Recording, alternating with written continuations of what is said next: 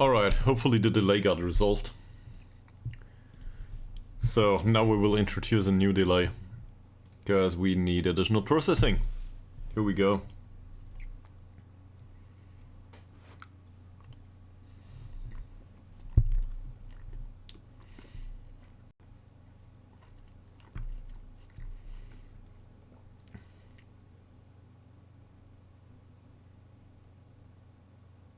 And hopefully Kumquat and Mika Billion will make it back.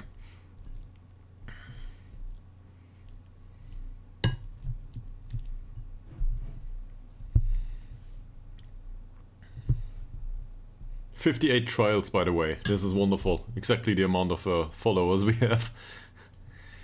Alright, 19 messages here. I think we will look into these here though. Later on. And we might, I don't know where they came from, but let's offer them a trial too, just because we can. If we can, that is.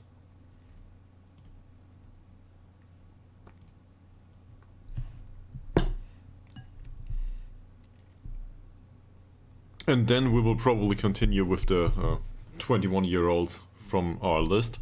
And at the end of December we will poach, I think the Baltics it was, those countries. See, have a look into the released players there.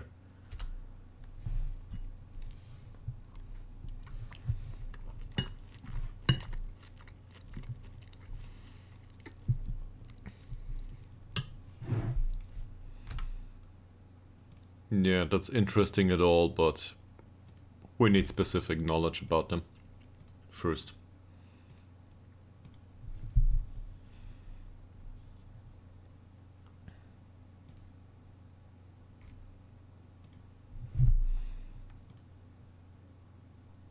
That doesn't look good.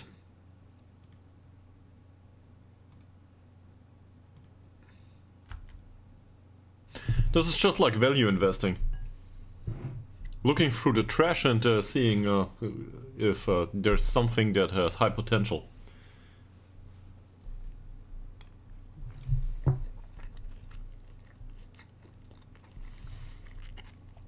Usually, the asset is risky for a reason.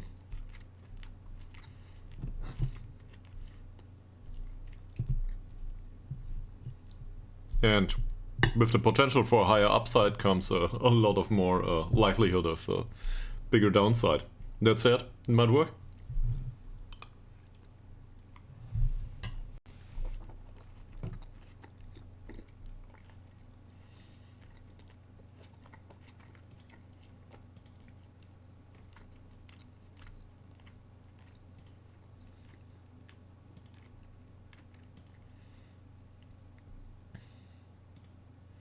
So the U19 is the older trials, I think.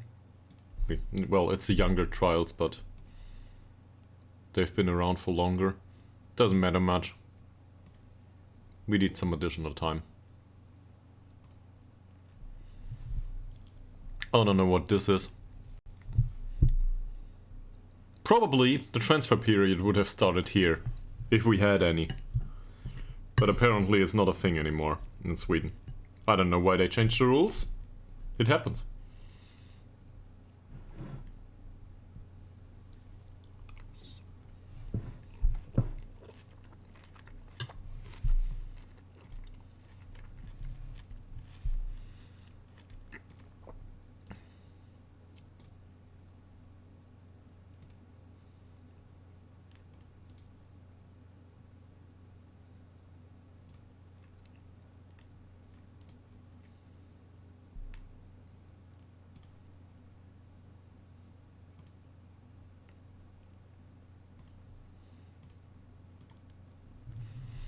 I gave OBS a bit higher of a priority. Maybe that helps.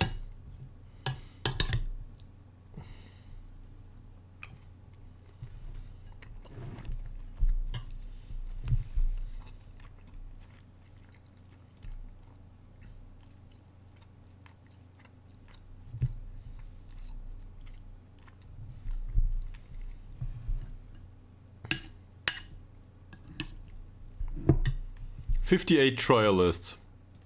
How's that for training, by the way? There's still no workload at all though. So, well, there's some for strength training apparently, for some reason. Not sure why. And in the U19, they are all on holiday too. So this is this is weird. Trialists on holiday. Still we learn about them. For some reason.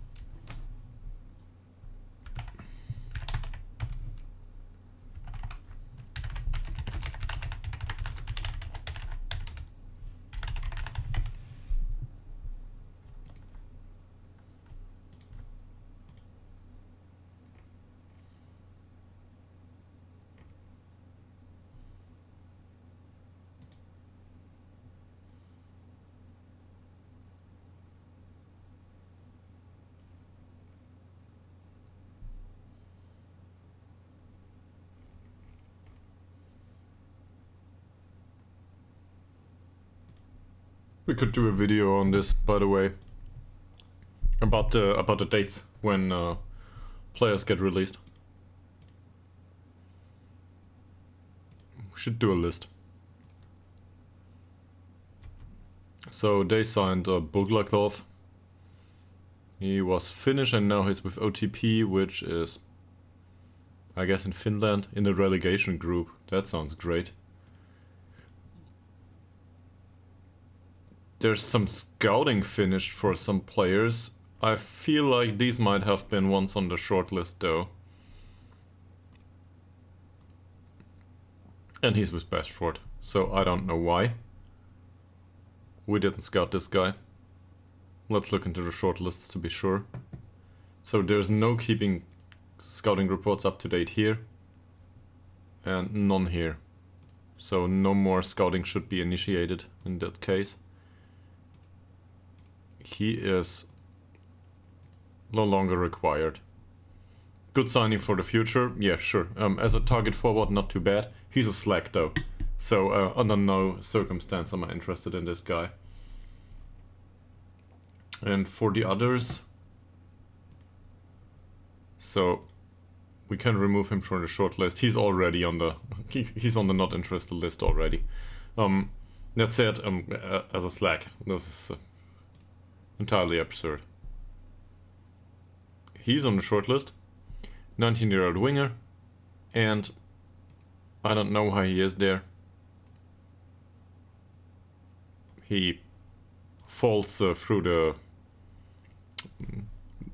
He's on too much of a contract, so for us he doesn't fit all the requirements. As a fickle player that's probably okay-ish, personality-wise, but otherwise I don't care. He's adaptable to living in a new country, that's great. He's not bound to anyone or any club right now. But the attributes overall don't look that promising. This is not horrible, but this is a level or two below. And we can clearly see that... Where is it? No, there's no assessment of the skill level just yet. But he was with Kidderminster under 23s, and he had good performances there. Sporting, unflappable, and media friendly. That might be a bit interesting at least. The unflappable is interesting. Determination free though. Wow, this is horrible. Where's unflappable? So this is above average. In fact, that's not a bad personality.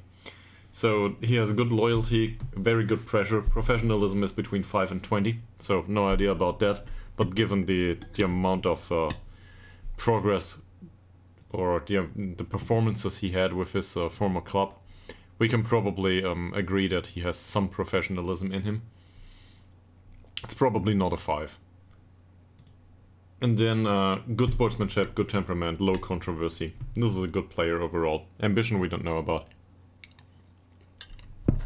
That said,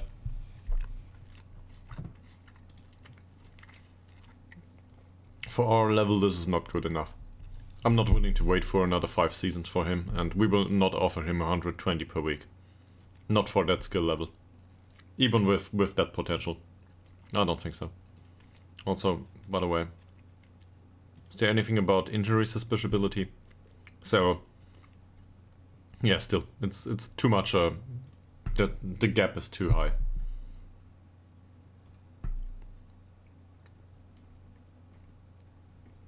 This is a lot of traits on Semi Chiardini.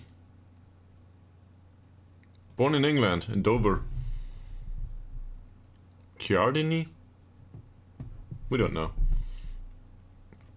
So, he tries killer balls often. With that passing, that's alright. He comes deep to get ball. That's okay too, for playmaker type that is. Yeah, this... As a central defender he probably won't do. So, for us he's more of a playmaker. He does not dive into tackles. That's okay. He has poor tackling. He likes to play to have the ball played into the feet. That's good too. And he brings the ball out of defense. So he's somebody to run with the ball. Overall, these are wonderful traits for a playmaker, more or less, if he had the attributes, that is.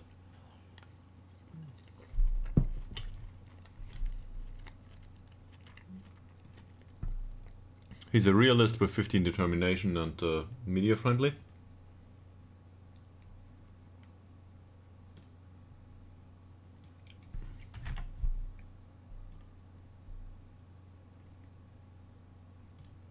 That's it.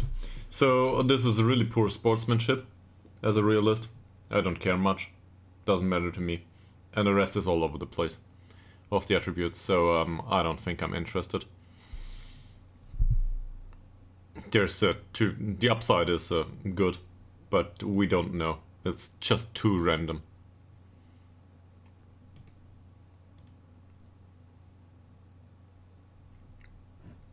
Same here. So this is a balanced player that tries tricks. He's outspoken. I don't like this. And given that he might play as a wingback, yeah, sure. Physicals are okay-ish. But for a 21-year-old, this is not good enough. In fact, we should remove him from the shortlist, by the way. So, once we're not interested, let's remove him from the list.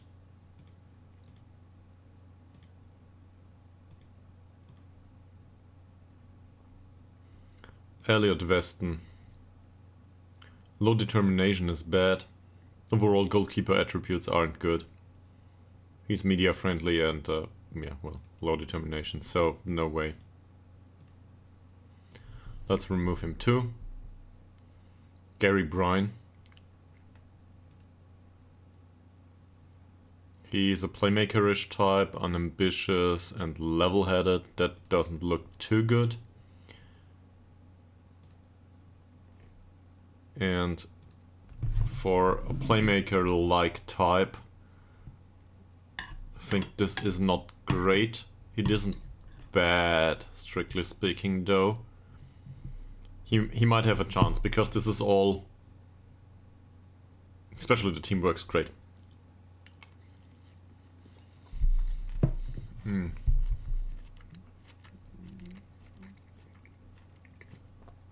He's open to any sensible contract offer, apparently.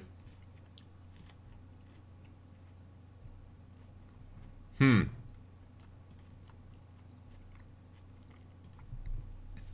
was with St. Albans.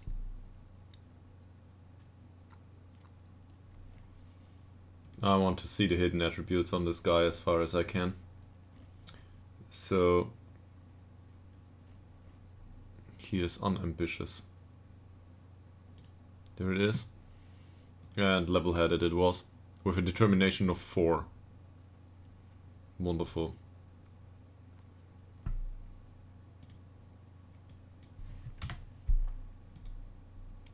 So he's got good loyalty, above average professionalism probably, and really, really low ambition. I think this is worse than it looks at first glance.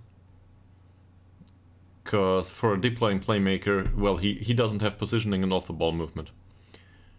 But if we look at this, as a regista, he would like the long shots. The balance is great.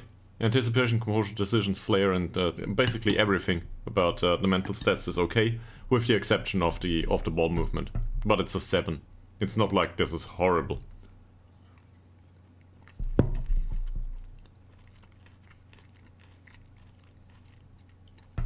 And I do not think we care that much about the long shots either. We can just instruct him not to take long shots. That'll be okay. So from that perspective, he's okay. If we were back down in the third league and didn't go up this season, I would probably give him a contract.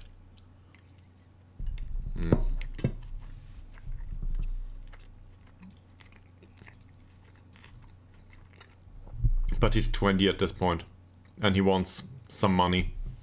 So that's a no-go for me.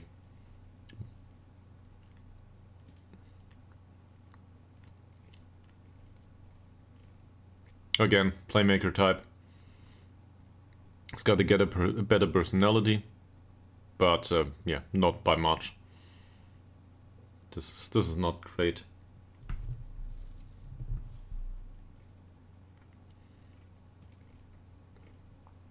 Your traits are good.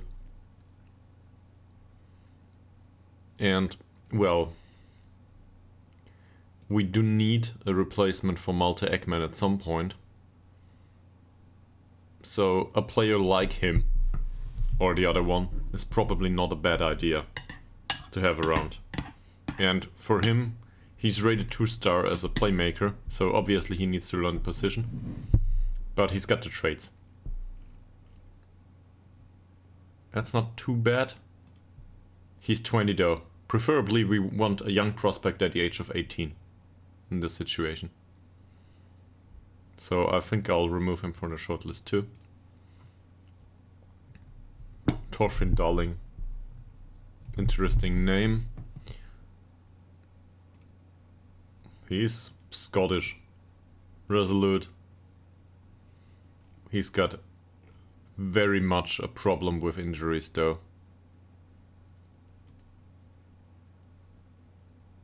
That's somebody to bring in on loan. If we want to, that is. He's not horrible. It's good to have him on the radar, I guess. But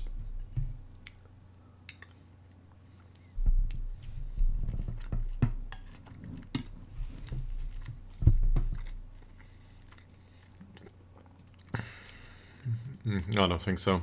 Due to the susceptibility to injury dose. Yeah, so this is high. This is not above average, this is high, or even above. So he can go. And this guy doesn't look that good either. High aggression. So as a defensive winger he might do. The physicals are okay. He's susceptible to injuries though. Personality is good. And he's a rated C-. I'm not sure if we want to do this. He might make it in the wingback position, for example. But on the other hand, he lacks some of the technicals. Positioning's not good. I don't feel like this is a viable addition to the squad. We're picky at this point, right?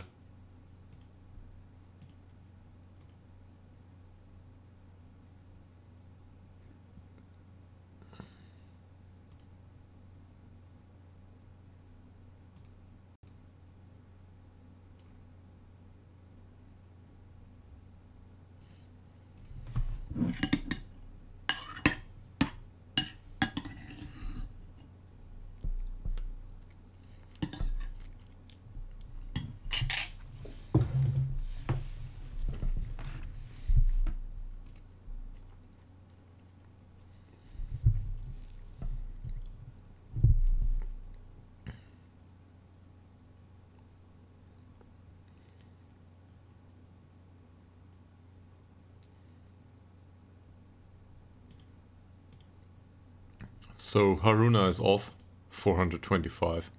Yeah, let's remove him from the shortlist. And some assignment was completed. Which one?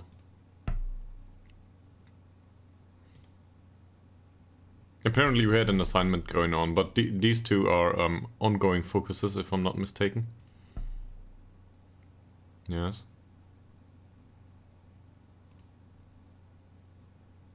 Yeah, they're both ongoing. So,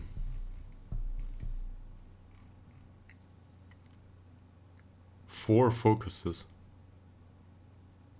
Well, yeah, it counts that as a repeatedly being hit. Okay.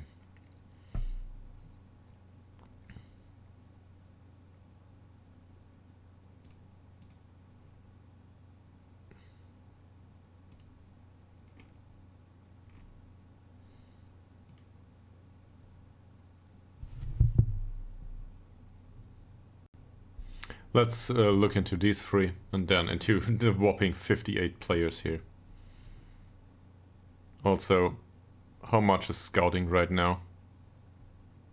Yeah, we're 18k in the red. Where did this come from? Scouting costs. 15k of scouting costs. Great. We did that to ourselves. Money will come in though. We'll get it sorted at some point.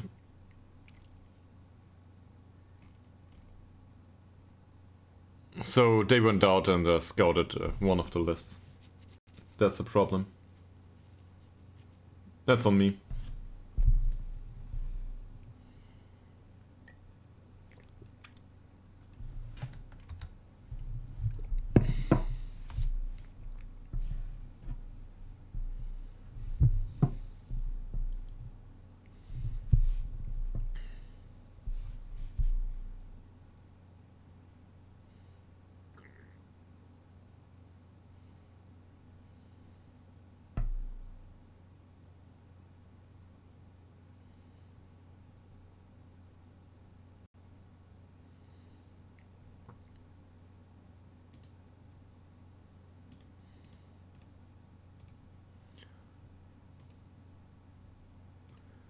Yukola has been signed on a free transfer, so he's out.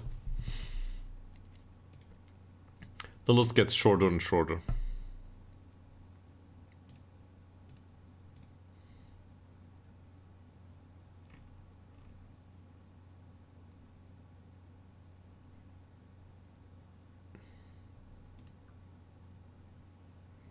I still think that we probably... This is important. Let's not say this is not important, but it's interesting. This would be an interesting signing. If...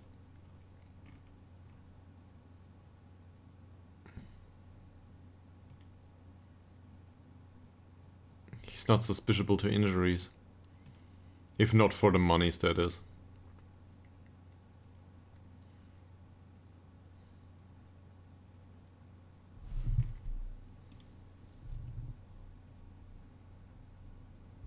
Yeah, and, well, you know, the lack of speed. But that we can train. We can just put him on sprinting all the time as a training. We can try to do that. So maybe let's go with this in that regard, because I think he will do as a striker. He's a bit better than Voltsund in some areas. Voltsund needs to, how do I put this? He needs to wind down at some point. So if we can, or once we can maybe, bring Obwipu in, Justin Obikwu it is. Yeah, well, good luck pronouncing that. In any case, he was born in England, so I don't know how to pronounce it. Obikwu, I guess.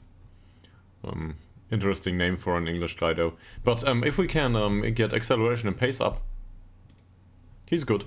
All of a sudden he's around well well-rounded striker. He's got all the areas covered. That trait fits our playing style. Avoiding the weaker foot fits our playing style too. If he learns how to wind up opponents on top, he's a good one. Jumping reach is not great with 6, but he's strong. He's like a brick, a short brick a little bit, but he is. So that might be interesting. Wants to be a French player. Yeah, that's probably okay. Thing is, these contract demands aren't.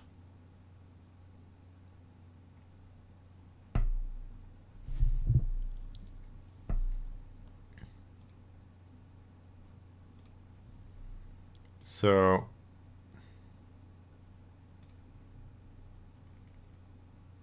let's give him a trial for 4 weeks.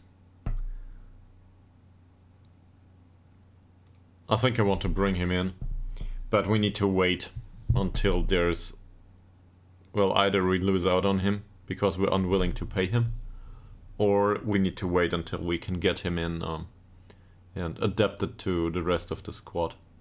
And I don't know, with some sort of a low money deal.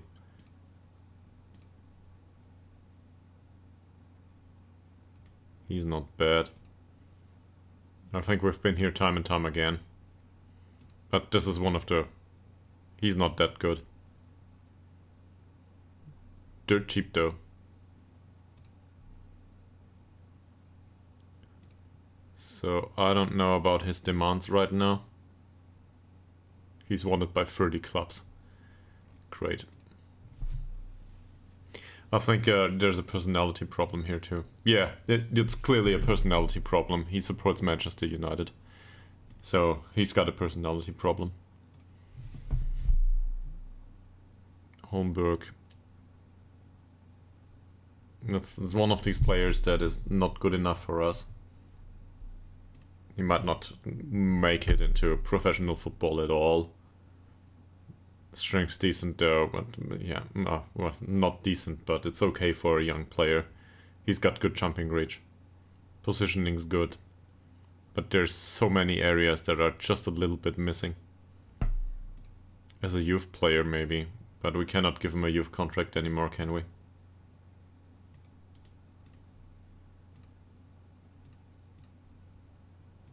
No. Well, we might, but he will not accept it. Yeah. He will not accept it, and we will only go with a youth contract here. For 1 additional year. No, it's just not viable for him.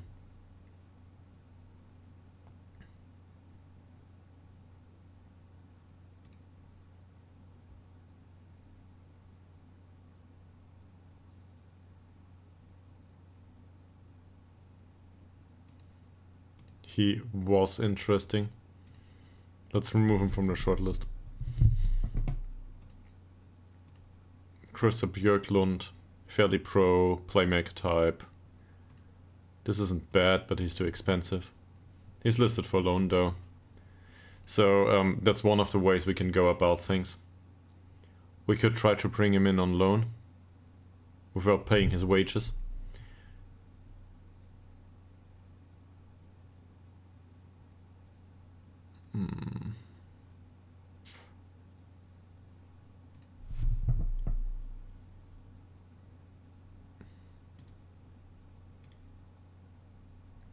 Fairly pro and media friendly.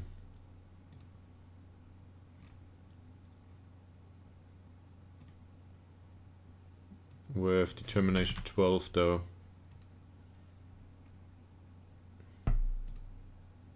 Yeah, so good professionalism, and that's about it. The rest we don't know anything about.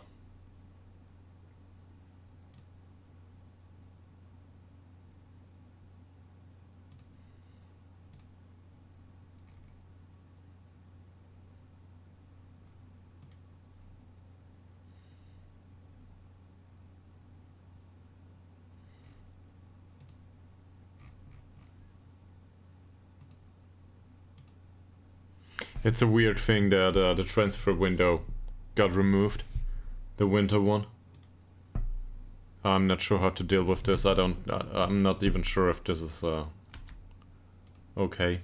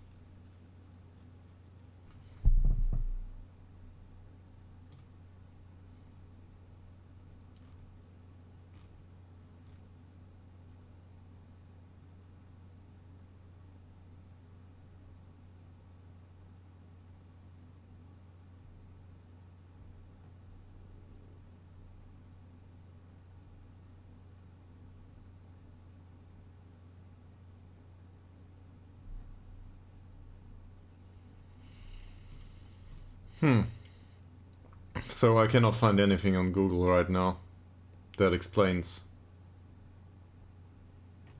the transfer windows in Sweden going forward.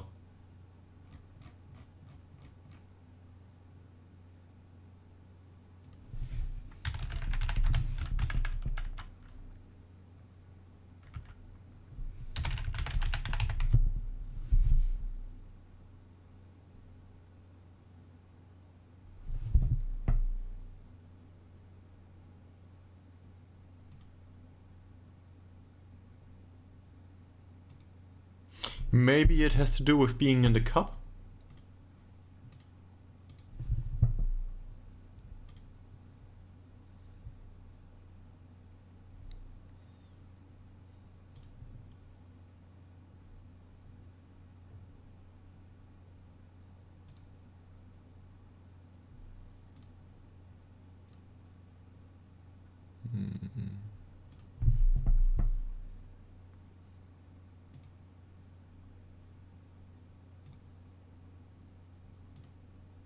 Well, we do not want them to have that trait.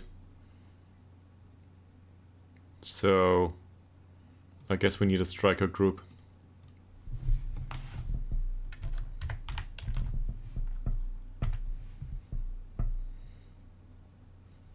And we need to remove this group and find somebody else to do it.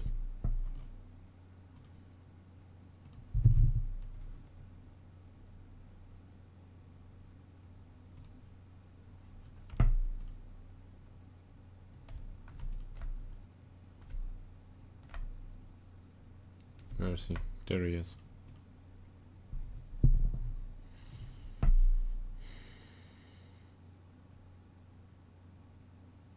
So Perfranson might lose some of his professionalism. On the other hand, we can probably deal with that as long as he gets the traits that might fit his future playing style too.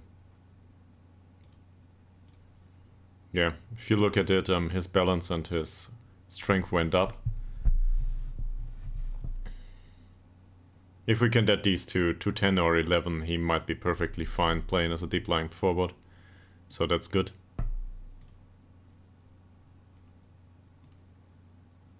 He's missing a lot of the mental stuff though, but maybe he can get there. For him, it's only about the personality anyway. Plays with back to goal, avoids using weaker foot is okay.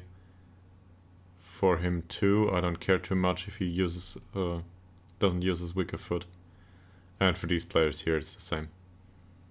So this is the way we play our strikers, so we might as well toss them into the same entering group. And now the professional guy and the balanced guy might get some influence. Let's get rid of him. There's no use having him in here. And if we do not find anyone else, he will leave in 4 weeks. We put him on a long-term trial.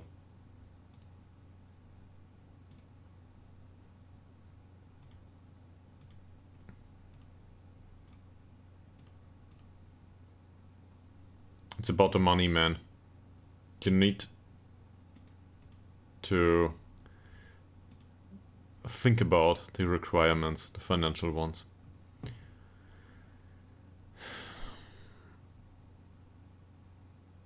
This is not bad, but he will not improve much. So it's not a good signing, I think.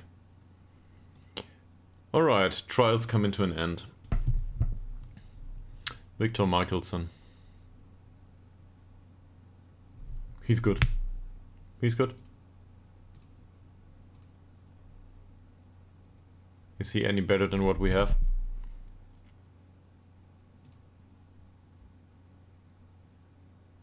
I don't know Mittelfart, but it's a good name.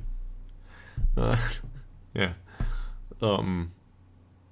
They are second division preliminary phase. Don't know how it works over there. He didn't play that much recently. If we compare him to Sederberg and Westberg,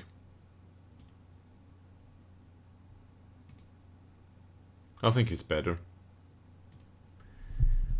That's clear by now. He's 30 though. 30 years old. He's a bit better on the physical side, not much though.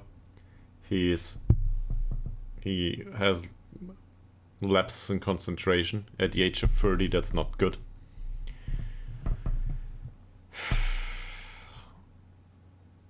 Overall, I think he's the better goalkeeper, but not by that much. So it depends a bit on the money. He's on the shortlist, is he? No, he's not. So we will add him to the default shortlist and see where it goes. He's wanted by Hammarby, yeah.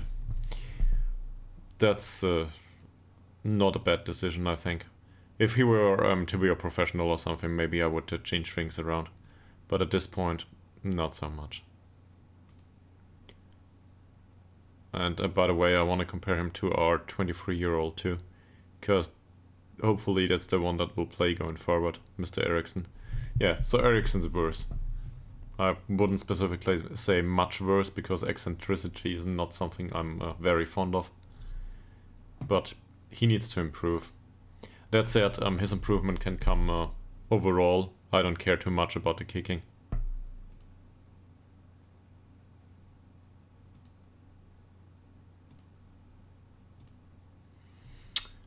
Alright, Vigfossen. Albert Eli Vigfossen. I don't think we're interested in this guy.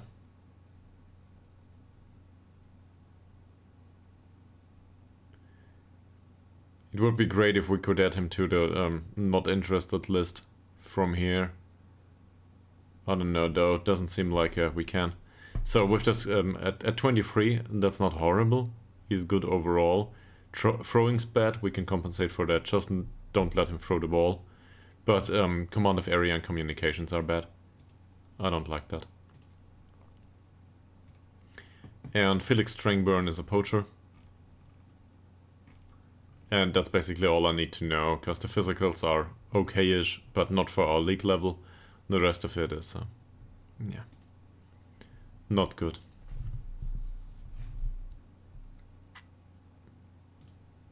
Mattia Lamarsa. I don't even know this guy. Let's offer him a trial too, because why not? Yeah, so these are players on the shortlist. I guess on any shortlist that is. Yeah, he's on the young candidates shortlist. So the young candidates shortlist doesn't specifically contain young candidates. It contains people that might come in for trial at some point. And we have them from all over Europe, I might say, but it's more about who got released recently. And can we make a deal on some of them?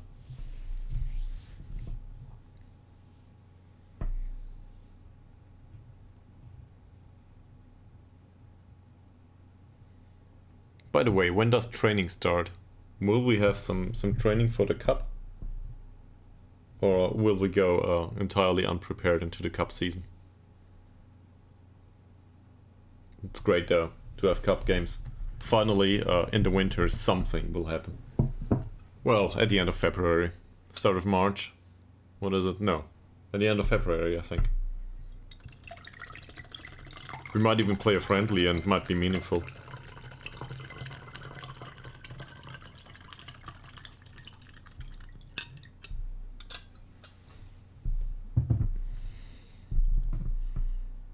let's look at it. The training calendar says no training in December. Oh. We will have preseason training in January. And apparently...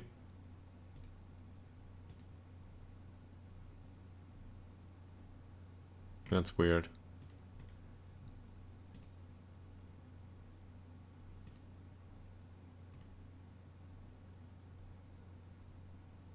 Okay, so there's some preseason training to be had here. We will need to do separate schedules.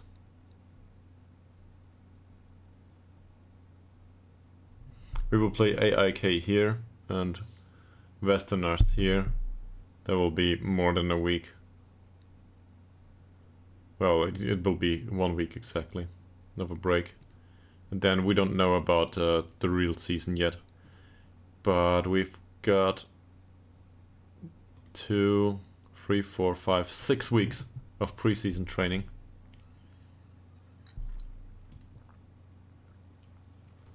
We should do schedules for this, and schedules usually include friendlies.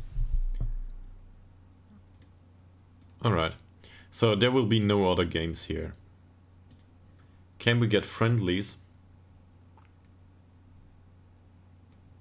prior to playing AIK on Monday? So we will travel here. No, they will, I don't know. Doesn't matter. We will not play in this week. We will try to play here.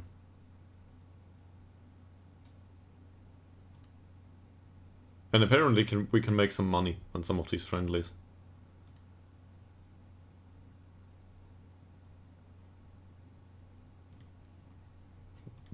Let's see, is there a low risk one? So this would earn us 1.7k, but there's such a wide margin of error here. This is dangerous. Stuff like this we can probably afford. And we know that we will play them later on in the cup. So this is not a bad idea for a friendly at all. They come over, we play them, we found out about their player base and their tactics. And hopefully that helps. Next. Can we get a friendly here?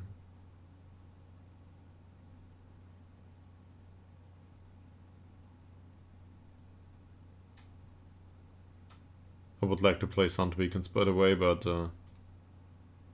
well, that doesn't earn us any money. On the other hand, we play them later on. Great.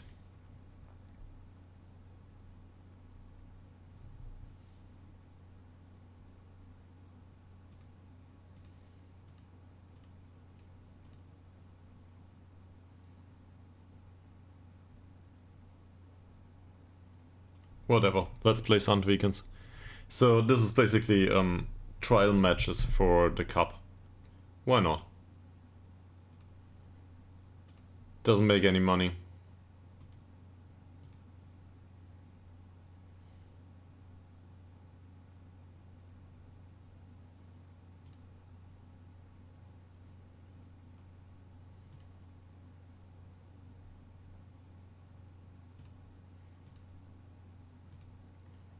So we have to play at home just because travel costs are so high that the club doesn't allow us to do this.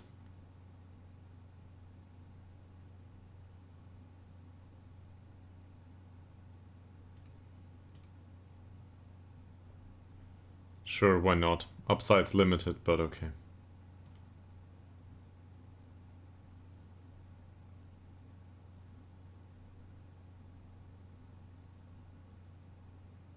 There's no nearby teams, by the way, in Ytterhogdals.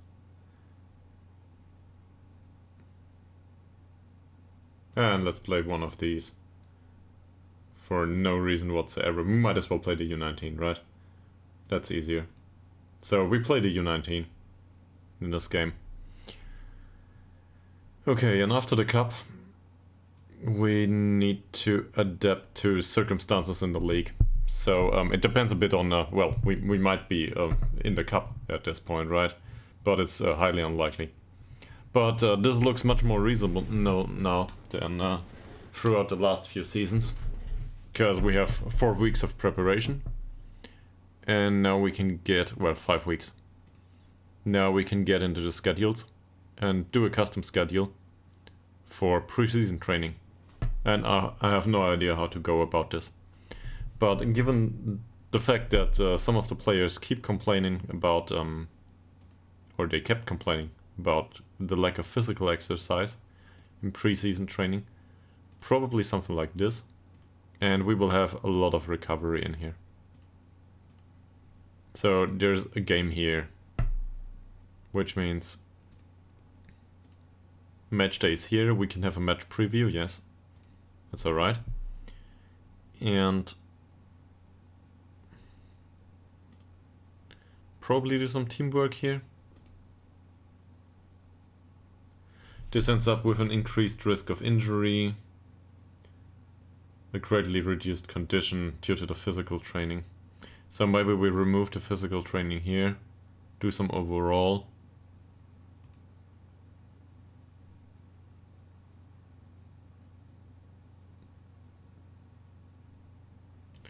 Let's do this on another day. Let's get some recovery in here. Now, injury risk actually is reduced. Condition is slightly reduced, doesn't matter much. Fatigue is slightly reduced, sharpness is normal, happiness is increased. So this is a decent session overall, and they can go for the match next week. Or in the weekend, sorry. Which means we need recovery here, I think. Or at least no hard physical training here. We can use some overall training maybe. Some recovery. Oh. And the rest here will reduce sharpness and so on, so that doesn't work, at least not for me. What we can do though is we can give him some match tactics. That's not very hard. Basically sitting around in the evening and trying to find out what you need to do going forward. This increases happiness, reduces sharpness slightly, that's not a problem. Fatigue is slightly reduced, condition is reduced, but injury risk gets reduced too. So this is good. Now, preseason training should also include some match practice, I feel. And I'd rather have this sooner throughout the week than later. So something like this. And then we will immediately go into recovery mode. But the physical training is too much here for them. This is no good. So if we put the physical training in here, go with additional recovery sessions, we might get it done. Do some... I guess defensive shape doesn't matter here, does it? So the teamwork is not so much about match preparation here. The teamwork's more about... How do I put this? The teamwork's more about the fact that we want to increase team cohesion and the attribute. So in these circumstances here, greatly increased risk of injury needs to go. So we need the recovery sessions. Now it's slightly increased only. And we have a decent amount of overall training, a decent amount of physical training, and hopefully nobody complains at this point. And this here, we might be able to get a bit more of an effect out of it if we slap in a goalkeeper session here.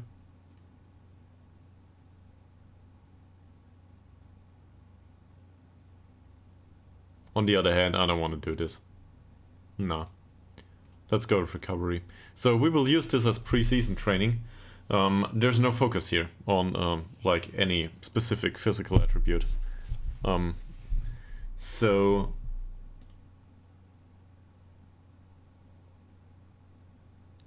I hope they get some overall. Let's check this.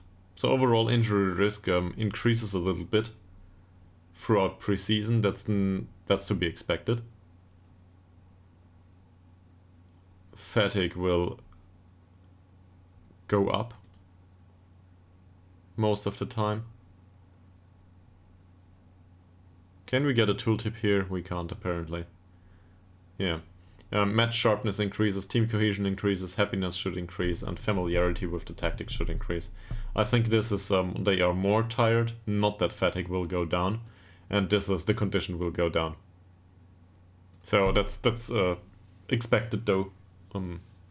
This is preseason after all. Injury risk goes up too.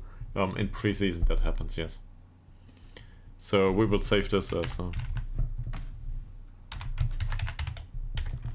preseason. And we will slap it into our training in the calendar.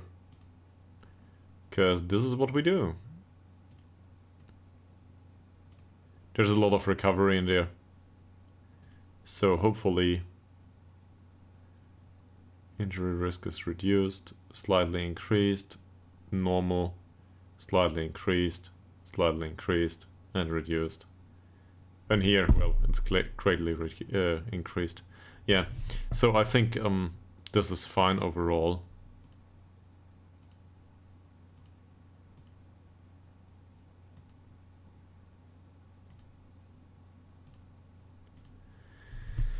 And for this here, there's no...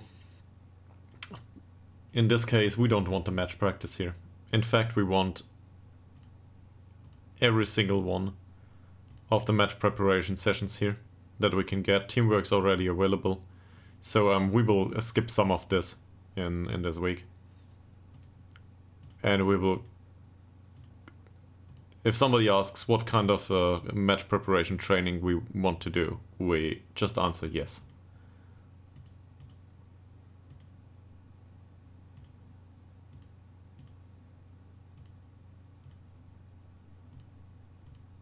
Because this is all we can get, if I'm not mistaken. We might even distribute it like this. And get some... Where is it? Get some recovery out of them here. So this is low effort sessions at this point. Condition is only slightly reduced. Yeah. And seen from that perspective, there's no more physical exercise here other than the match practice. So we want them to be extra prepared for the cup match. This is the most important match of the entire time, so yeah, let's do that. And in this week we can go with general training. And again, here we need a match review. And some tactical training is fine. Or maybe goalkeeping, don't know. Yeah, this is okay. Something like this is okay. And starting with this week. Here comes general training. This can go away. This is wrong. So we want the recovery here. We want the goalkeeping here. We want a match preview. Well, that's fine here. It cannot be somewhere else. Match tactics here is okay. The match practice here doesn't serve any purpose. This kind of training, the bit of physical is okay. I don't care too much. This stuff here is good. And we can have some additional sessions here that are just about set pieces again. And some recovery. No match practice here, obviously. Attacking movement and defensive shape are alright.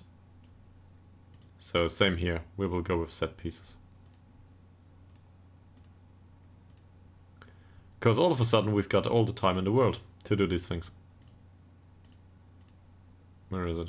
Here's a recovery. And same here. Let's go with the additional set piece training. It might not mean much, but why not? And then there's additional preseason coming, you will see, after we played them. So in this week, let's just slap additional preseason in.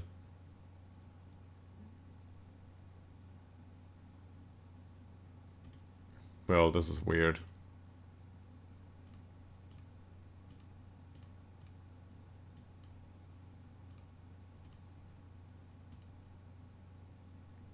Yeah, and then in the next week, it's preseason again. We want match practice here, and there's usually a session here, for preparation for the match. It's called match preview. There it is. So that's part of it.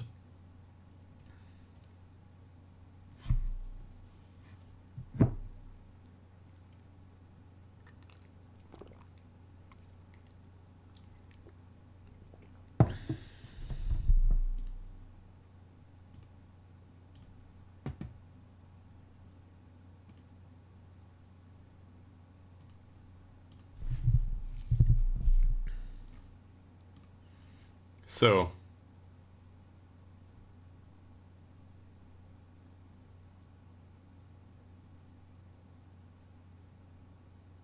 teams accept friendly invitations. We didn't schedule all of these friendlies.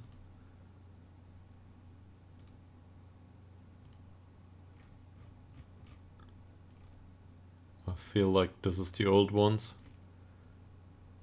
AIK. Haninge? No, this is... No, it's good. I got confused. Maybe it's me. Maybe I got confused. In any case, we will play the own youth team at first in about a month. Hopefully, that will not be a problem. Because if it is, we have bigger problems on our hands.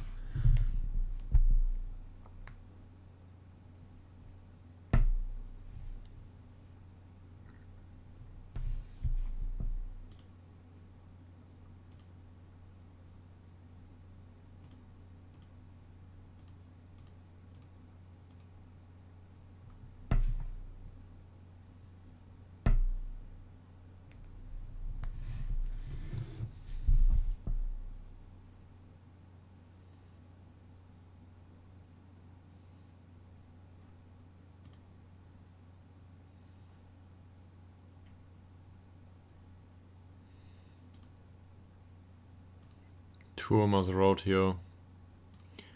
He's gone. Get away from the short list. These three we had a look into. Yeah, well, we made some changes to the training calendar, that's true. Also, we've got a specific schedule now for this.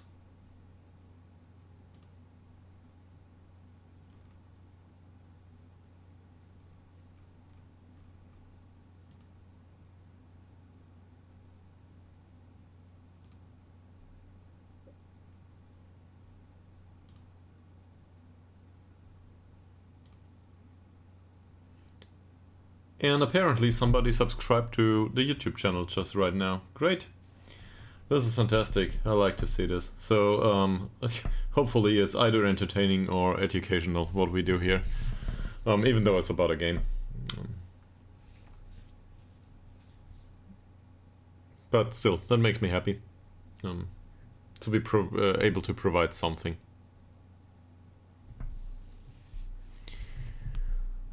Okay. There's a few approaches and he is gone. When's the end of the trials? 3 days. So within the next 3 days we will need to look through 58 trial lists.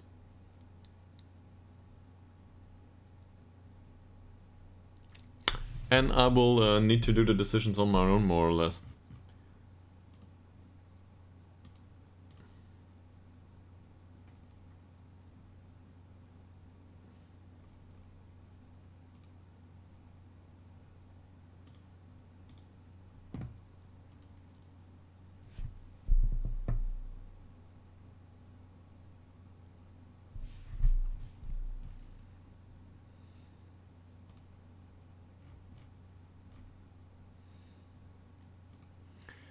Did these get yeah, we know everything about them at this point. So that works. Low level of confidence, yeah, great. Amadeus Palm, for example. He's okay. Personality-wise, not so much.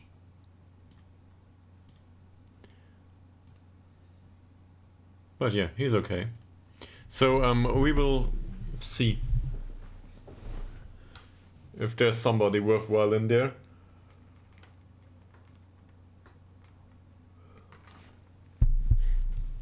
And we need to decide if we want to bring in players that are, how do I put this?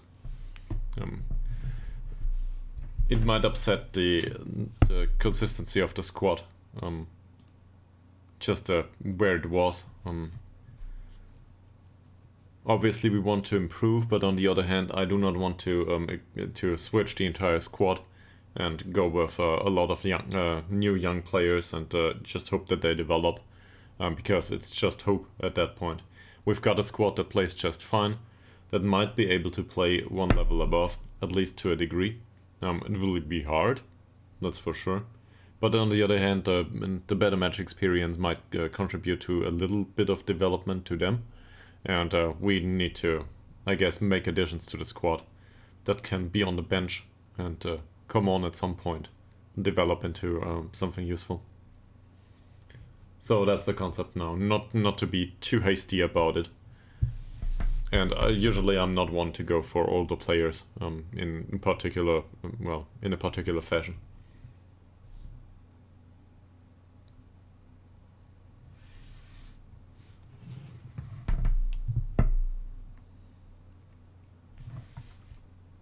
"60 messages, this is it. Alright, let's do this. So, the recruitment focuses we can look at later on. This is unimportant to us, but he might as well come in on trial.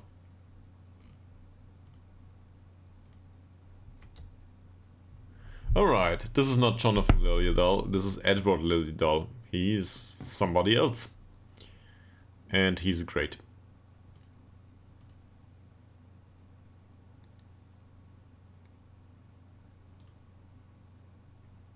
Yeah, well, we're talking about one division above, though. For that, he's got a bit of a lack of technicals. That said, he's a really good defender overall. Jumping reach of 2 is horrible.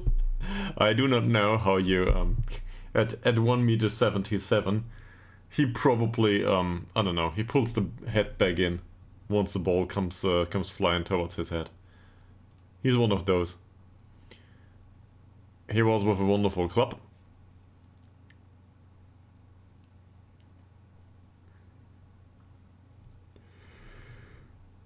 So as far as potential goes, he's probably fine. Let's compare him to Ngongo real quick. We will lose Burnson. Not within this season maybe, but we might lose him in the next. Yeah, he's much better. Right.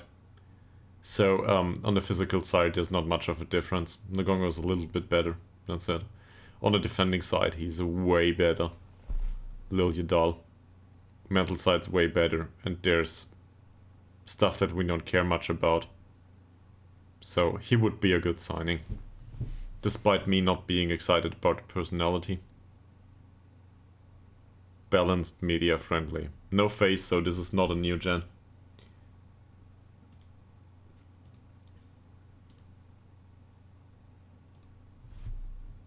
He probably has horrible personality.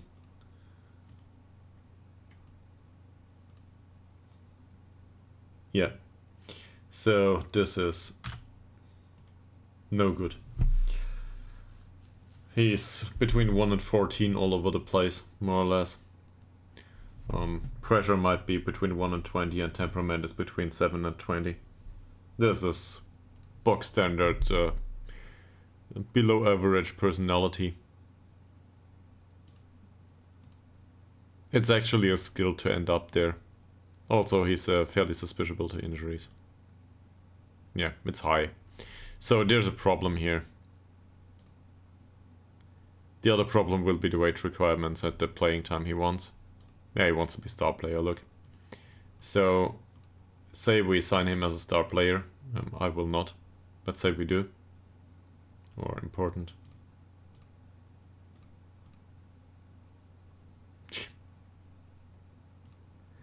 We will offer him a full-time contract. And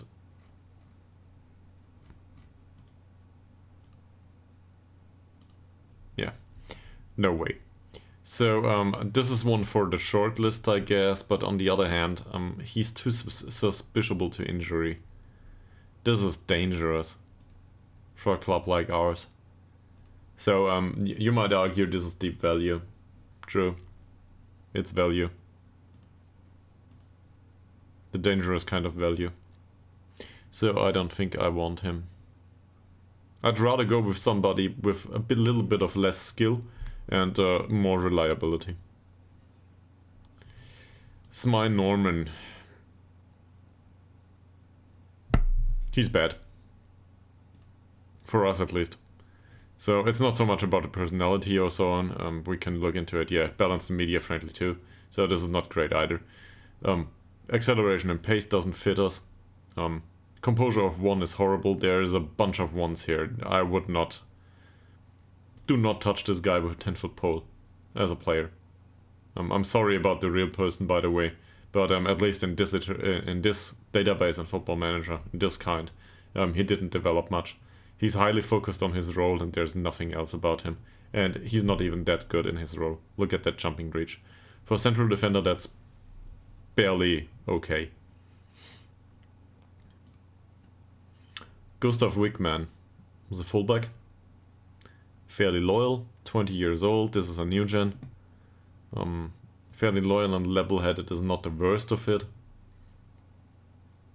But looking at the attributes overall, he's got good tackling. That's it. I do not think he will be able to challenge Dirk. And that's a problem. Because we want somebody to challenge Dirk, or we want somebody to be challenged by Dirk. He doesn't do either. Where does he come from? Second Division SS. Yeah, he's not good enough. So we will remove him from the shortlist. Samuel Palfi. He's a poacher, he's unambitious, cuts inside from both wings. That's all good and well, but this is not a striker profile for us, and as an inverted winger, let's say we retrain him on the left wing. There's too many holes here. I don't like this. It's not even due to the personality all that much. I don't think we want him, so he can go. Engström. Sebastian Engström looks decent until you are at the end of communication, and afterwards eccentricity 1 is great. Kicking one-on-ones are bad, throwing's bad, that's not too bad. But the mental side is seriously lacking. He's unambitious and unflappable. So actually this is a plus. Well, it's not that obvious that he's a new gen, I'm not sure. IFK Stockholm. Yeah, he might be a new gen though. I don't think he's... So let's say this is a new gen. Then unambitious. If I can find it. There it is. Unambitious and unflappable. With a determination of 15. Yeah. That's decent loyalty, decent pressure, no ambition, and professionalism might be all over the place. And good temperament though. So, this is not the worst of personalities. Seriously. If we want to have a player that, how do I put this? This is a player that will remain at the club most of the time. And you can rely heavily on him once he reaches a certain level of skill. Which this guy didn't do yet, so we're not interested anymore. Joachim Eriksson, he trained well apparently, whilst being with us. decent jumping reach. The strength for 21-year-old isn't that great. Acceleration and pace are good for a central defender, that's okay. His heading of 4 is horrible. And the rest of the stats are not great. This is, I would say, no good. Balanced personality with level-headed is nothing to be excited about, so he can go.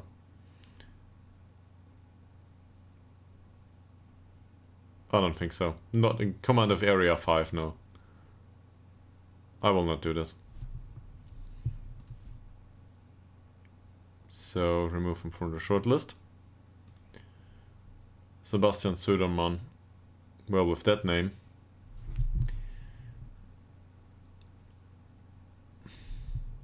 He's, to be fair, he's well-rounded. He looks like there's no major weaknesses here other than being too weak overall. Yeah, okay, the off-the-ball movement and the dribbling. So forget that I said that. But still, with 1 point or let's say 2 points more, I would happily sign him.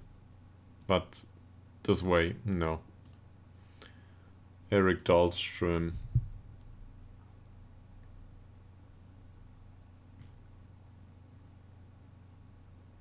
This is about being a snail.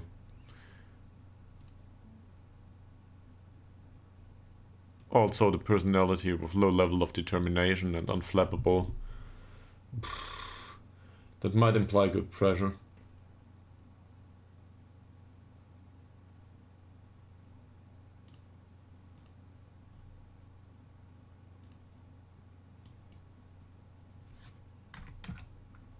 Yeah. So this implies decent loyalty and pressure, and probably above average professionalism, statistically speaking, but not by much.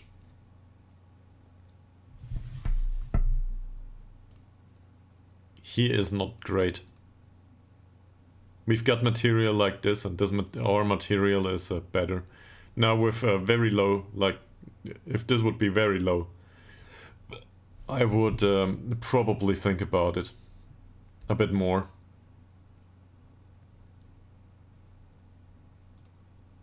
Where did he come from?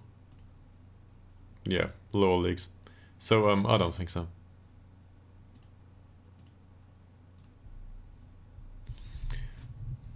Marco Turin. I guess Turin. Swedish only. His English was fluent though, okay. So, similar argument here. He's not good enough for us. That said, his personality says sign me so far. I'm not decided yet. The heading and the bravery, so the heading needs major improvement. Decisions and composure need major improvement, but that's not horrible. Composure and decisions, we can deal with that. He can train. Especially as decisions is also part of the sample marking, positioning and decisions. He needs improvement there too. That said, this is 1 point below standard, this is 2 points below a certain standard, and these are okay-ish, so positioning is fine. For a 21-year-old, this is not great, but it can work. Especially given that he brings acceleration 9 and pace 8, so let that improve by a point maybe. That's okay-ish. It's not great, but it might work. He's tall. He's got good jumping reach as a consequence. His strength is okay for a central defender at 21 years old. As a backup on the bench, this guy's good. Tackling? Sure. Why not? All good. If we compare this to our own prospects, who do we pick? Or let's compare him to the old guy, Boltigord Blom. Boltigord Blom is a better jumper. So he's already overtaken one of our emergency backups. That's okay. If we compare him to Smilovic, for example, he will lose out, obviously. Yeah. On the other hand, his defending is better. And overall, this doesn't look like he couldn't catch up. Smilovic is 23. He still has some development left in him.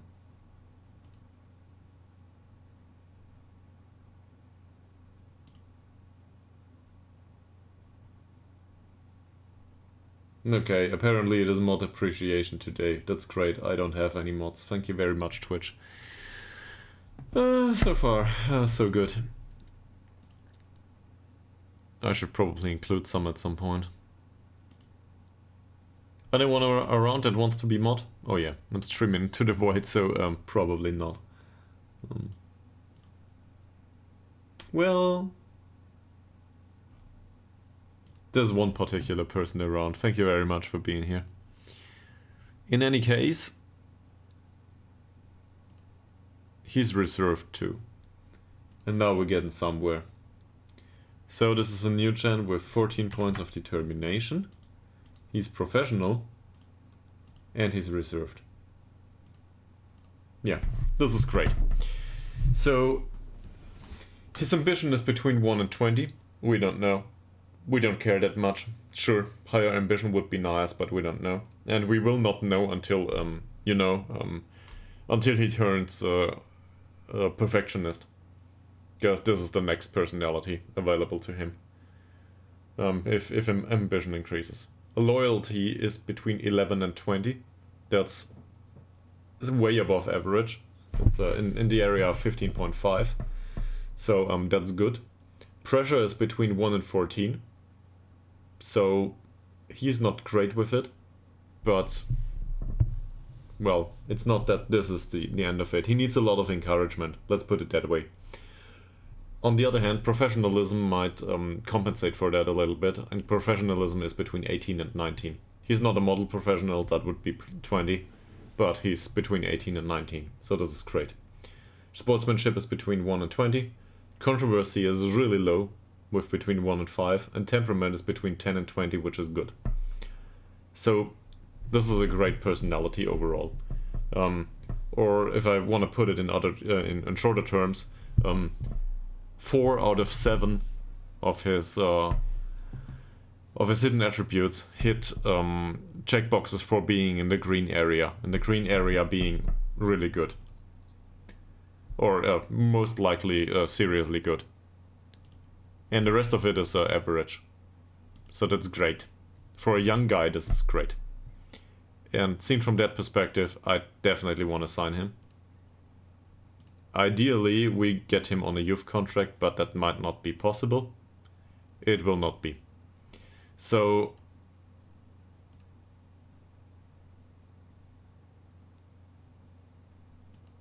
this clause is okay if he makes the league games.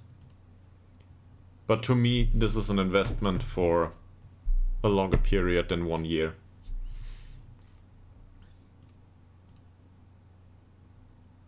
And I want to look into suspiciability to injury. Once more, yeah, it's average.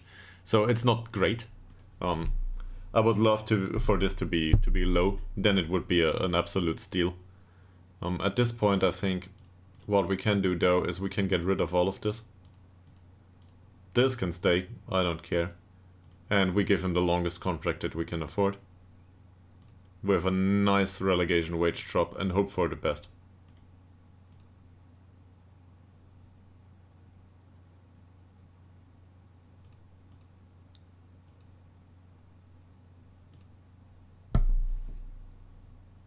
Wonderful. Now he's on a 3-year contract. Well, he will be in July 2028. Because we cannot sign players prior to that. So free transfer or no free transfer, he doesn't come in.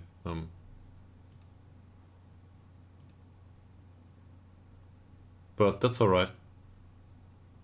We made a decent signing, I think. He might develop. So he's good. From the shortlist though, we can remove him from the young candidates shortlist.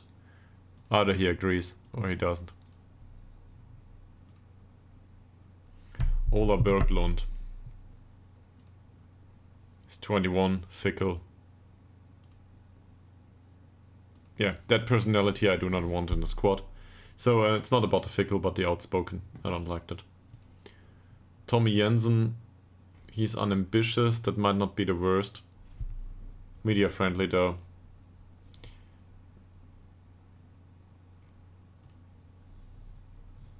It's not that impressive. Physicals are decent. I don't like that trait on a midfielder. He's left-footed, that's okay. Gets forward whenever possible, but no off-the-ball movement, no anticipation, so thank you very much, no. I don't want him. And let's remove him from the list, in fact. Kevin Pitsevsky. Swedish, apparently. Through and through. He's got some things going for him. And then there's obvious weaknesses. For... let's say for a striker type, like the one we're looking for, this is okay.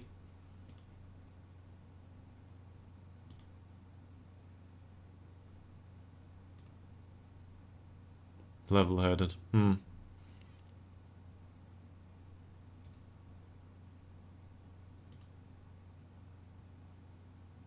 But for the 1 star is if you want to put it back to star ratings, 1 star material is not that great. I think 1.5 or 2 would be required, or good personality, that is. He might make it if we give him a lot of playing time, but it feels like Kulafich all over again. So let's not do this. I forgot to remove him from the list though, did I? Yeah, probably remove them down from the list is a waste of time. They get removed after 1 year anyway, so yeah. Let's forget about that. This is good.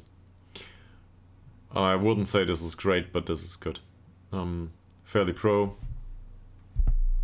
He's got decent attributes to play from time to time in the team. Tackling shit. That's horrible. Fairly pro and level-headed there.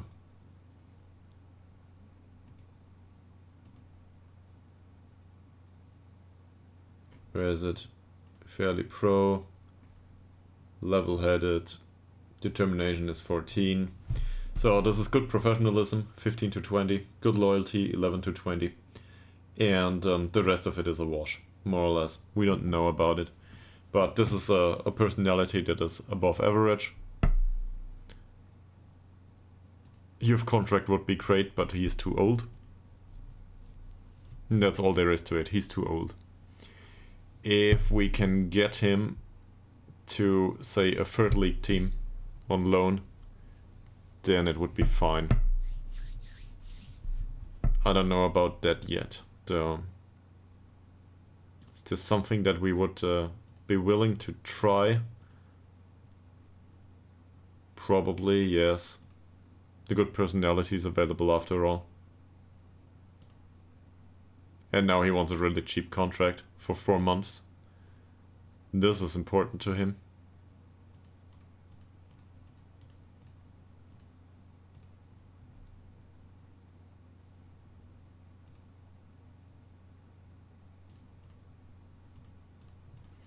Let's try the youth contract. Can we? Oh, we can't. Contract type is locked.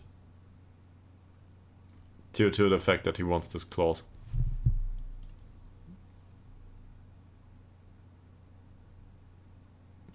We're taking on a lot of risk here with all of these players. That said, with... how do I put this? We will go way above our wage budget if we take all of these players in for 120 euros a week. So this is... how much money are we talking here? So this is 6,000 euros a year, approximately. It's approximately 6k. If we can include some clauses like this.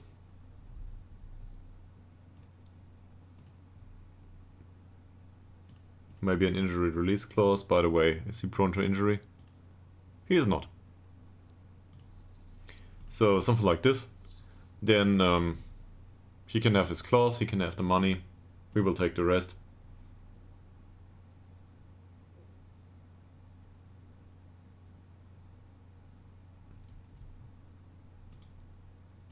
Yeah, that's it. No additional fees or bonuses or whatever. He wants money. So let's get rid of the release clause, that is. The injury release clause is probably the problem. So let's try to do this without the money there. Something like this. That should do. Yeah. It's just about the injury release clause in his case. And again, we're signing a good personality with decent potential. Probably not great.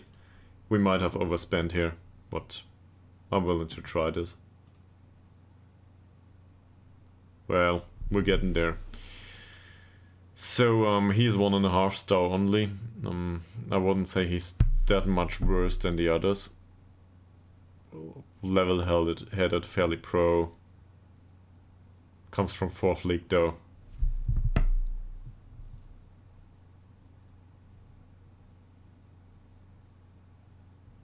I don't see that much potential in him. That's mainly due to the fact that he has a few frees in here. If we look at Lindquist, yeah, he had some too, but it's more sparse, I'd say. Also, he's got better attributes overall. So I think Nilsson is a pass. If we, well, if we get him on a youth contract, he's okay, but we won't.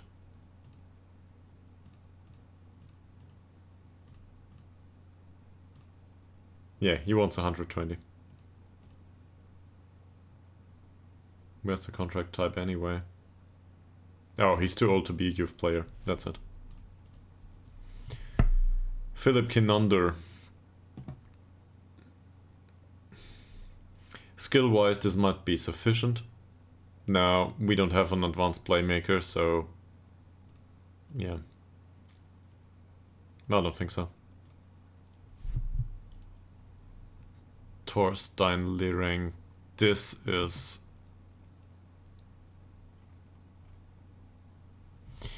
this is serious. Crossing's good, dribbling's good. He's unambitious though. Unambitious and level-headed. With a determination of 6. Great. Unambitious, level-headed, and determination is 6. The good thing is his professionalism might be a bit above average. The bad thing is, well, his ambition is horrible, and loyalty is good. So this is somebody with a decent personality, I'd say, but not a great one.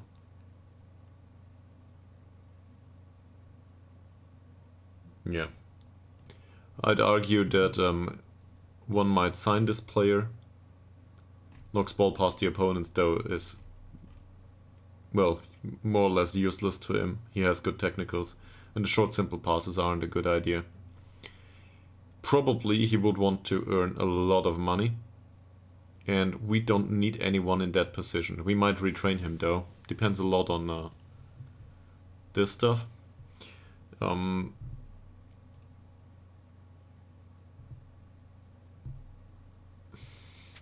He doesn't fit well with the squad, needs consistency. If we retrain him for the right wing, it will take us another season. Let's look into the monies of this deal. He wants to be an important player. I want him to be youngster. Yeah, that will not happen anytime soon. So I don't think this is viable. Because the financial perspective of this deal will not be viable either. I'm a bit sorry about this. Given the level of skill, but I don't think so.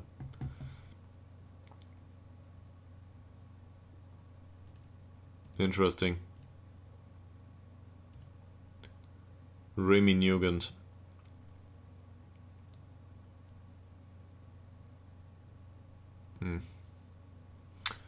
A fairly determined personality and level-headed, that's alright. It's not great though. But the attributes are... yeah, well... I guess for playmaker type or something like this, maybe.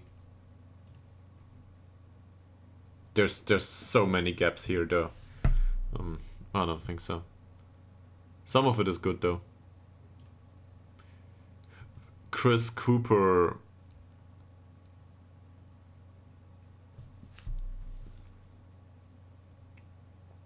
He's fairly pro and the attributes say no. That's basically it. That said, there's interest in him by FC Kute. So maybe we would find a loan move for him. He's 20. I think this is too late for a youth contract. Medical report says below average. So I don't like his command of area in the kicking. I don't care so much about kicking. Command of area, anticipation and concentration. And the positioning. This is no good. This is borderline viable as a prospect for the youth, for the future.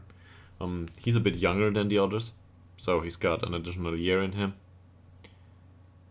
Can we get him on a youth contract? Definitely no language course, man. Definitely not. And now I would want him to be on a youth contract, and probably he will not accept this. Because 120 is too much.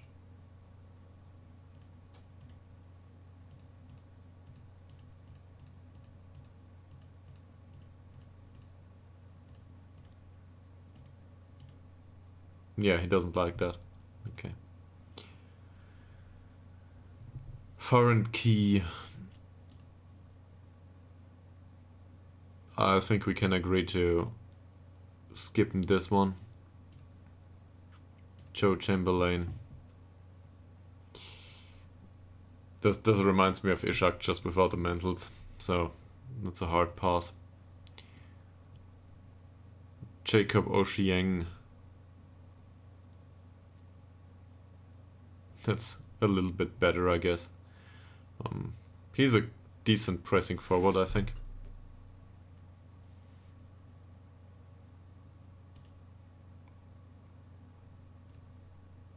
Born in England to Kenyan parents, so this counts as English for us, because he's got English second nationality. That's a plus. That said, the overall skill set isn't. Sorry. Nduka, no. He's got some pace, but no. Alex Osmond. He gets the crowd going. But not so much due to his skill, I think. Oh, outspoken. Go away. Jan Gislason. This looks better. Pace-wise though, but the other stuff is really lacking.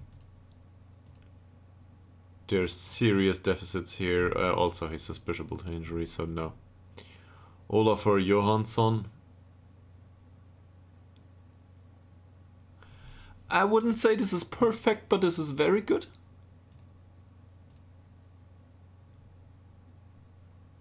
That said, he's fairly ambitious. Fairly ambitious and media friendly. This is not a good personality for us, is it?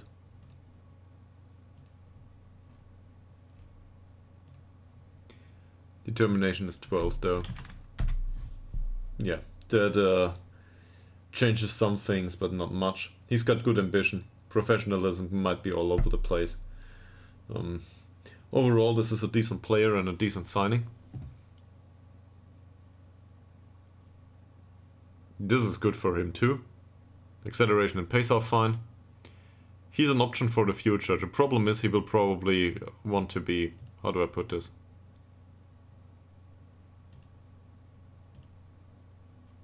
If we compare him to our current player there, which is Morgan, not Low. There he is. I think he considers himself to be a star player. Morgan is not that great. He's got great technicals, but he's not that great. In his role as an inverted winger though,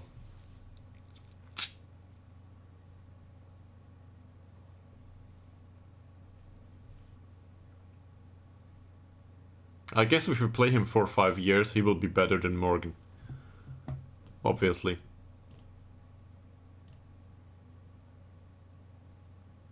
Yeah, he doesn't speak Swedish. Doesn't matter though. It will be about the money. You'll see. Yeah.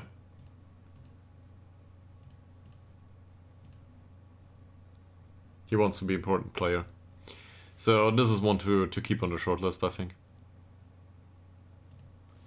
And to see if he finds another station. If he... how do I put this? If he declines a little bit, just like Puget did, due to not signing for another club, then we might get him in on cheap. And once he signs on cheap, he will be just fine. And cheap in this case is 120 euros a week. This is perfectly fine with me. But I cannot guarantee him that playing time. Pordur Steiner Hakonarsson? Probably. That's not good enough. Björvin Jonsson. Fit? No. No. I will not try to pronounce this, and it is a no. That's better.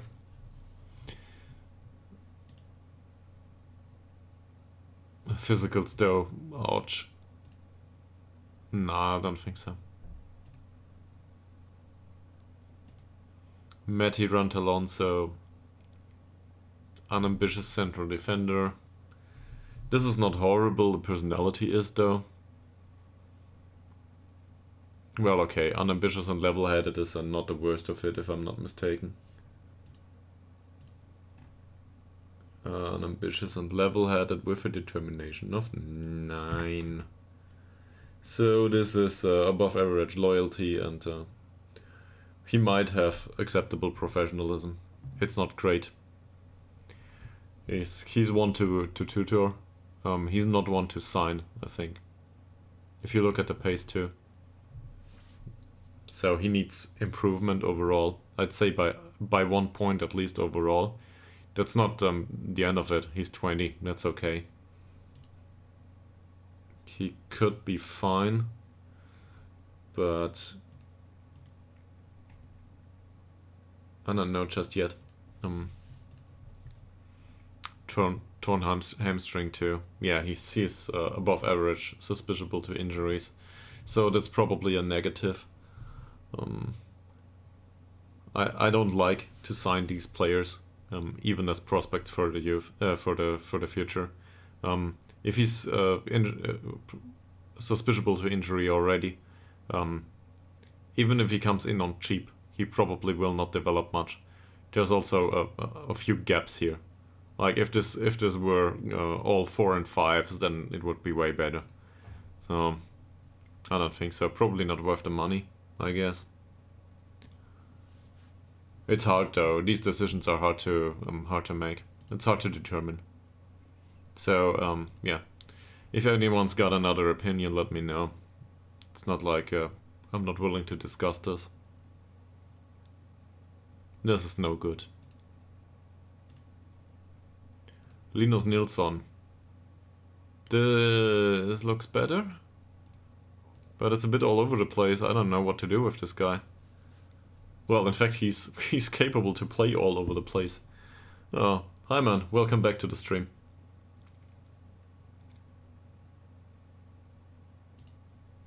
So we're trying to find unflappable and media friendly. We're trying to find players. So I'm going through 58 trial lists right now. It's been good so far. We had a short stream at the start of the day. It was 2 hours long, basically talking about how to improve the squad and saving money. Basically, I threw out the scouting package. You might disagree with that. Mika Billion certainly did. But I did it another way. I opened a large shortlist and brought everybody that got released at the end of November got tossed on that shortlist, and now we offer out trials. Problem is, I forgot to remove the check mark to keep scouting reports up to date on the shortlist. So our scouts went out and they don't adhere to instructions once somebody is on the shortlist. They traveled all over Europe and we spent 15k on scouting. So yeah, that's on me. On the other hand, this says scouting range is entirely useless. Yeah. It does. That said, we will have money going forward, but now we're in the red. And our wage budget is also a bit overblown at this point, I guess. We made a few signings.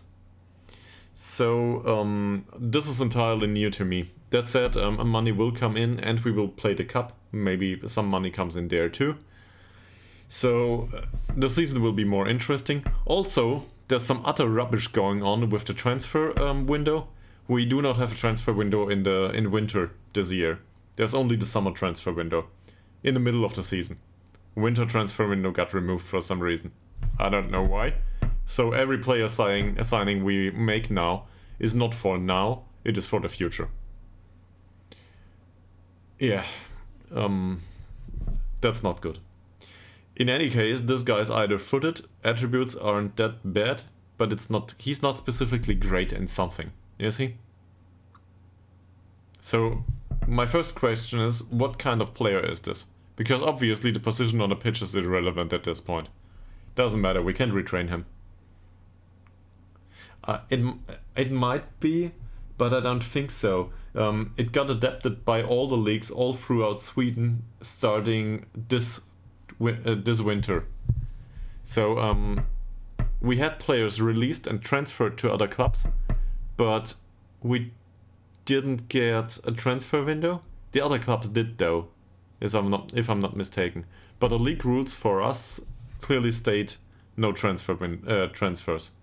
So I'm kind of confused. I've got one idea, but it might be far-fetched.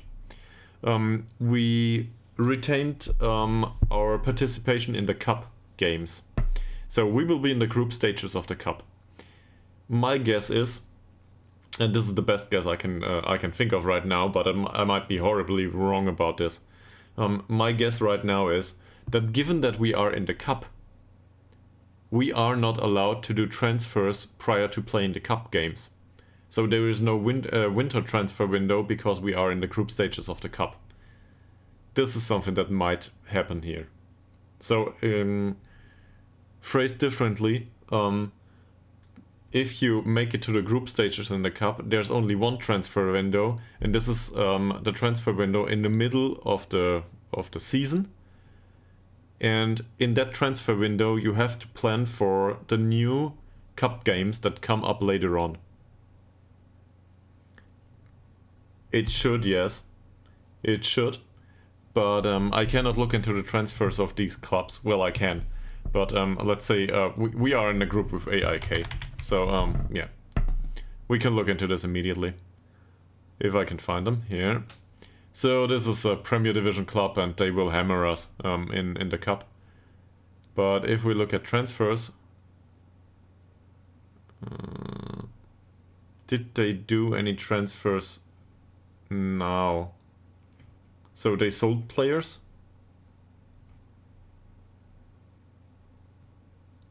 But transfers in...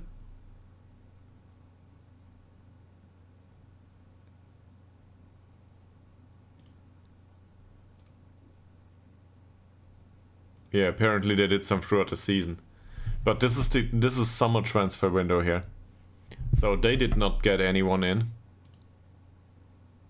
Hecken didn't. That said, the winter transfer window might not be open yet. So I'm not sure. But if we go throughout the entire league here, there's no transfers at the end of the year so far. So there's one with Malmö. Malmö signed somebody 3 days ago.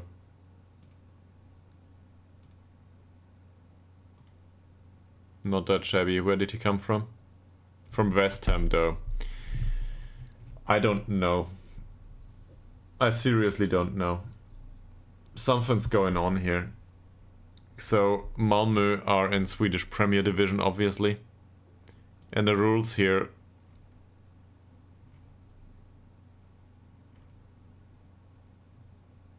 The rules here clearly say that for... Oh, this is for this year? No, this is for this year. The rules here clearly state that next year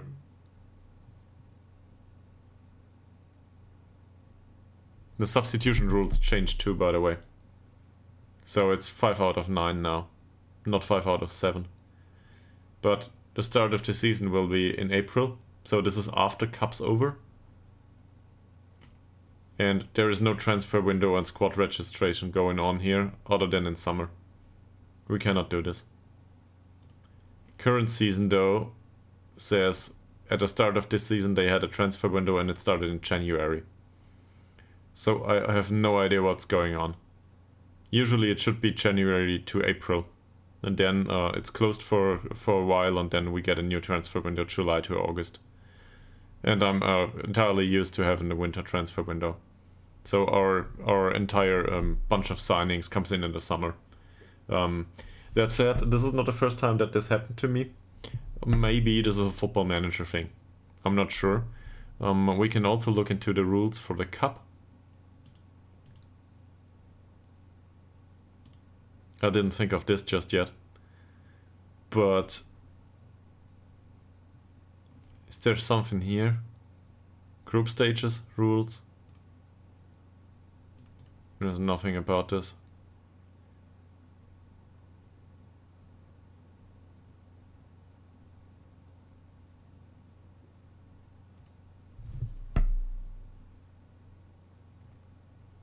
I don't know.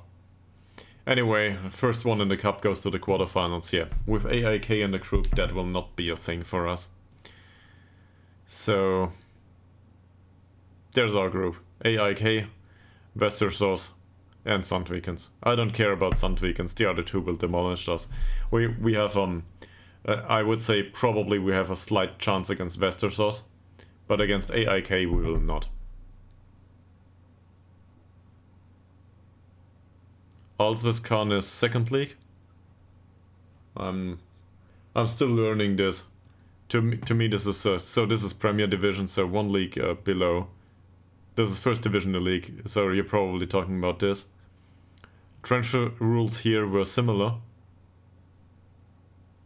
Neither am I. No need to be sorry. So this is the First Division Elite. This is the one we get dropped into. They start earlier on than the other league. That's the first thing that's interesting. And so for the season that has passed, they had a transfer window from January to April too, in winter. For the next season, well, all of a sudden they didn't change substitution rules. So it's 5 out of 7 here, while in Premier Division it's 5 out of 9 for some reason. But they removed the transfer window anyway in winter. I don't know. We can go down. It doesn't get better. So this is First Division North. Current season has the same rules with the transfer window that you would expect. 5 out of 7 is what we're used to. Yeah, sure. So this is the rules for the playoffs though. Don't care. This is the rules for the league. Doesn't matter though.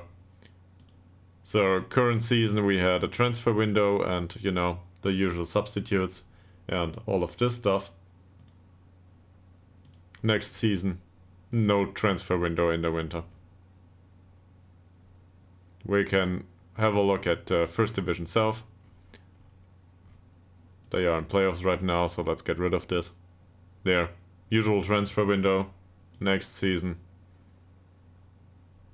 26 games?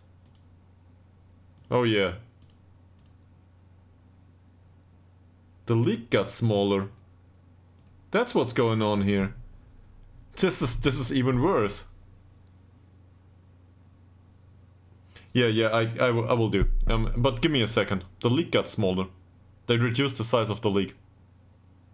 Between South and North. At North League...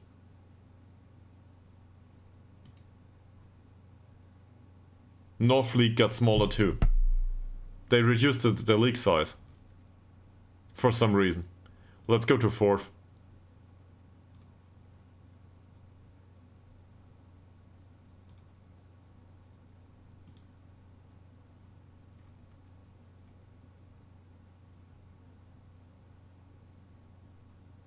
B teams are not allowed to be promoted from this division. Yeah, okay.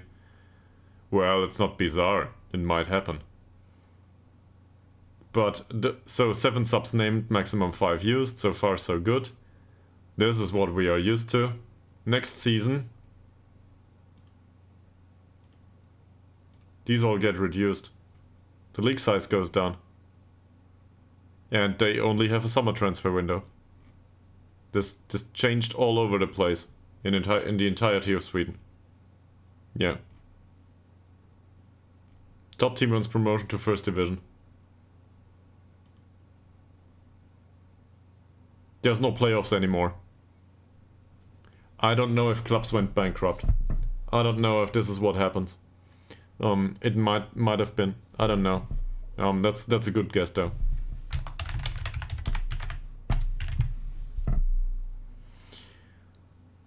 Bundesliga, here we go. Rules. Current season, usual transfer windows, including times by the way.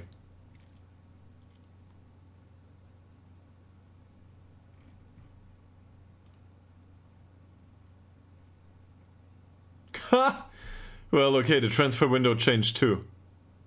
But they still have a lot of well, they have more.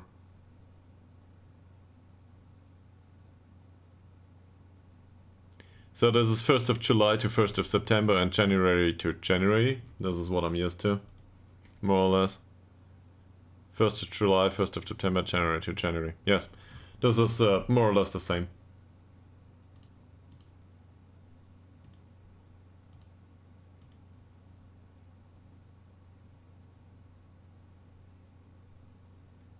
Nice prize money, by the way. Look at that dispersion. Ah, well, Bundesliga stuff. In any case, it's not like we can change anything. We don't have a chance. We cannot do anything about it. So other leagues might still have their transfer windows, we don't. And going forward, we will need to be extra careful with this. Because we will basically have signings in summer. In the middle of the season. And that's the only transfer window we got. If this is weird, well, nobody said it would be easy in Sweden. So, we'll keep it like this. Coming back to this player. So obviously he's not a central defender. I think we can agree on that. With that marking and positioning, he's utterly useless. What is he though?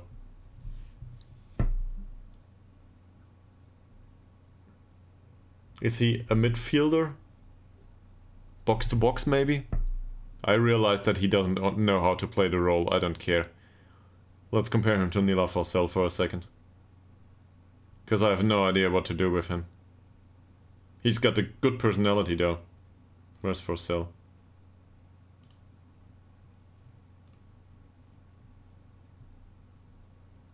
Well, I guess somewhat.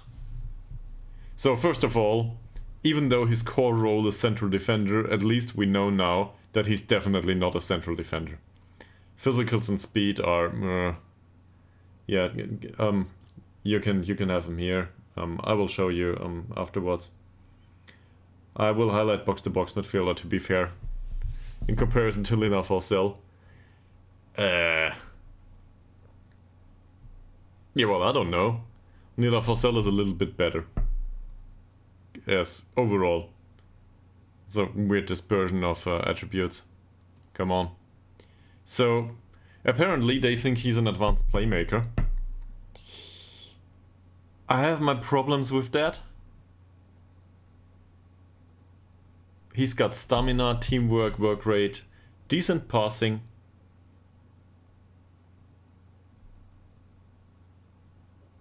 Exactly, exactly. I agree with this. I think he doesn't need to be a defender. As a playmaker, he's probably not that far off. You know what this is? I cannot show you otherwise, but I think, well, he likes long shots.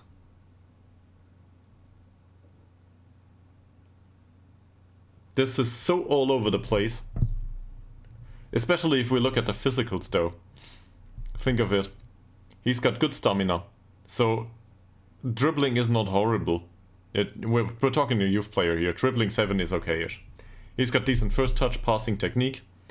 His vision is okay-ish. Teamwork is high, work rate is high.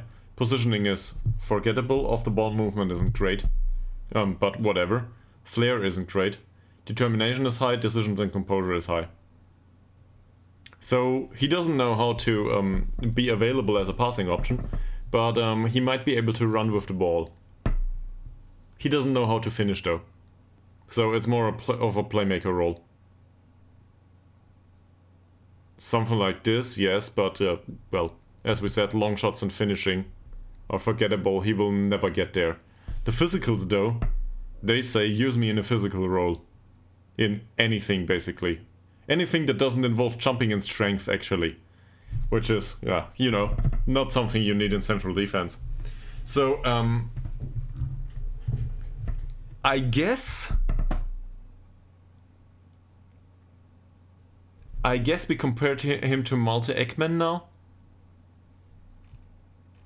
Who's horrible in the physical department. Who's way better in the technical department and in the mental department overall. So he's a more physical one.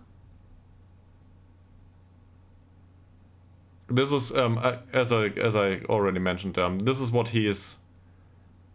This is what he has as a core position now, apparently, even though he's accomplished only. I do not agree with this though, because agility is the lowest of his stats and it doesn't use any of his physicals. So there's no use to his physicals. No, I think something else. I think this is an RPM in disguise. Let's look into this. So obviously I cannot select this outside. Obviously Malte Ekman is not a roaming playmaker. But if you look at the stats here, he's got acceleration, agility is, yeah, okay, not great. But the balance, the pace and the stamina is available. He's got a decent natural fitness. He's got some work rate, some vision, some teamwork, position is horrible. But I never understood why this is a part of the roaming playmaker attitude anyway. Yeah, I guess he needs to track back and help defend.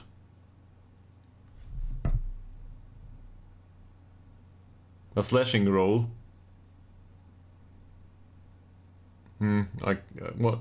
What's the meaning of slashing role in this situation? Could you elaborate a little bit, please? So off the ball movement is shit. That's a weakness in his game. Decisions, concentration, concentration 7 for a 20-year-old, I don't care. It will improve over time. Decisions and composure are really good for anyone in midfield, I'd argue. This is just fine. Anticipation is okay-ish, but he is not one to play on an attack duty. If you look at it like this. Anticipation and off-the-ball movement are not good enough for an attack duty. Support duty? Probably, yeah.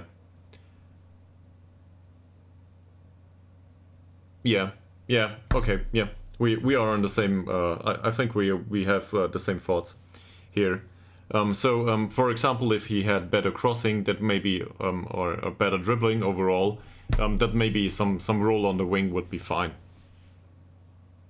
He isn't that fast though, so it's not so much about the pace for him. So some sort of playmaker role on the wing, or some sort of playmaker role in midfield that doesn't require him to, you know, penetrate opposition. He might play these balls though. That said, his passing is 8 only. His long shots are shit. And that's... So I would probably retrain him to be a roaming playmaker. In all honesty.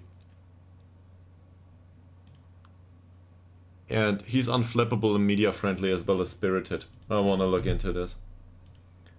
This is an interesting combination, because spirited is 11 to 17 if I'm not mistaken in professionalism, and the rest I don't know about. I love roaming playmakers, but at our level, or at our formal level, it's just like with the register. You don't get players that are capable to play this. Usually. Spirited, that's it. Where am I? There we go. Yeah, or that. But on the other hand, even on the wing, a part of these physicals will be wasted. How do I put this? On the wing, it's more about being fast and less about having the strength or something like this, or about the balance, I feel. On the wing, usually there's one man to beat. And it might be two. In midfield, there's it's more physical because you are forced to, or you are confronted, I'd say, with a lot of players that want to, well, just hit you. Flappable and media friendly. Determination is 17, by the way, on him. Yeah. Okay. So this is no bad personality at all. Yeah, something like this might be. But the problem is he will probably consider himself an important player, so this entire debate is goes out the window anyway. Because one thing's for sure, if I gotta retrain him to be something, so I will not build the squad around this. This is not an advanced playmaker that I want to rely on. That's probably obvious, given the lack of attributes in some areas. But let me get back to hidden attributes for a second. So the hidden attribute range, as far as we know, ambition is 1 to 20, loyalty is 1 to 20, so this is whatever. Pressure is 15 to 16, so he's got really high resistance to pressure. We can try to prove this. Where is it? No, he doesn't enjoy big games, so we don't know. But probably his pressure is really high. Professionalism is between 11 and 17, so this is good. Sportsmanship is between 5 and 14, so strictly average, but in the middle of it somewhere, probably 10 or 9, something like this. And temperament is 15 to 20, and he has low controversy. So he has pressure, professionalism, temperament, and to a degree sportsmanship is whatever. We know that 3 of his attributes are good, and we know that, well, with good temperament, he will not draw many cards, so this is good. With that professionalism, he will develop. And with that pressure, we can basically expect a performance of him every single game. With a pressure of 15 to 16, he will not have a problem with this. History says he didn't make a single appearance in First Division Elite, though.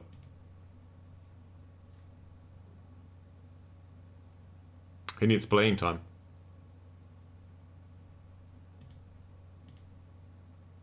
And less susceptibility to injuries he needs. So that's a minus.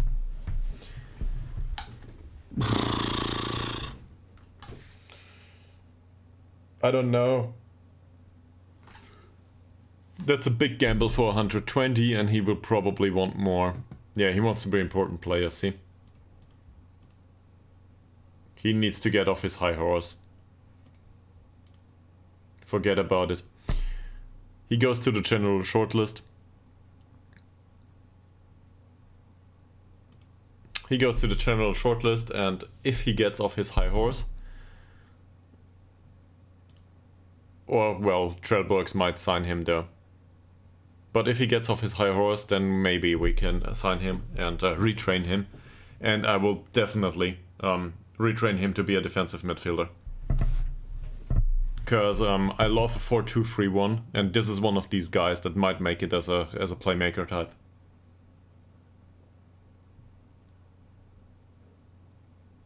Yeah, well, he will go, sure. He's on the shortlist now, but we cannot take him because important player is much too expensive. This unambitious is not as bad. There's a lot of these players here. Keep in mind that this is we are 14 days after, so 2 weeks after they have been released. Every single one of these things, I've been with a Premier League club. I should have more. I'm worth a lot of money. So this guy, for example, that doesn't look bad overall. Especially the mentals. But I realized that this guy would want to be an important player, and I will not sign an unambitious guy as an important player. So forget about it. This is okay, overall. This is good. But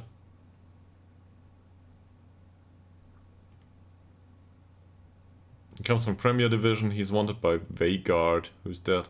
3rd Division in Denmark.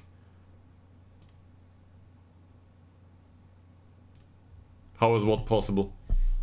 That he wants to be a superstar? Well, it's due to the circumstances they came from. They will reduce these demands over time. But within 14 days, think of it like this. You have a well-paid job. Everybody told you that you have high potential for 4 years. So, I don't know. I guess if I want to be ironic about it, basically my personal history in school.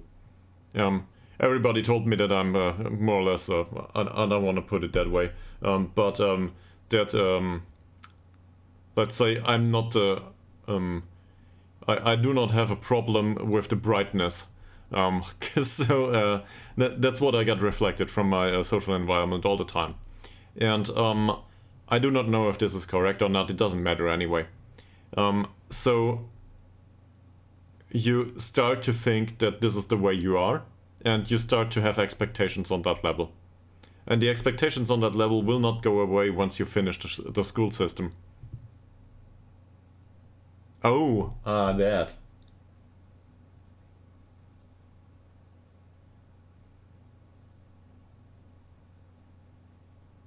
Yeah, well, maybe a little bit, yeah. There's a trade-off there. I think unambitious implies lower wages, to be fair. So, it has an influence on this, that's for sure. But we saw this with Pouget. Antoine Pouget had really shitty personality overall, no ambition and nothing. We know this by now, that Antoine Pouget has a really bad personality. Just because we realized that he improved in some stats that other people do not have either. Being in a mentoring group with them. So I think one of our guys has below 9 ambition and has a mentoring group. And yeah, sure. Pouget is amazingly interesting.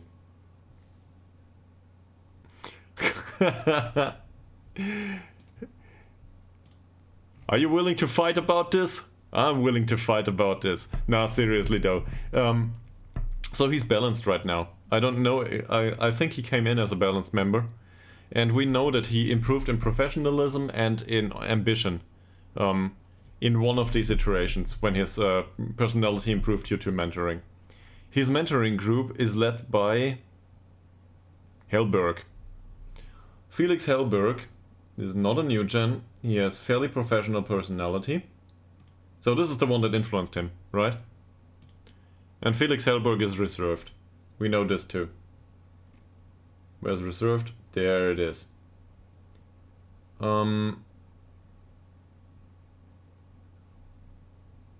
His determination is 8 though. And he's not a new gen. There we go. So, this is wrong. Give me a second, I will find it.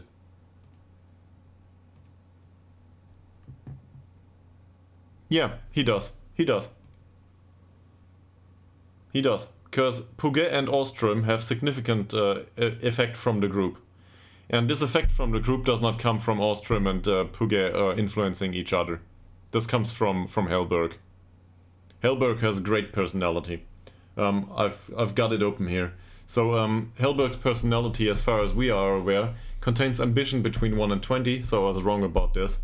But his loyalty is great, 11 to 20. Professionalism is between 15 and 20, and he's got really low controversy. Between 1 and 5. And his temperament is rather good. So he has a way above average personality for this level. You could argue 3 out of 7 attributes are great. And we know about this. Pouget doesn't. If we look into Pouget's personality, he's a new gen. He's not a player that exists in real life, as far as I'm aware. He's balanced, and he's media friendly. His determination is 8 at this point. being media friendly. Puget's personality right now is ambition 1 to 14. So to have improvement in there, it's basically we cannot measure both at the same time. The ambition of Puget is between 1 and 14. So statistically speaking, 7.5, right? We don't know though. What we know is that his ambition improved recently. Recently is within the last year. We know that the ambition of Hellberg is between 1 and 20. So statistically speaking, 10.5. So he's got more ambition than Puget, even though ambition is a crap stat for him, for Hellberg. We don't know about Hellberg's ambition. And there's one thing to say. Either Hellberg's potential is entirely rubbish, or he cannot have that much ambition because he didn't improve much. With that personality, he should have improved. So I do not consider Hellberg's ambition to be good. It cannot be. For Puget, we know that his loyalty is bad. We know that his pressure is a bit above average, between 4 and 20. So that's 12.5 on average, it might be. His professionalism is between 5 and 14 for Puget. So we know that it improved recently. That's not unsurprising. Hellberg is a professional guy. But same sportsmanship is between 1 and 14, and controversy is between 1 and 14. Most of Puget's attributes are between 1 and 14. Or, put in other words, he's the inverse of a model citizen. A model citizen has good attributes. It's like 15 all over the place. 15 or above all over the place. Puget is 14 or below all over the place. With the exception of pressure and temperament. Might well be below 14 though. It's entirely within the range. So in other words, it's more likely for Puget to have attributes in hidden attributes in the area of say 5 to 7 or 5 to 10 everywhere than it is for him to have good attributes anywhere. It's no good. This fits the description. So he trains as an inverted winger on attack duty since forever. For somebody of this age, with his amount of playing time, he should do better. And by the way, we see this on the pitch too. This is, so there's, how do I put this? There's multiple vectors to this. I hope it's vector in English anyway. So multiple perspectives on this. We know that his training performance hasn't been great. For 18 to 20 year old, well, he was 17 when we brought him in, I think. Or he was 18 and we first scouted him at 17. But from that perspective, that's not much development, right? This is the time where he gets most of his experience not from playing. He gets most of his experience from being alive, basically.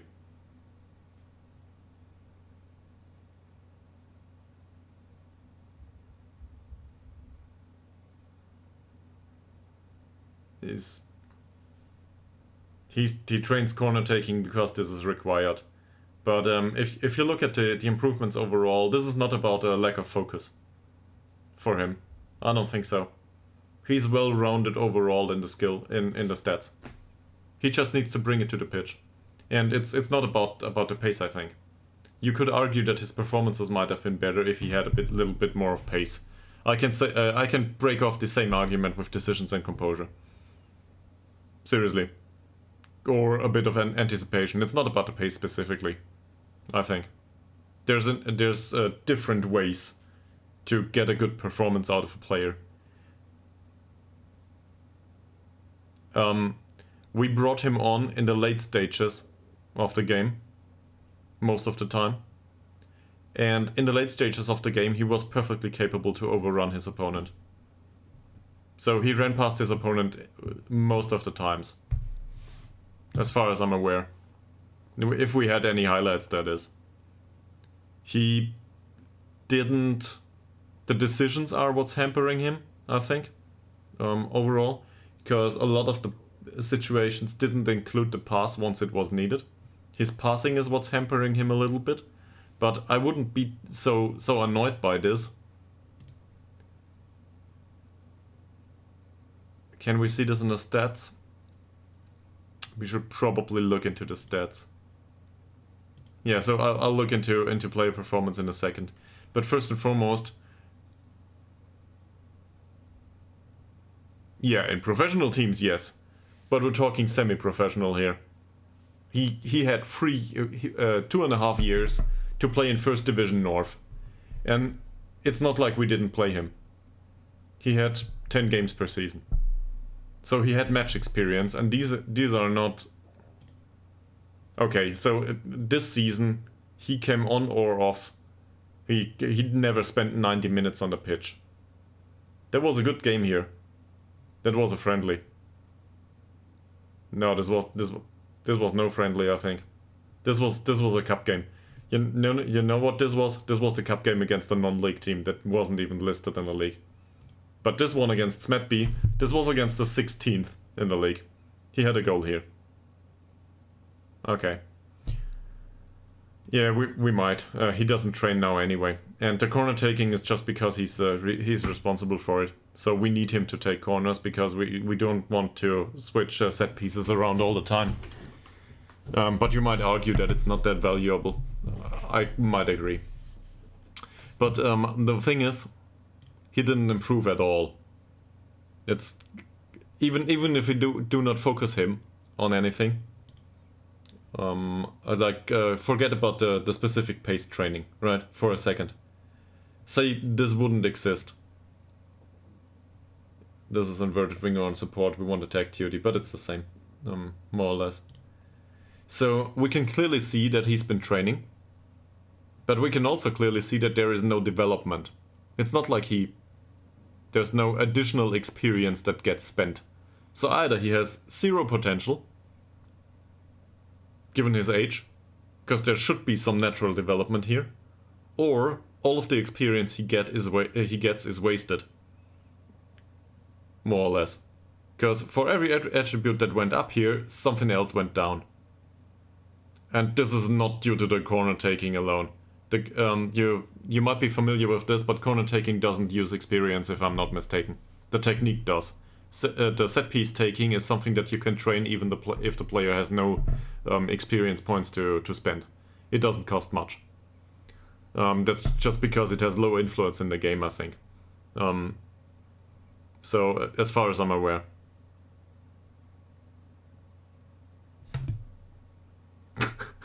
It's really about the pace for you, is it? Okay. But his pace did improve. So you might argue that he could be at pace 12 now. Would you really think that would have changed his performances? We wouldn't be able to get him to pace 14. Well, if we would have tried, we should have taken him off of the general training and do nothing but pace training. Then he would get to pace 14 and everything else here would go down to 7. So this doesn't work. I don't think this is viable. But this is one of the proxies we can use to assess his personality overall. So, bad performances, even though we have, think of Speedy Boy. Speedy Boy is not better. Speedy Boy is a bit faster, okay, this argument goes your way. But Speedy Boy isn't that much better, overall. Okay. Well, the thing is, I don't think he will get there. Seriously, I don't think he will get there. We can train him on pace, I'll do it for you. At least for now. I might change it later. So no promises, in all seriousness. It's not like pace is always good for him, sure. But I think he's got crappy personality. And this needs to come off until he's 25. That said, to be fair, his personality does improve. So there is an effect. He's...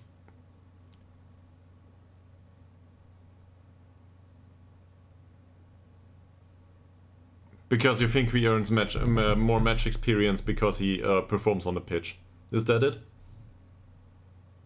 So better performances on the pitch, more experience, and then snowball effect. Yeah. I tend to agree with this, actually. But the thing is, these good experience are bound in mentality. This is not about his pace. We have other people with similar attributes that perform much better. I don't think it's about the pace. Think of Volsund for a second. Where is he? This is by no means a pacey guy. Hellberg is a good mentor though. It's not about the skill level in mentoring, it's about hidden attributes. The skill level is only relevant to... how do I put this? There's nothing... I don't think there's a level above significant. Significant is high. In other words. Or there might be a high, maybe. I don't know. But this is good. Like, we would need to, basically to find the club captain that... well, the club captain is an influential player and a perfectionist, but we would need to find someone that is basically the leader in hierarchy and has a model citizen personality to mentor him, to get more effect out of the group. That person doesn't exist in our club. In fact, the best personalities we have are in central defense, and most of them are with the young guys. So there's, like, I don't know, a 10-year progression that needs to go through. And once the professional guys are at the top of the hierarchy, then we will have better tutors. So, are you aware of the ranges? Okay, I'll show you something. Slap in a few values in the calculator, and I brought this up a few times. This is the calculator I use. This calculator has been available for a decade at this point, I think. At least it feels that way. Apparently it was created 2015, so I'm not that far off. In any case, this calculator never had a domain. It's just horrible.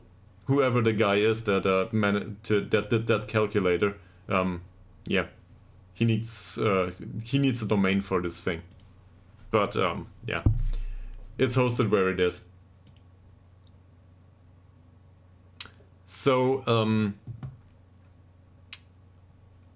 if you put Puget's attributes in here, I will put him on the screen. Maybe this gets more visible for you. Looking at it yourself, even though I read it to you right now. Don't forget that he's a new gen, so being a balanced personality as a new gen is a bit better than being not a new gen. Not being a new gen, it would be even worse.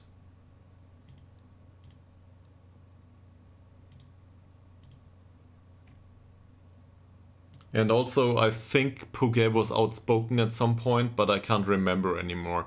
I think he lost one of his negative media handling things. So there's a definite improvement. But the more important part is, yes, they are. Well, they are,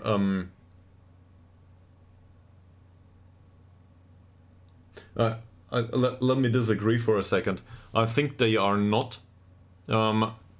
They just cover the entire scope of what's available, and they do not come with fake balanced personalities. With the new gens, you see if the person's crappy. With those that are not new gens, you don't, because as I do not want to get sued for talking shit about players, and you cannot label somebody as a mercenary. Even though it might be a mercenary in real life. But you cannot do that in the game, so they are balanced, or fairly ambitious, or whatever. But there's players that have good personality, and we know that. So for every one of these here, I brought up the calculator and looked into their personality. So for example, Anderson is fantastic. He's not he is a new gen, even though he's that old, he's a new gen. So don't get confused by the fact that he's 29. He's a perfectionist. He was a new gen that was in one of the teams that needed players generated for them. So he's a new gen from the start of the game, if that makes any sense to you. But he's a perfectionist that is level-headed. Level-headed is not great. Don't care much about level-headed. Determination is 17. That's not part of the perfectionist sample usually.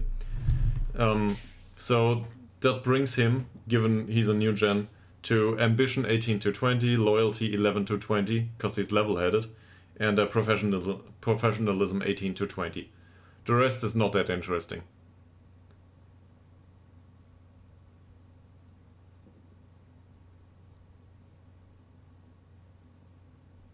No, he was born 26 or 25. I don't know. Let's have a look. So 2023, yeah.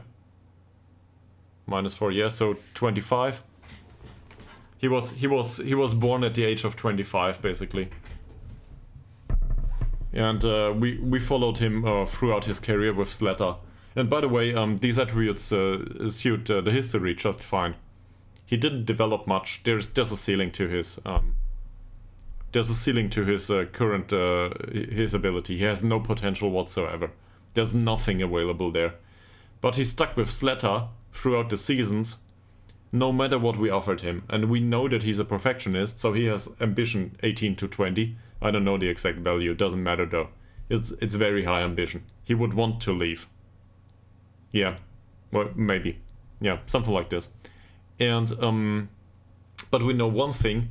He decided to stay with Slatter for years, even though we offered him contracts back then. And this was in 4th League, right? This was prior to the stream starting even. I've had him on my radar forever. So he didn't want to leave them for some reason. And I never got around why that is. Until I realized that due to being level-headed in combination with the perfectionism and the high determination, he has really good loyalty. I cannot tell you if it is 11 or 20 or something in between, but my guess is his loyalty is way above 11. Because he was such a pain in the ass to get into the club. He just didn't want to leave his crappy other club. Sorry to every Slatter SK fan out there. So that tells me that he has 3 attributes that are really, really good overall. And this makes him the perfect mentor for everyone.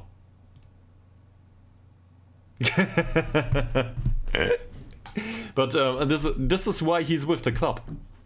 It's not about his time on the pitch. He's got leadership 22.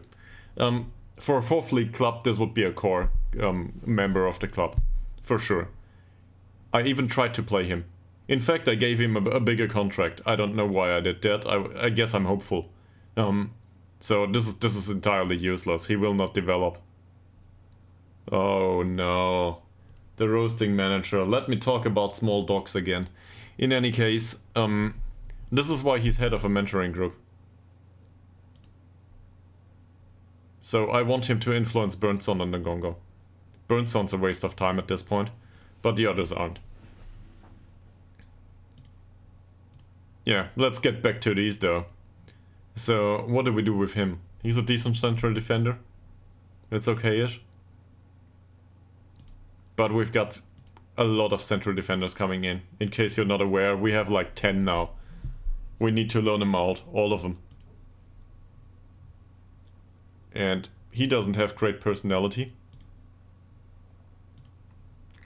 Level-headed is okay, so there's some loyalty to him probably. But the balanced personality isn't great. So I'm willing to skip this. Melka Ali, same. It's not that he's bad. Physicals are good actually. Strength is a bit lacking. As a defensive winger he will probably do. Good work rate and teamwork too.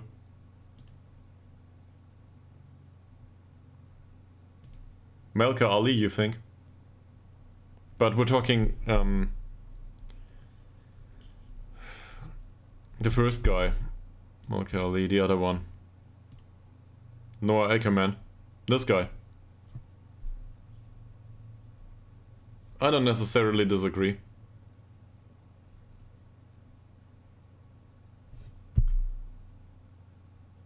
Yeah, in fact his heading is good, so yeah, you are right. He's not bad. Maybe he comes in.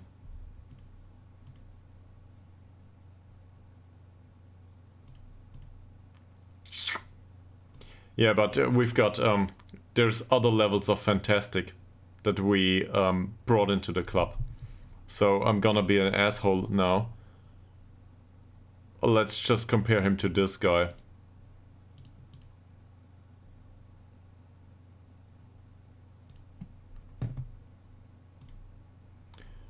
There's, I'd say, a bit of a difference.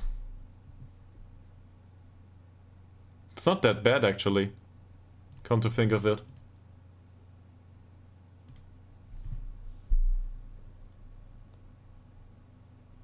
Well, on the mental side he loses. Plain and simple. On the physical side, he wins with the jumping reach. And technicals is better, so you are not that far off, yes. True. So I stand corrected, I guess. That said, Wilson Allman is a fairly pro. He has a nice trait, and he's also reserved. So this is, I wouldn't say a perfect personality, but it's not far off. This is as far as it goes.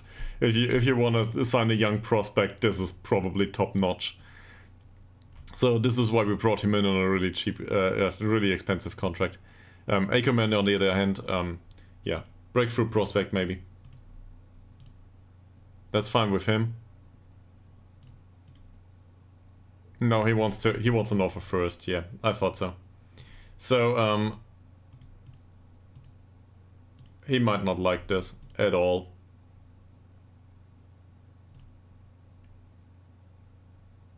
I don't know if he cares about this. Let's give him one of these contracts.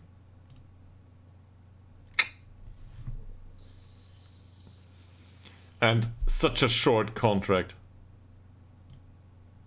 Such a short contract, man.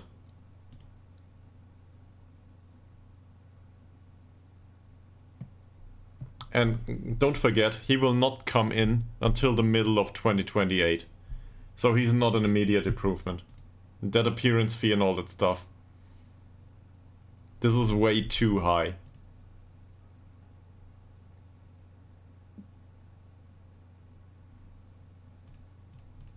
If I compare him, so we will not succeed here anyway. Where's Smilovic? Comparing him to Smilovic, he's a better defender. Smilovic is on 120. He wants double. I realize that this is not a linear scale, but that's hard.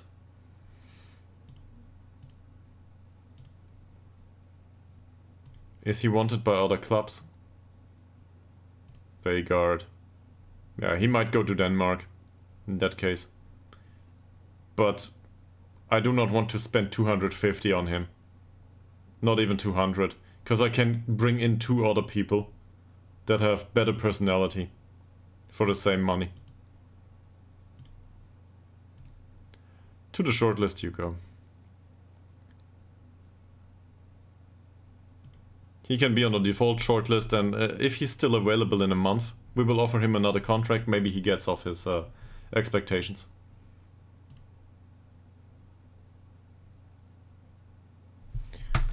So yeah, and that's a problem, because we want to make money on all of them, and we will probably suffer a lot because I cannot decline a deal. Yeah, and then we will not find anyone that takes them in. This, for example, this looks like rubbish at first glance, does it? Inverted winger. Inverted wingback. Well, say we'd retrain him on the other side. It's still rubbish. The teamwork and work rate though is good. He's fairly professional, this is great. Media friendly, nah. That's a pass.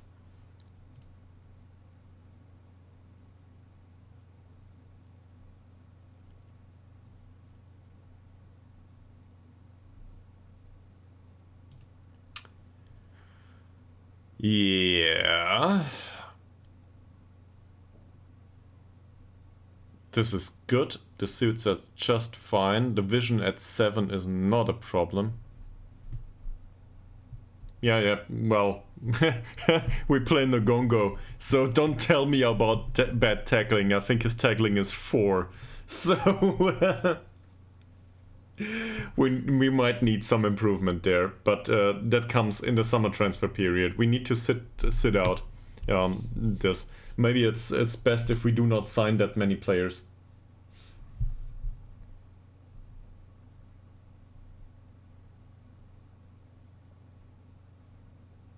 Just got a mail. Give me a second. What do you think of this guy?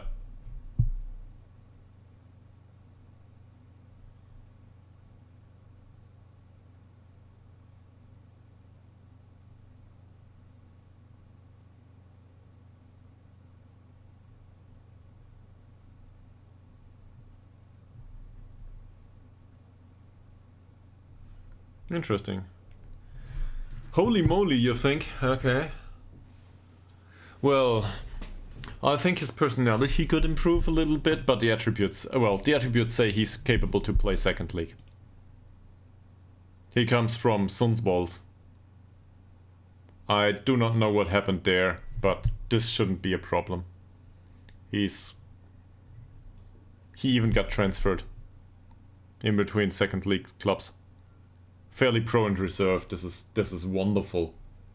This isn't top notch, but this is as high as it goes. For us at least. Yeah, I guess so. That said, we paid 450 for that defender that I showed you previously. And I think he's a good catch. He's Swiss. Well, to a degree. He was born in Switzerland. So, a Swedish guy born in Switzerland, apparently. Determination 13. Yeah. So he's not top notch, but this is as good as it gets for us. If you slap it into the calculator I just linked here, this is ambition 1 to 20, loyalty 11 to 20, pressure 1 to 14. So not a great amount of pressure. Professionalism between 15 and 20. And sportsmanship 5 to 20, temperament 7 to 20, and most importantly, controversy 1 to 5.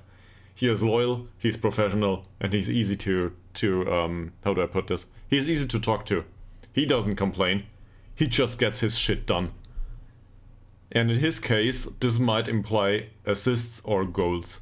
And he's 20, so he's got 5 years to grow. Quite literally, by the way. He might grow to be 1.90 meters. Well, probably not anymore, he's 20. Yeah. This is good. If we compare this to Woldsund doesn't stand a chance.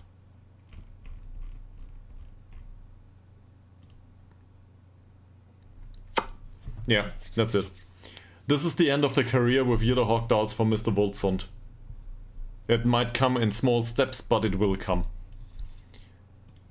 We'll try to sign this guy. And he will train as a deep lying forward. No. I don't think so. That he is not, but look at this. Natural fitness 18. Fuck this. Let's offer him 1,000. Look at this. This is where the money comes from. I will offer him the longest contract with all the options I can get. He had food poisoning once. Yeah, I will. This is I'm not that excited about signings, but this is great. And yes, he can be an important player immediately. I don't care. Stepping stone, not so much.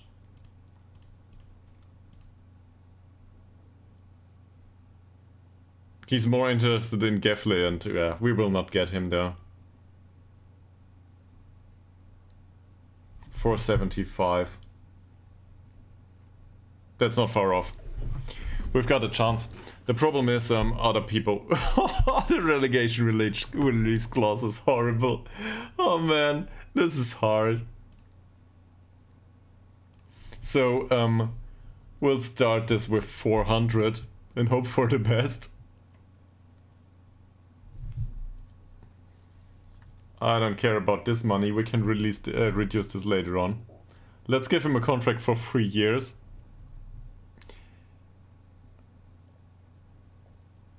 A slightly bigger goal bonus. Reduce this a little bit. reduce this a little bit because he will not care. Top division promotion wage raise. Yeah, 10% maybe? 10 goals, 1.3k. Ouch. Oh, this is no good. I don't know how to do this. I need an adult here. And sell-on fee maybe 5%. And I guess we can pay him some money once he scores 10 goals.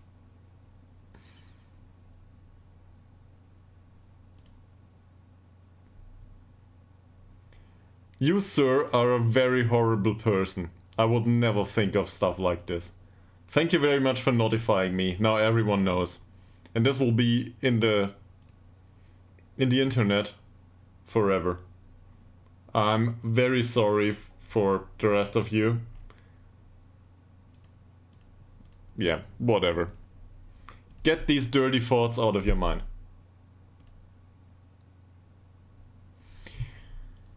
I want a longer contract on him. That's okay, that's okay. The appearance fee is horrible.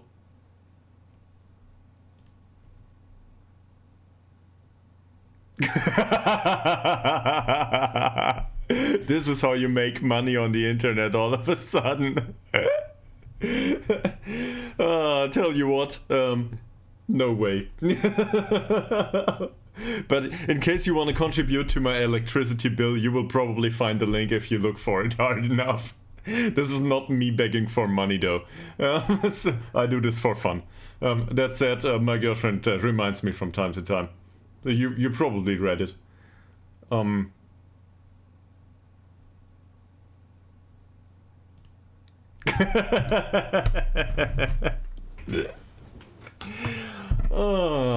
Thanks for keeping me company. This is really great. By the way, I don't think so it's 4 viewers right now. Don't know who it is. Hi lurkers. Anyway, neither Megabillion nor Kumquat came back so far. Sorry to see this. They were around this morning, and well, maybe they have something else to do. You know, stuff people do usually on these days. Work. His demands go down quite a bit. What's going on here? Did we offer him 425 and he just got down? So yeah, lower, more like this. This is better. Because he's on such a low susceptibility to injury, there's no need to hedge the risk. We should reduce this as much as possible. And this stuff too. 15% maybe. In fact, let's increase the goal bonus. Forget about the rest. We will increase the goal bonus, so we can get his performances up to a certain standard. And if we get this amount of goals, we will remain in the league. So that's worth it.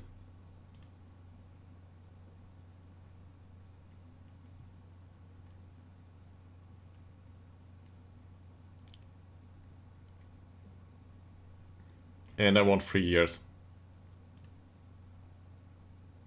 Okay. Okay. So, we definitely want this guy, right? Under any circumstance. So, let's go with a 20% wage raise. We will throw on another 500 euros. Yeah, but he doesn't want 3 years, and that's the thing. So, I'm gonna do the unspeakable. I will increase his wage so we can get the 3 years out of him. I want that contract length.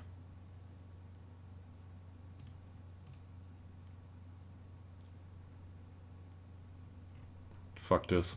It's only money anyway. He comes in middle of next season though. So either we will earn a lot of money or we've got a problem. And now, let's hope that we can reduce his demands a little bit. That said, he might move to Denmark, or we might even face him in Gefle. Did Gefle go down last season? No, they did not, did they? They did not. Sandvikens went down. And Östersunds. Gefle are still within the second league. So that's it. Yeah, but this is probably a really good signing overall. Not for that money though. This we cannot do anything about. Goal bonus I don't care about.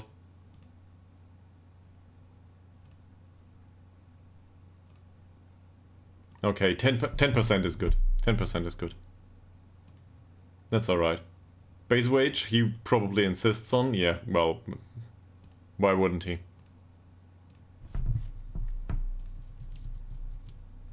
That's decent living standards, by the way, all of a sudden. 450 per week. You probably not in Sweden, but you can buy you can rent an apartment on that, more or less. This is highly unusual for Ytterhogdals IK level. He will come in and ask for the taxis. Yeah, potatoes every single time, or whatever it is we plant here. Bernie Goat. Ruben Bernie Goat.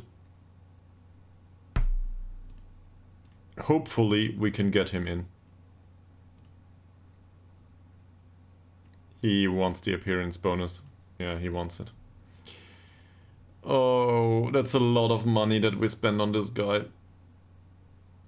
So, this is stuff. Oh. You know what? I think he also has ambition. Given his current demeanor, I would argue that he probably has a decent amount of ambition. It might be, well, he has the possibility for the entire range, more or less. So he might be really ambitious too. Cool. Can we get a 5% relegation wage drop, please?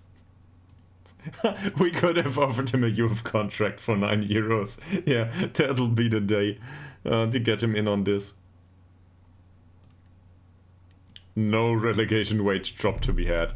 So also there's a clause in here. We cannot get relegated being with this player. This is under any circumstance for relegation. So we need to buy this off him at one point. Great. Now I spend the rest of our wage budget. There's nothing left now. Luckily, all of these are crap. More or less. At least in comparison to this player. No. Most definitely not. Mr. Hardarson. That's not that bad. Fairly sporting and media friendly is nothing that... we've got so many central defenders at this point. Yeah, no. Okay. He's a goalkeeper and not a good one. So I don't think so. This... hardworking, I guess it is, but we've got somebody else with that skill level. So I don't think we need him. Jona, unambitious. And volatile. Get off my pitch. So, this guy came up recently. Physicals are okay-ish. As a Metzala, he might do. Problem is, we've got Oliver Swan in the squad. And Oliver Swan is 23 now. He's a bit better than this. Overall. So, he wouldn't stand a chance to get playing time with us, Mr. Pawn. Simon Elmerson. Yeah, that's decent.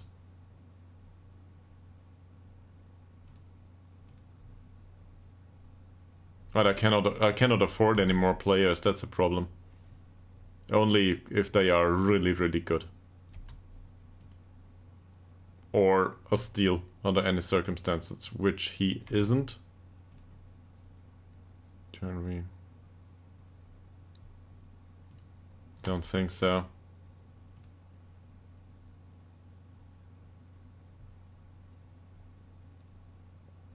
He's not bad.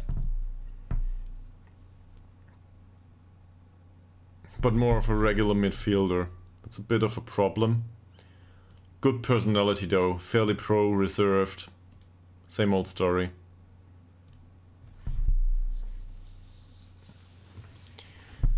That said, as an inverted winger, he's not that great. He's a bit small. He would want to earn much too much money, I think. For somebody that we need to retrain, that is. And we would need to retrain him.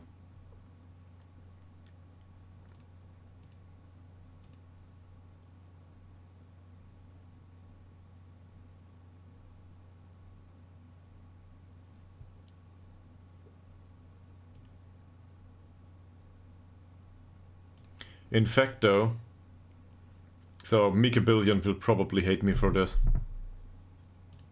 In fact though,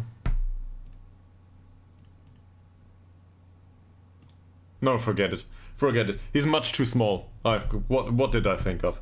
I thought he might do as a box-to-box midfielder given the attributes. But he's too small and he has no strength. So no use playing him in central midfield. I don't think so. But out on the wing he's decent. As an inverted winger maybe. He's got good mentals. Flair is a bit off. Long shots are a bit off. Crossing is not that great. Overall, this is a decent player for exactly his role as a defensive winger, or as on a winger on support duty maybe. But he's got... His mental attributes are too good not to use them. They will come in handy. He's fairly pro, he's reserved. Same as the other guy, is he? Yeah, he's reserved too. And determination is 10. No, it's good. It's all good. Just trying to figure out if we spend another 450 euros on this guy.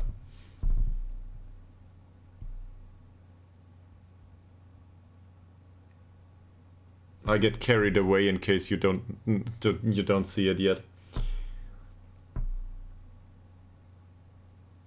None at all.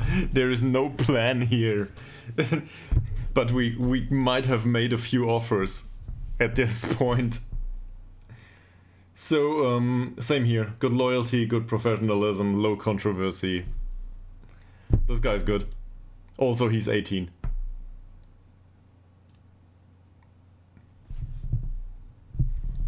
I feared so.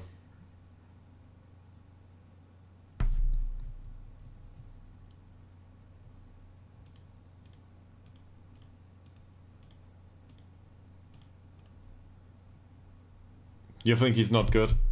Okay. I think I want to see the monies first. Forget it. So this is not possible. He wants too much money.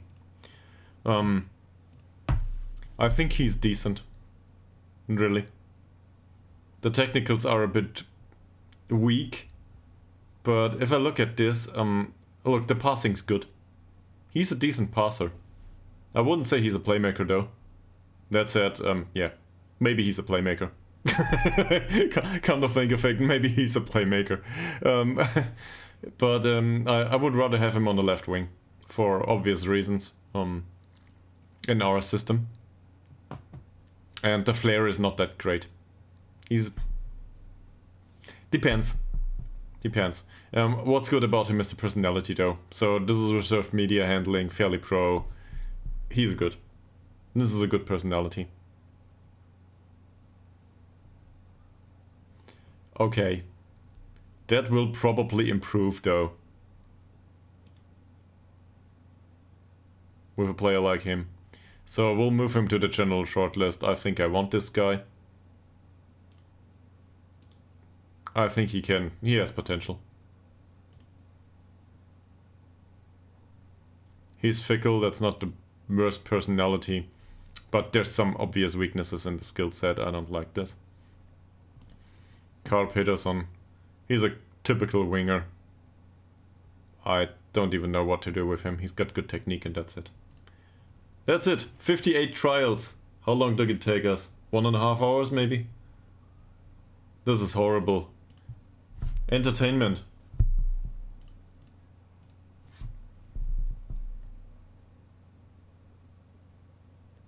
How many signings did we make?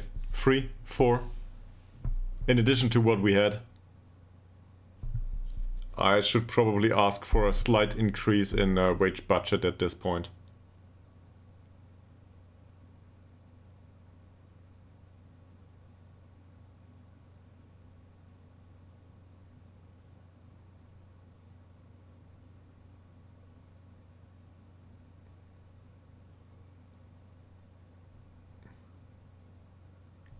Well, he's not in yet. Don't forget there's interest from other clubs. We might not get him. Well, we found him, so there's that. But it's not entirely sure that he will come in. And even if he does, we have a problem playing with the other players. So we might need to sell other players immediately once he comes in. For example, Wolfsund. Or, I don't know, Ishak and so on. So the cheap options go, well, basically they are not available anymore. So they will go. That's a problem.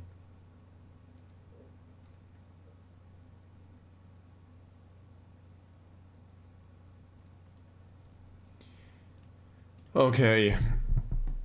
Me too.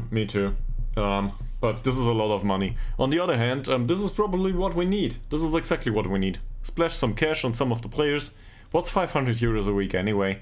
And get the wage budget up to 10k or something. Just, we might be open to selling them though. Yeah, we've taken him on trial. Cool. That's not that important. A few trials finished. We do not offer another 58 trials, do we? So, transfers that have been arranged so far. This guy. The trial army. Yeah, that's true. So, this guy comes in as a replacement for wingback. I realized that he's not that good. This is a signing from back when we played third league. So, yeah. Don't know yet. He's got low determination and he's media friendly, so not even a good personality overall. That said, some of the physicals here look promising. Stamina's good, his work rate and so on is good. I think he's better than Ngongo to some degree, because Ngongo is more focused on the physical side. That said, he's really small. He's a dwarf. So, at 175, sorry to all of you out there who are that size, but jumping reach 4 is like a dwarf's. So, don't know. He doesn't have any muscles to jump with, apparently. Orman we talked about, we will spend 450 euros on this guy. Not as a fullback though. He will play central defender. And I think that's viable. So, one of the others might need to go. Yeah, he's got transfer arranged with us. Then, can we look into the contract, by the way? We cannot, he agreed to it. There's no way to see it now. Okay, great. Terrain is offered, the contract. Doesn't look that great at first glance, but he's got professional personality. He's got a really good jumping range. And he's reserved. So this is a great personality overall. This implies good professionalism, loyalty, and pressure, I think. I might be wrong. Low controversy anyway. And also, we can't see it anymore, but I think he had low susceptibility to injury. Sami Lindqvist, similar arguments. Jumping reach 18 is also really great. Yeah, let me get back to it. Yes. Well, the agility I don't care about. Doesn't matter for a central defender. Not really. It's not like this is important to a central defender, is it? Yeah, to a degree it is, yes. But I think they will A lot? Okay, well, it's not highlighted as an important attribute, so I don't know.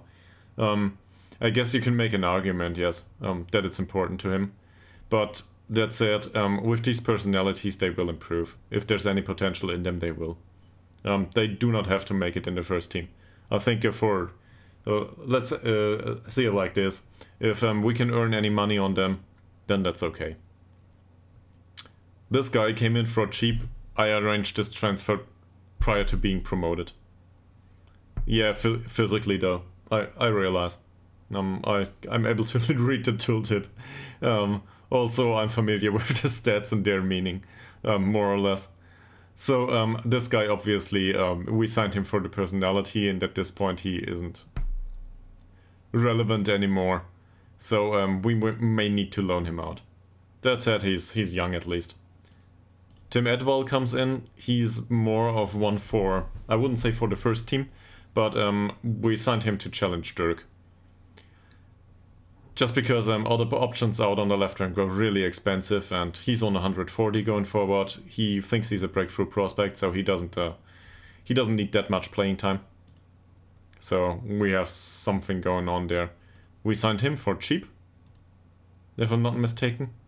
I do not know about the contract right now, but he's an option out as an inverted winger out here. Basically somebody to replace Puget, just with a better personality. Yeah. No, they are done. Like, I can cancel the offers here, yes. I can cancel these, but these are on a 120 contract. I do not want to. These are low-grade contracts that we offered out, and I think these players are worth it. Due to the personality, they will develop. I don't know if they will develop for to be with third league clubs or with second league, or if they are if they are worth enough to barely make the money back that we spend on them.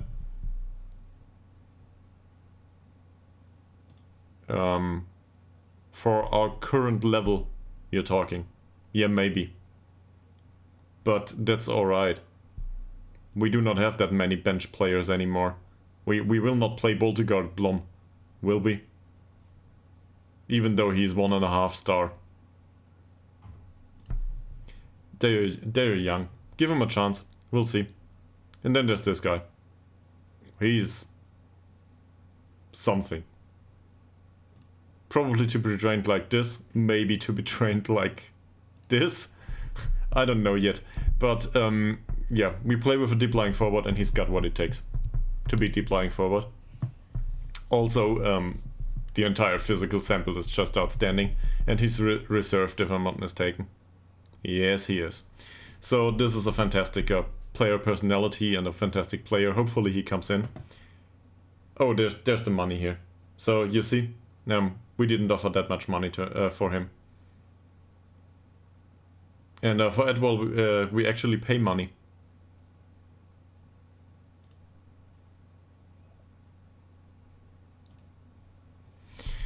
So that makes it, we spent like, I don't know. Where's his contract though? Yeah, we might have spent the whatever's left of the wage budget. So I got carried away. And now we need to get the money back in. That's what I'm good at anyway. So probably we need to do this that way.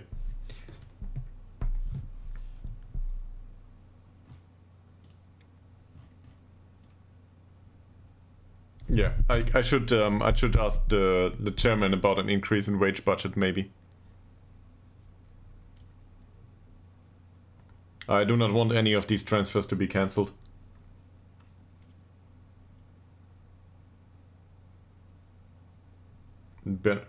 How do you pronounce this, by the way? Is this pronounced in a French manner? Bernigot? I get he's from Switzerland, born and raised in Switzerland, so I guess it's Bernigot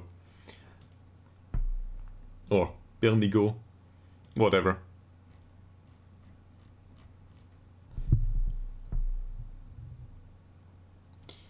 Great. So, given that we cannot sell any players, and that we cannot loan out any players, by the way, do we need this guy as a secondary striker? It's not Belgian. He's from Switzerland, not from Belgium. But, yeah, might be. I don't know. We cannot ask him. He got generated by the game. So, we don't need him anymore. Even though I think he would have been an acceptable signing, we might just have poached somebody else. Bernigo definitely speaks French. I will look into this now. I do not believe he does. It's even worse. He speaks Italian. Apologies to any Italians around here. But, yeah, he speaks Italian. No French. Sorry. That said, he's a polyglot.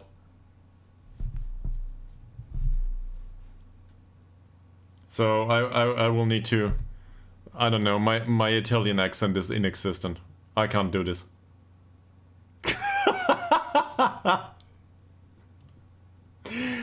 A player from Switzerland with a French-sounding last name that doesn't doesn't speak French. Yes, this is it. So again, Sami Lindqvist, good positioning. The agility is a bit off, yes, but that doesn't. That's not much of a difference to our other players. Fairly pro. He's level-headed. We had this in the calculator. He has decent personality overall. I do not expect much of this signing other than training, and we can train full-time. He comes from down below though, so yeah. Not sure if we will get our hopes up about this guy. On the other hand, he comes at 120 and with reasonable clauses for us. So whatever we do with him, we can loan him out and maybe he can develop a little bit. Hopefully they pay his wages. In fact, I think he wanted to come in and be loaned out immediately, so maybe we can arrange that. I got rid of the clause though. I don't know if anyone's willing to pay him.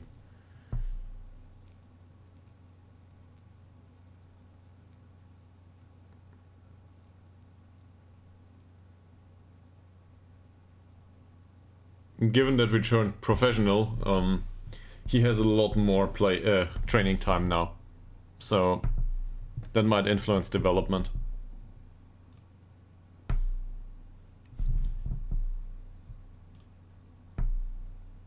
I wanted to spend it all on a training center. I didn't. I spent it all on a striker, if we can, that is.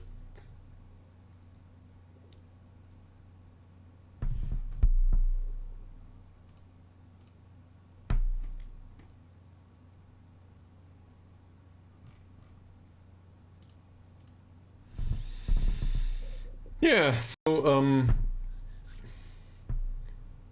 apparently there are 4 viewers right now here. I know of 2. If the other 2 are first-time watchers of the stream, feel very welcome here. Well, I hope you do. You are welcome anyway. And in case you want to ask questions or something or provide feedback, let me know. Because yeah, one of the good things about a small stream is probably that you can chat all day. So this is probably a mix-up between just chatting and waiting for preseason to start, and preseason might be a bit off. So if nobody's willing to chat with me, I need to get food.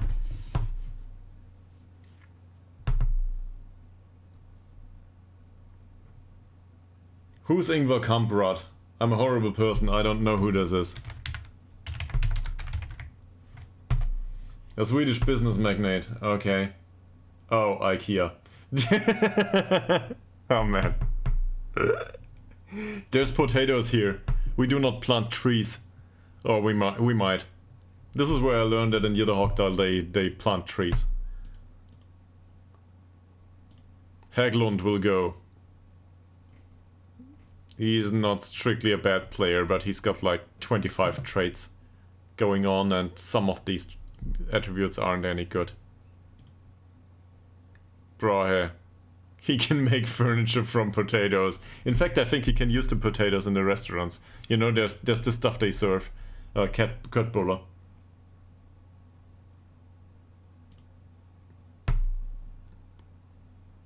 This is good, by the way, as a defender. Lacks the agility though.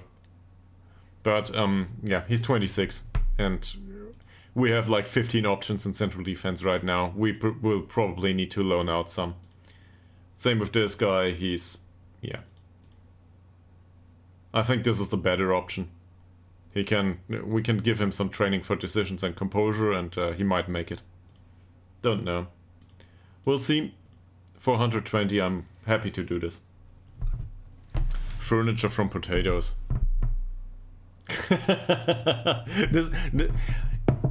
Think of it. Why would there be an IKEA in Ytterhogdal? I looked it up. So 2010 it was 520 people that lived there. I don't know if Ytterhogdal grew. Maybe some of the English players produced some children. I don't think so though. Because, well, they don't bring wives along, or girlfriends for that matter. So I don't think this is a possibility. So I don't think there is an IKEA in Ytterhogdal. And if you can find one on Google Maps, prove me wrong. But I'm willing to bet whatever's left of our wage budget, which is not that much, on the fact that there is no IKEA in Ytterhogdal. That's good. We forgot about that.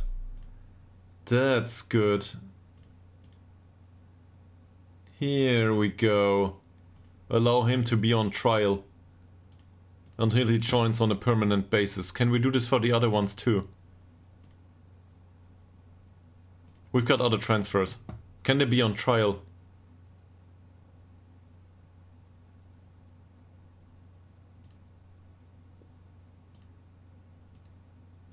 Apparently we cannot. Let's tell him to make a decision quicker.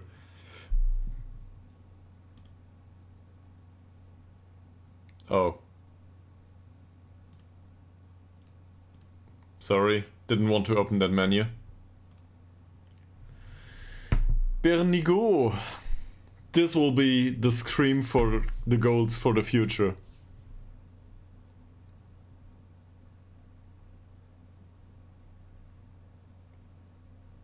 Monsieur Bernigo.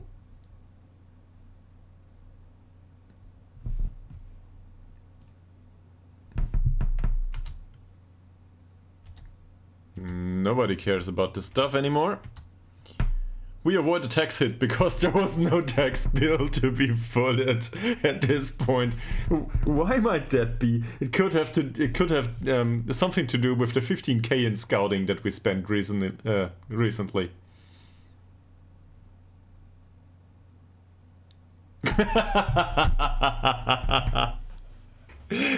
Could you finally forget about Puget, please? Seriously though, that's a good idea.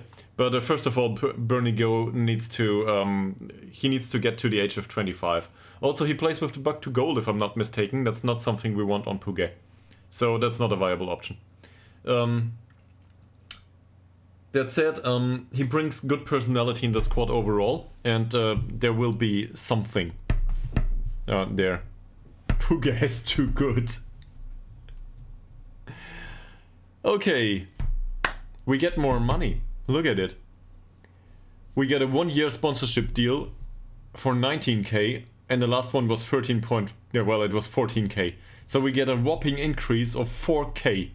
Fantastic. This is a kid sponsor. The other sponsor doesn't budge. Yeah. Increase of 5k. You know what's the lowest? So we got a lot of scouting budget. I will not use it. Because, well, we're out of money at this point. And we don't need any new signings. And if we need new signings, then we can buy a scouting package. But I've had enough. That's it. No scouting. Or maybe the minimum scouting, but not right now. We will do this once once our division starts. No, I'm thinking of looking into the other league. We will play First Division Elite. And sponsorship income last season.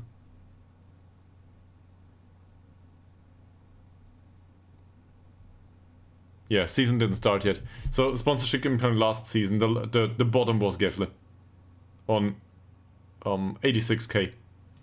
We have a sponsorship income of a whopping 35? 33. So we get about, yeah, a bit more than a third. 2/5 probably.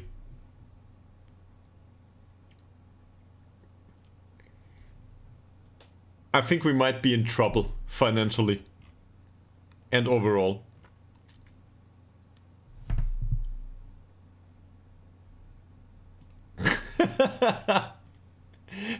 None of the two speaks French. Well, Pouget might. Pouget might speak French. Let's have a look. Trivial things to know about Pouget that nobody cares about. Pouget speaks Norwegian, Swedish, English, Danish, and French. His French is good though. It's not great. He's not fluent in French. Le français est agréable, if you want to put it that way. So, yeah, but he's the only one. He can.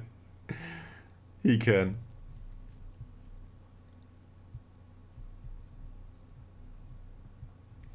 And then they can complain together about going down one league, because that'll be a hard one. Also, the year will change going forward, so there's a lot of processing going on right now. You might notice slight delays in the stream, and that's probably part of the remainder of the stream. Yeah. I restarted the stream in the middle of the day. It didn't work, didn't help much, I think. There's just so much processing. Ytterhogdals Saint-Germain, hopefully not. I do not want oil money. This is about potatoes. We've earned this with our bare hands and potatoes. So the potatoes will finance this club going forward. We might need to invest in farms though, around Ytterhogdal, in other farms. So I don't know.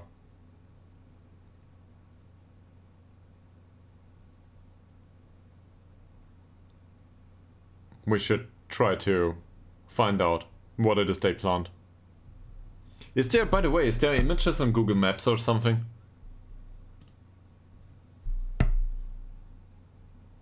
Like, maybe we can determine what they plant from the pictures on Google Maps. Given that I don't know anyone there. Or there's another approach. We just wait until Mikabillion shows up again, and then we tell him to sit in a car that he might or might not own, and then just drive up there. It might take him, I don't know, 12 to 24 hours to drive from where he lives to Ytterhogdal, but they do it for the matches, so he can do it for us. I think that's totally reasonable. Let's do it this way. So he can look there. He can have a look what it is they plant, and maybe buy a kit too, and send it to Germany. That would be great. He will be really happy to hear that, I'm sure.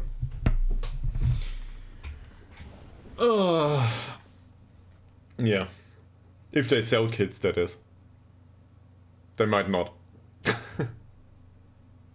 Yeah. Was it Mikabillion who wanted to be scout anyway? I think he wanted to be scout.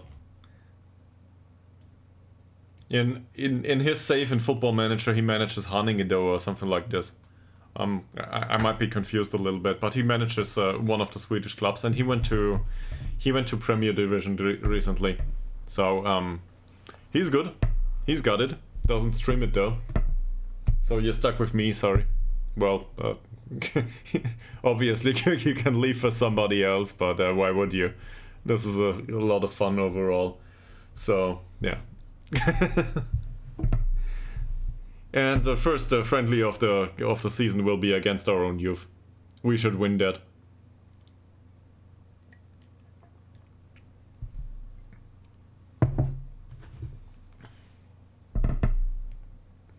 Who? Make a billion? Yeah. Probably.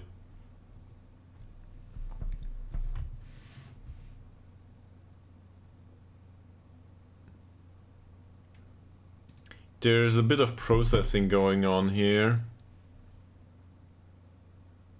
Me? I'm not the best in anything.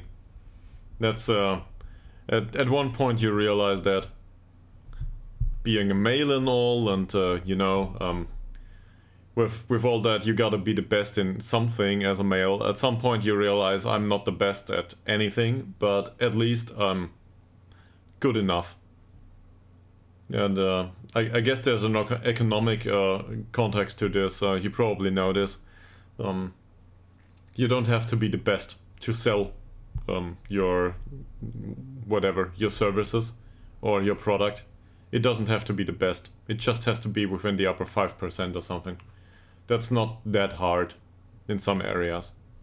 So if you focus on something, then you can good at it. Can be good at. Forget whatever I'm talking about. We got him.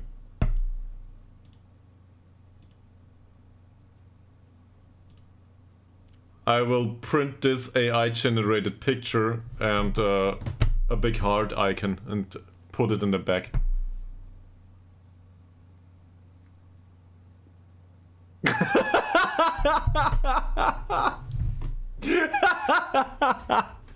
It's either this one or Harry Potter. This is what I get all the time. Like, not on stream just yet, but I get this all the time. And apparently it doesn't go away for some reason.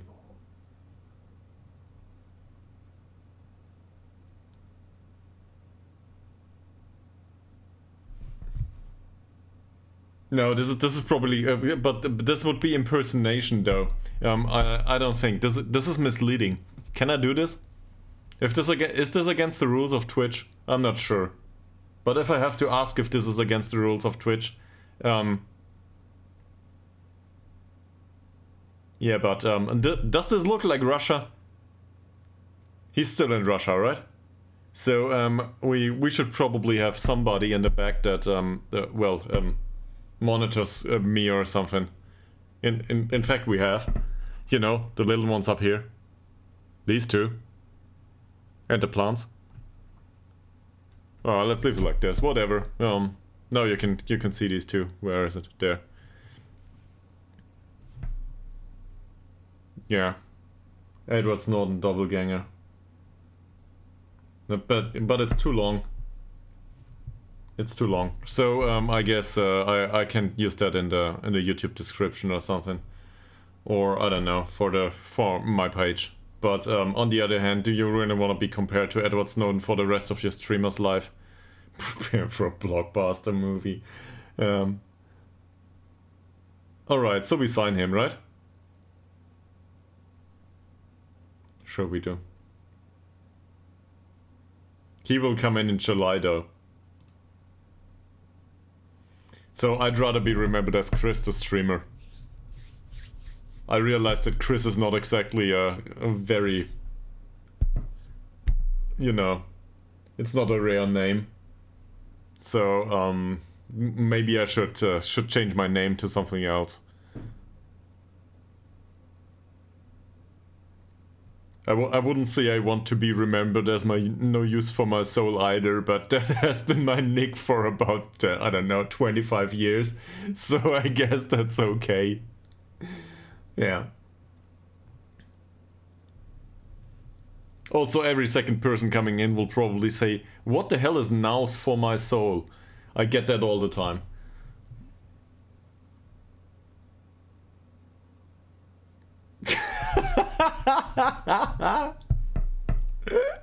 We're not that similar though. I think Edward Snowden did well. My life has been good in comparison to Edward Snowden's. Also, this is an American platform, so be careful what you say. I'm not Edward Snowden. The CIA can stay at home. No need to break into my apartment in Nuremberg. Please do not come here. I am not related to him, even if I might share some of his views. That said, yeah, Russia is not a good destination these days, I hear. So, yeah. You know, who needs privacy anyway? Or, I don't know, responsibility with handling of your data. The FBI is for internal stuff, man. They will not come here.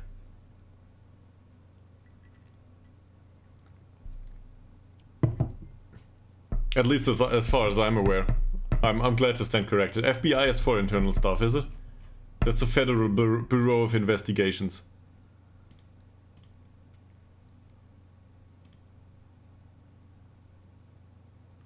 Well, we have a striker now. Doesn't matter anymore. By the way,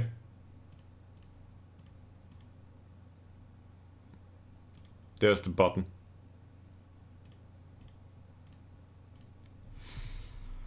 He's on a long-term trial now. Great. Well, if he wants to, that is. Here he is.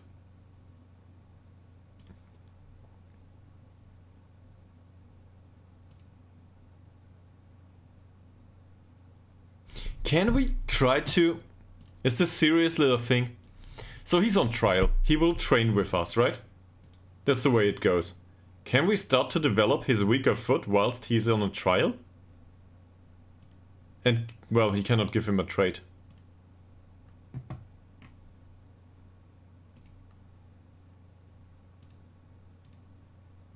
Yeah, I do not think we want him. Or him, for that matter. But these two, these are recent signings.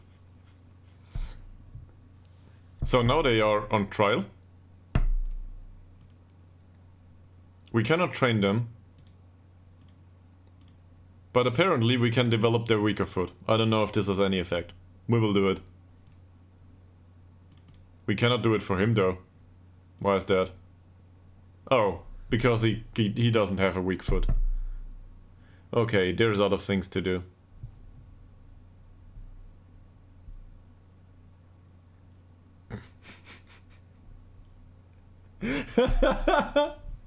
Well, he did decide though. So now we get the potatoes are bonus now. He gets the best potatoes as a bonus. No, but what we can do is we can put him into the... This guy can leave the striker group now. So Voltsund winds up opponents and Per Frensson doesn't do it yet, but might be going forward. He can come into this mentoring group. His personality might even improve. Or not, who knows. But Voltsund, Fransson and Bernie Go are all perfectly fine with coming deep to get the ball. Playing with the back to goal is fine too, for everyone here. And avoids using weaker foot is no longer a good idea. So let's get rid of this guy. He's a trialist anyway. This is our group going forward. And now we've got one 30-year-old who is prone to being injured. He's got a recurring injury, which we learned about after we acquired the sports scientists due to going up. He's got, what is this? A recurring pulled calf muscle. So this is a very low-grade injury though. Not that much of a problem. That said, we've got two strikers now that can compensate for this. Well, compensate might be a bit of a small statement. In any case, we've got a chance. And I wanted to throw the central defenders into their mentoring groups though, so we will need to do this. Bernie Go.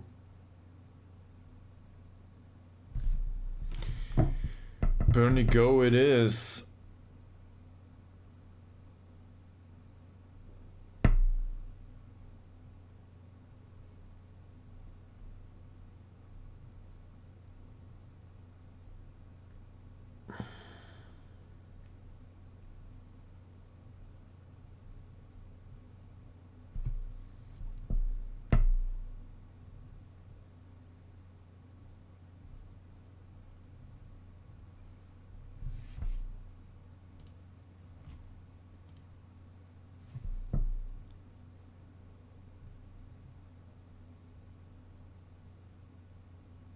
yeah. It's already in the list. Yeah, so given that there's nothing going on here, and we have some time, I will grab another cup of food, I guess. So, this is a micro break. I will need, I don't know, 2 minutes. I'll be back.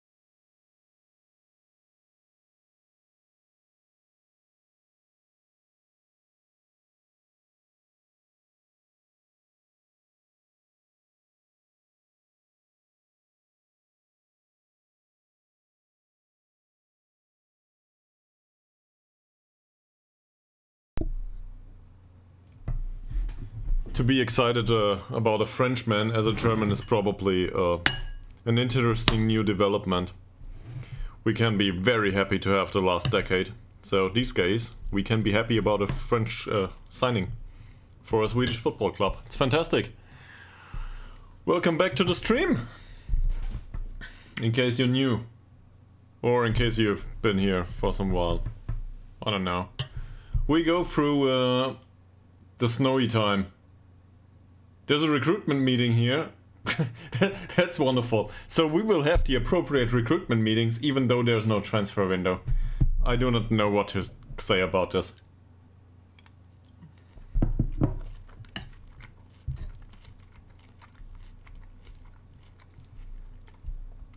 I'm so annoyed.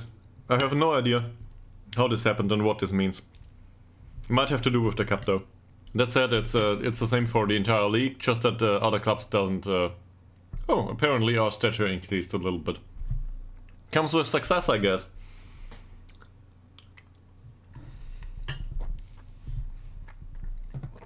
Ooh. Göteborg are more reputable in Sweden than Malmö.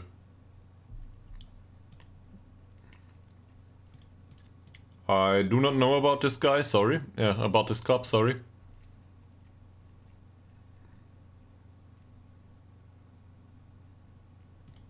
Kalmar. They went down. Well, in any case, our reputation went up. The rankings, where are we? Fantastic, this isn't...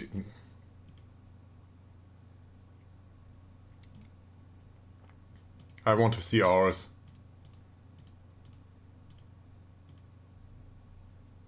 So we are not in here yet. Now we are. Look at it. Our reputation rating is 1 star. That's much higher than I thought. We were a half star.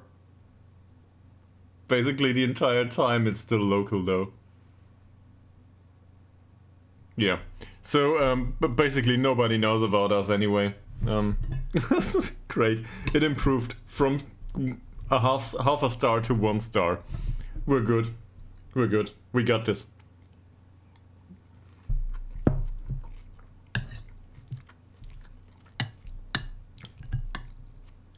Being on TV the first time will be like, Yitter, what? This is in Sweden? You sure this is in Finland?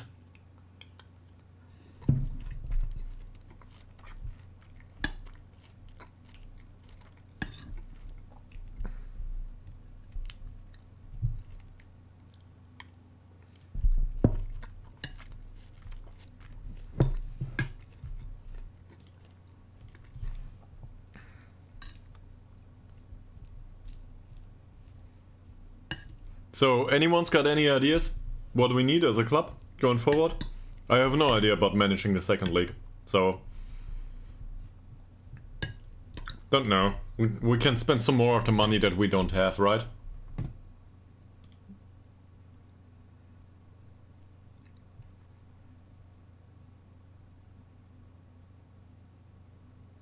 Yeah, I realized by now. Thank you very much. I definitely realized.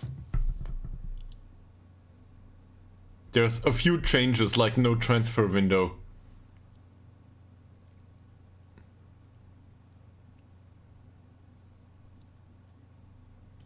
Same. I think we will do the same.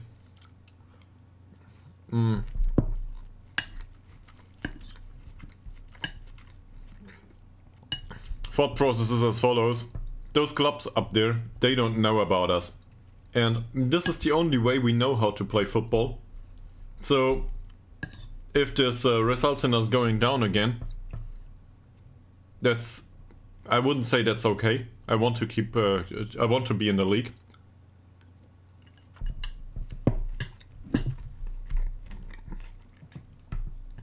But at least I can say one thing. We didn't try to park the bus the entire time. And I need to play the same way, by the way, because the club wants us to. In fact, they want us to combine this with attacking football, so it's even better. So nowadays we have a chance, well, we can play short passing, high pressing, attacking football with a lot of possession, however that works. Or we can play possession football with a lot of attacking. You can, I don't know, pick whatever you want. It's not like we have much of a choice.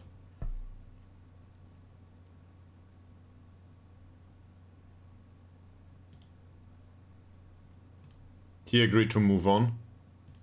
Cool. What's this?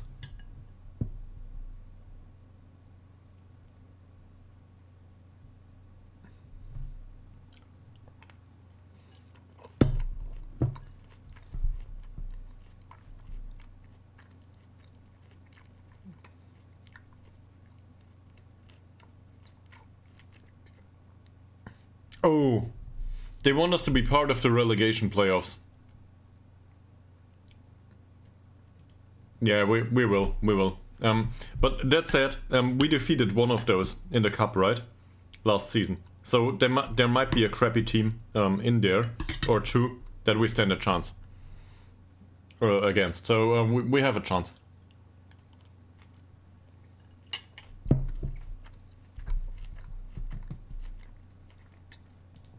And I do trust Mika Billion on this. You know, trust strangers on the internet. That's always a good thing. But I trust him on this, that our squad is good enough to stand a chance up there. Not good enough to be promoted, but good enough not to get relegated if we can make it.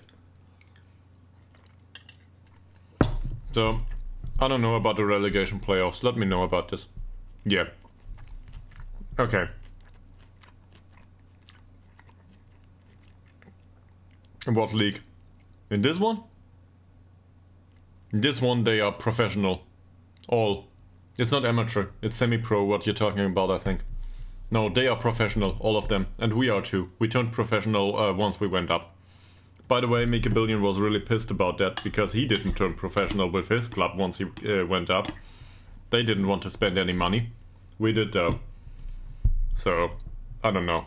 Now we're out of a small village and there's not enough potatoes available to sell to finance the club anymore. In any case,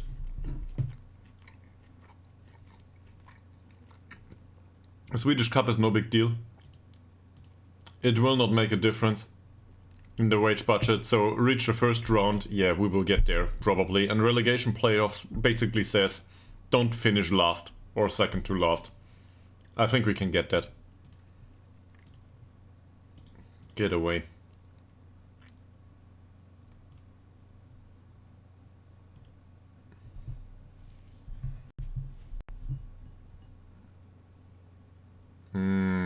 That way. Yeah, that's Gefle. Probably. I will need to look into this. But one of them came back down straight away. And we are so outlandishly bad, infrastructure-wise.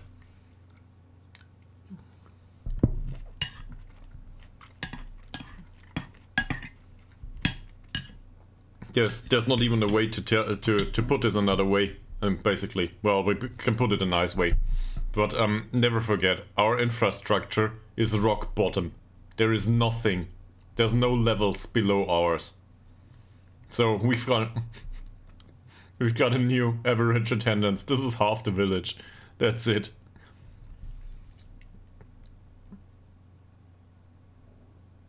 A few youth players got promoted. What? Not a number. The average rating is not a number. This is fantastic.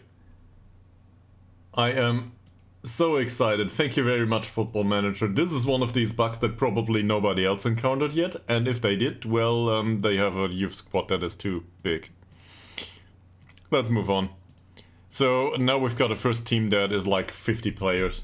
We need to get rid of those, and we will need to wait until the middle of the year because transfer rules changed.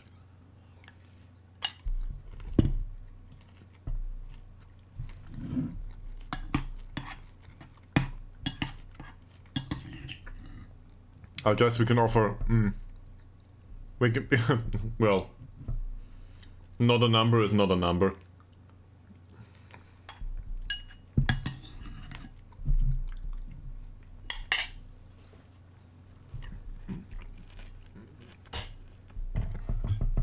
Also, be careful with the sets these days. Fixture list has been announced. Nice. Let's look into this. So, we will play... There's TV. No additional money given from TV rights. Are you fucking serious? We do not earn any money for being on TV.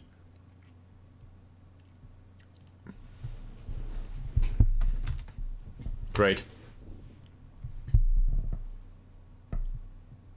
I do not care much about the... Who's this? Sure. Bye. I do not care much about the referees that got promoted or not. We can't change it anyway. You can get... There's none for the entire league. Or, well... I don't know. In fact, that's a good point. We might not get any money. We might not. The others might. No, forget it. Nobody earns any money for TV rights. It might be a thing with the league though, if you think of it. Because there's a lot of prize money in the league. Where is it? Yes, look at that prize money. We were used to 650k, I think. We expected 650k. That prize money just went up. For being relegated, that is. So... being able to make it out of the playoffs, so not getting into the playoffs, will get us 1 million. That's huge money for us. We can buy all the potato farms in the world from this. If anyone of Ytterhogdals IK ever watches this, they will... I will get a cease and desist order. For too many bad jokes about potato farms or whatever, just because we don't know it better.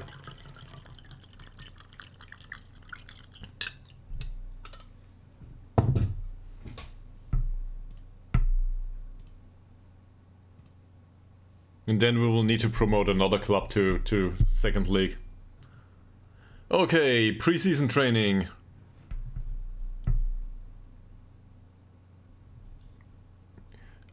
Yes. That's part of the concept, yes. That could be possible. So, let me put it that way. This is not my goal, but the club should be in circumstances that allow for this. And that's a bit of a problem because I went on a spending spree lately. You might have noticed.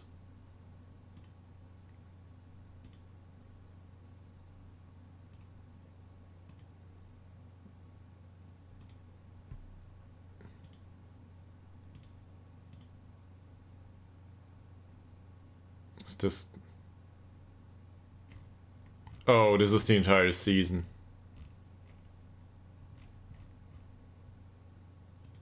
Where is there no...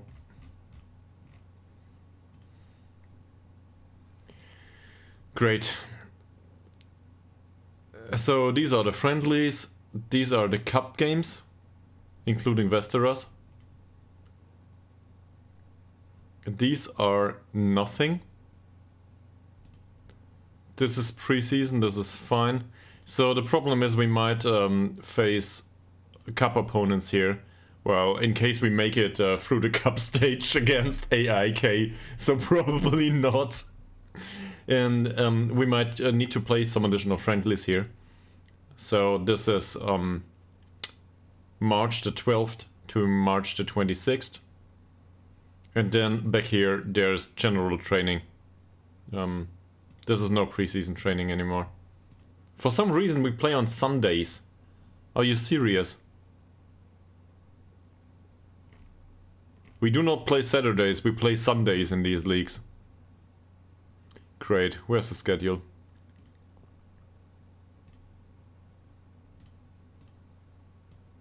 Apparently matches on Sundays. Thank you very much.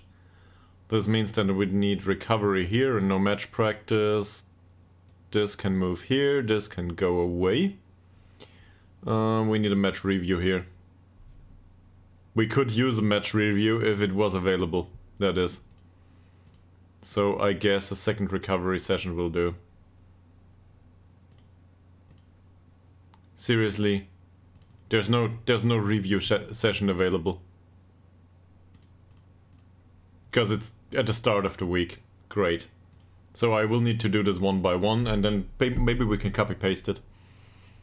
In any case, this is... So these are preparation sessions. Given that we are expected to do something with set pieces, we probably should train for that. Maybe even here. Some set piece delivery maybe. This is a bit much now. We do not need tactical training anymore. Why is there physical training here?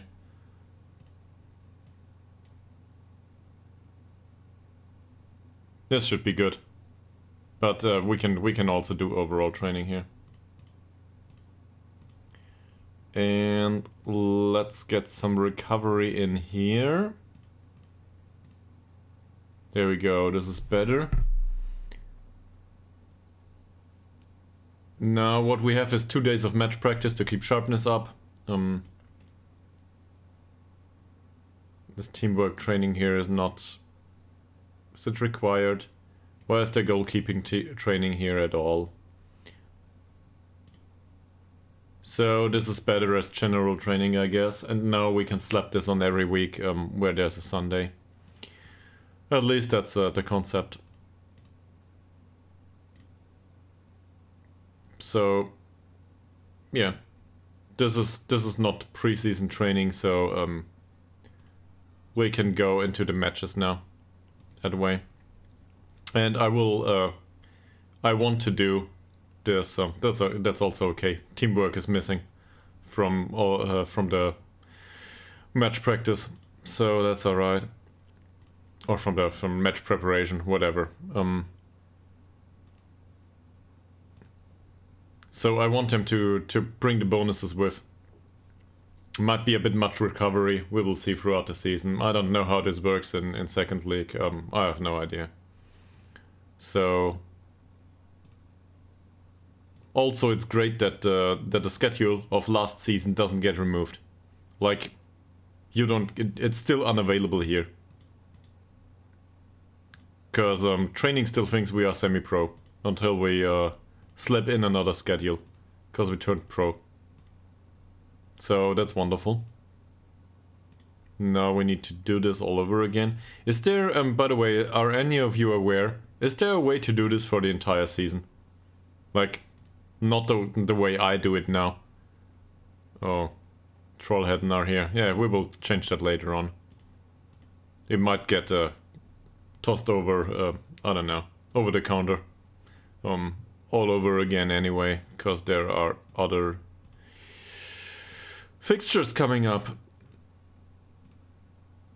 To click stuff and to think at the same time and to talk is really, really difficult sometimes.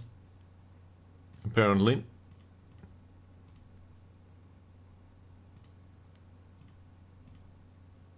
We have to do this for 30 games, so I hope you brought some patience. There's the game against Gefle. This would be in September. I'm close to the end now.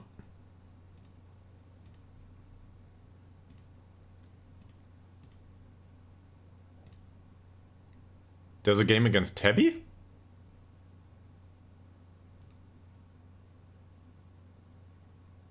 Oh, Tabby went up.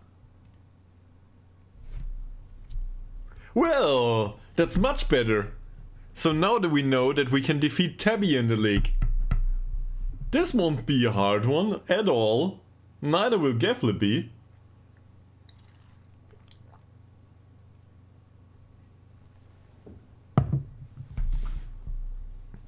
So we might stand a chance after all. Is there a season preview? There's the season preview.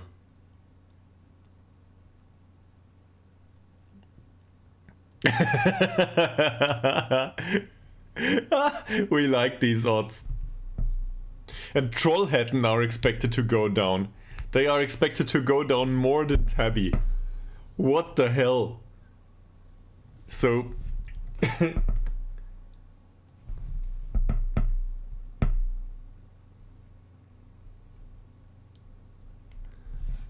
yeah.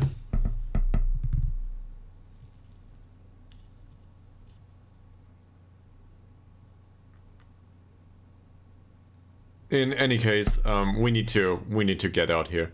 So we need to be in the 12th spot at the end of the season. That's it. We play 15 games, well, twice each, so 30 games. That should be 35 points, same as with the league below. High school reunion, yeah. At least the farmers can say hello to each other. I'm not aware. I think Tabby is not a farmers community though. So this is some sort of suburb of Stockholm, I think, or something. I might have confused that though. So please don't blame me.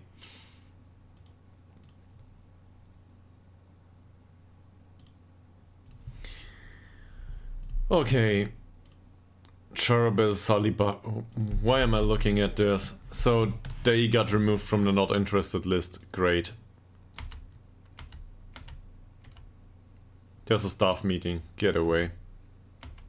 I don't care about these either. And then we will have a recruitment meeting for the transfer window that doesn't exist anymore. Isn't this wonderful? Yeah.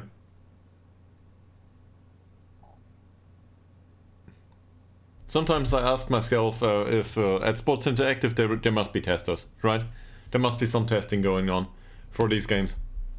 So, is this something they do? Realize that these bugs exist? Because I expect some of these to be fixed at some point. But it might be a problem with the databases. So you need to start a new save all over again or something like this. This is what we need the editor for. Let's get rid of the recruitment meetings. They are annoying anyway.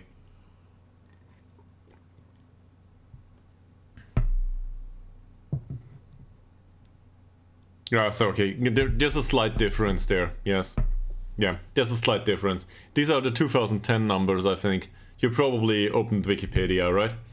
So these are the numbers of the last count of 2010.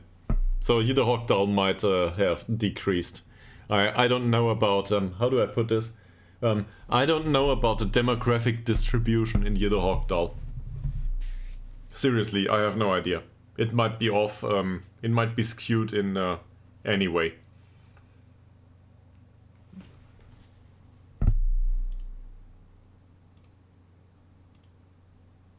But our stadium is 2.5k people, so we can probably fill 20% of the stands there on our own. If we bring the dogs and some of the reindeer.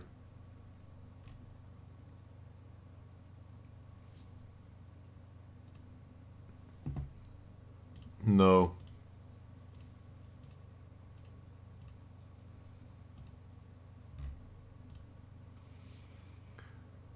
I should depopulate the short lists.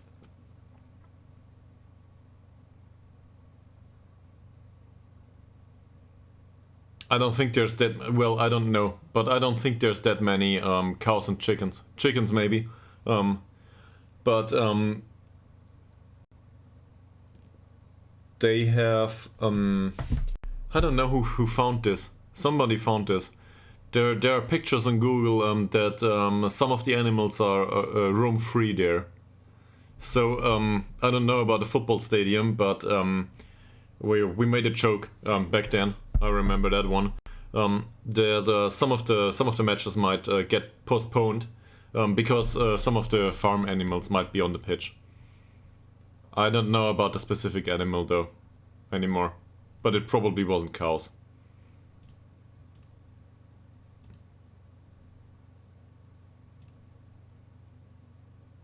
Yes, I agree with this.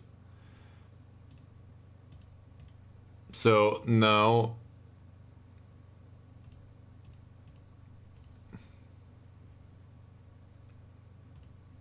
I guess we can still try to sell him. He would be very interested to speak to clubs anyway. He wants to go due to a lack of playing time. We will play Morgan in this position going forward. Or Antoine Pouget, maybe. So, yeah. Let's try to see if we can sell him. Lilydal. He will be a loss to the club though, as a... Well, he's fairly pro. And I like to have him.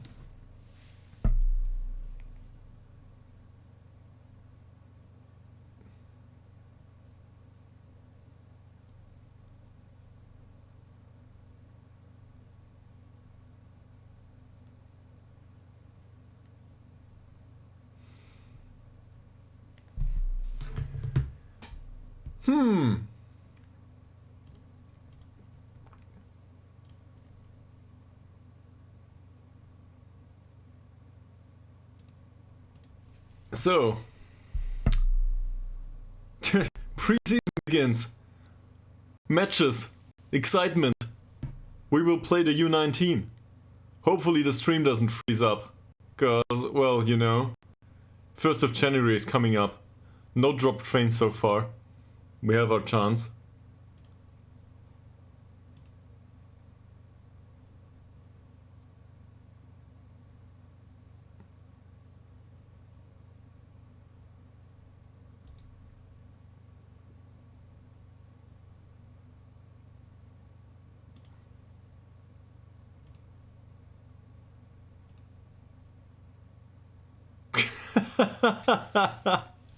Yeah, maybe. I don't know if they plant trees up there. So I guess there's a difference between farming and wood cutting.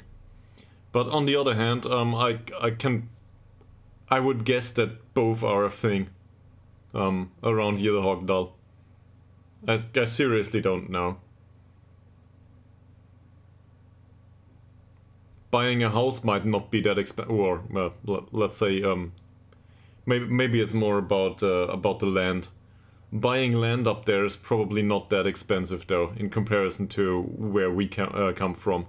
Like I guesstimate that most of us as watchers are from cities. So yeah, assuming a distribution in age that is similar to mine, you know, like something around that.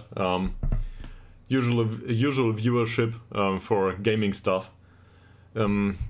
We should probably expect that most of us do not own our homes right now, and if we do, we might have made a lot of sacrifices for it and might be in debt. So yeah, Ytterhogdals is probably a bit less expensive. What about Lilydal? Nobody's interested in him. Well, I will not tell him to get on the phone. Or will we? So, in that position, Tillander will not play. Morgan is available. Volsund can play there in case we need him to. Puget is available and Fransson can play there. That's it. That said, Lilydal is a good personality overall. He didn't do well last season. That's just a fact. I do not think he has much potential in him. He's 26 though. So,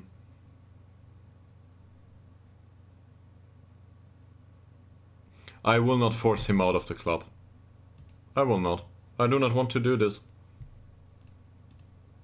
How do I put this?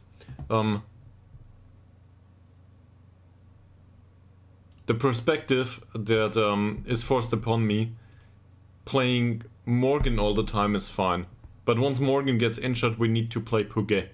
And to have Puget as the only option there, considering his personality-focused challenges, I would argue is probably not a good idea.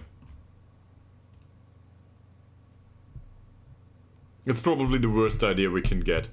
So, maybe it's a good idea to have Lilydal around until the end of the season, and then he can go.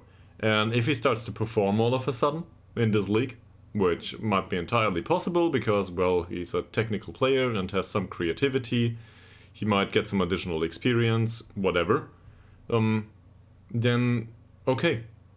Then he can get a proper contract and we play him.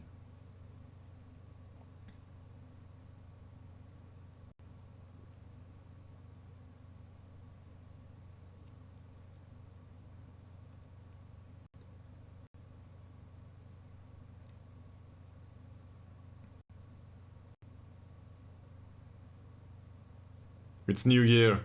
Well, almost.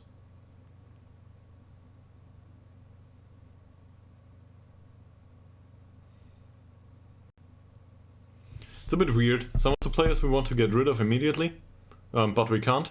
Some players we do want to hold because there's no transfer window. And in the end, there's a lot of chaos and we need to just accept what we have. Like, Volsund will play for 50% of the season, or Fransson will. Because our new striker and our new central defender will not come in until the season starts. Yeah, no, until the middle of the season. I'm highly confused. I would love to have them at the start of the season. But next transfer window is after season, so basically over. 2/3 of it have gone. So, seen from that perspective, we are forced to play with the third league squad in the second league. That's fantastic. I always wanted to do that and overspend on it on top.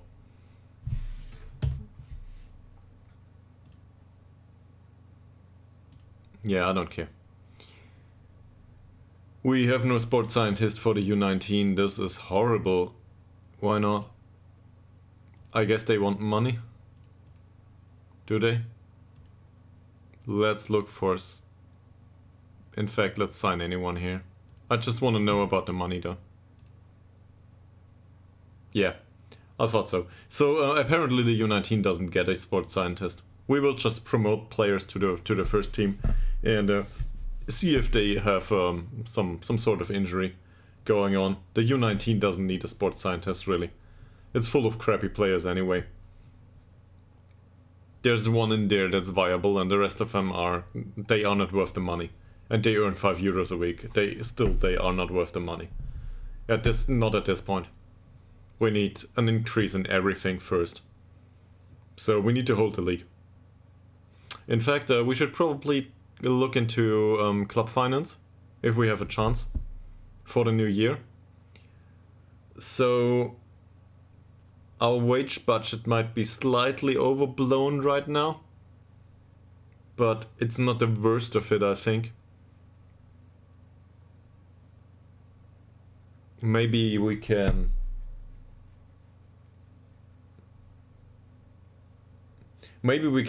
extrapolate, if this is a word in English, I'm not sure. So after the first month in January, basically at the 31st, we can have a look at the first month of spending in 2028 and determine spending going forward. Approximately. The fixed costs at least. And then we can find out how much of the 1 million that we expect to earn, if we hold the league, that is, how much of that 1 million will remain. This is prior to paying the well-paid players, though. So I'm entirely aware that this doesn't include some stuff. On the other hand, it also doesn't include the income from matches. So, I don't know. We might make it very far in the cup, which is highly unlikely. Or there might be very many people in Ytterhogdal all of a sudden, which is even less likely. On the other hand, this is Football Manager, so maybe Ytterhogdals IK will have 1,000 fans showing up all of a sudden, even though there's not enough people in the village. Who knows? Who knows?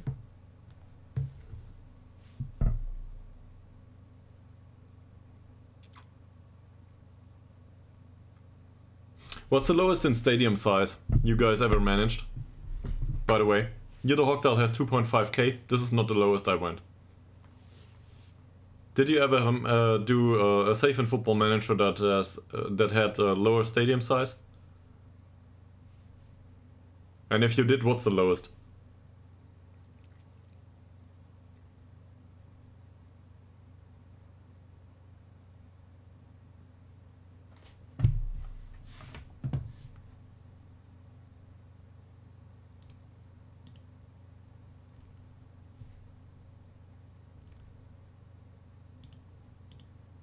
No answers on Twitch. If you see this later on YouTube, answer in the comments below. I'm good at this. Maybe. I don't know.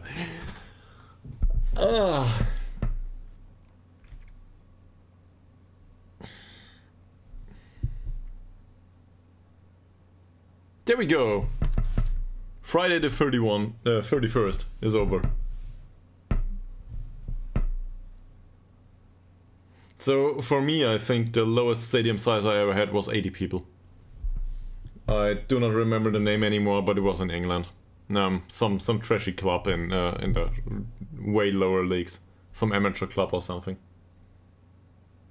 Yeah, that makes sense. I had a custom database back then. And by the way, welcome back to the stream, Hayden.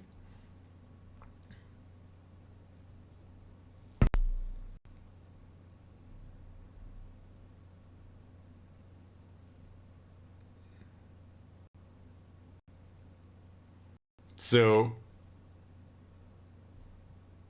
did you fill that stadium back then?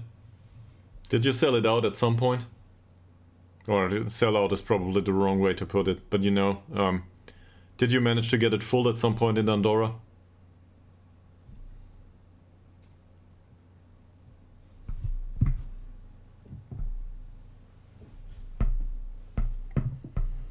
I remember that the 80 people stadium got expanded at some point. So it was really fairly easy to sell out once I moved up on the leagues. And then, we had a problem going forward. Because I needed to expand the stadium all the time and it cost a shitload of money. And afterwards it had 250 seats. Or stands, probably. So, back then in that save, did you expand the stadium too? Did that happen?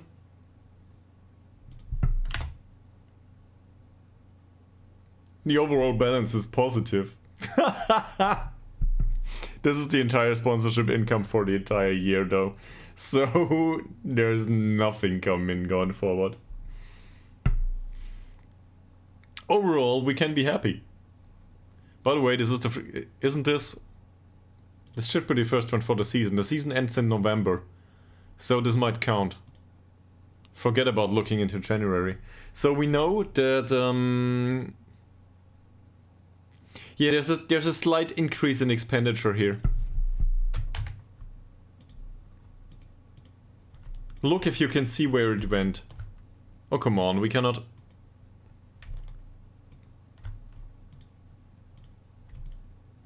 Why is there no... We cannot select all of them?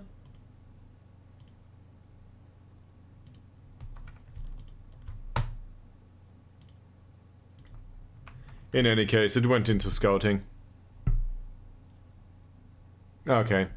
Yeah, okay. It's been a while with my save too. So, player wages.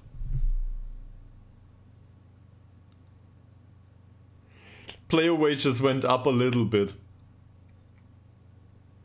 A tiny little bit. That might make a difference going forward. Scouting costs we cut. So this will go down. Staff wages increased slightly. We shouldn't have done this, most of this.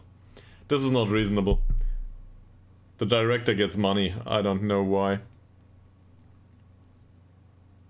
Yeah, overall, so there will be no TV revenue or anything. We might need to fire the stuff that's worthwhile going forward. We should have stuck to the other approach. Just with the broke stuff and all these people that do not stand a chance here, and just take the money. We should have done that. But on the other hand, it was really, really nice to be able to spend some money all of a sudden. So we did.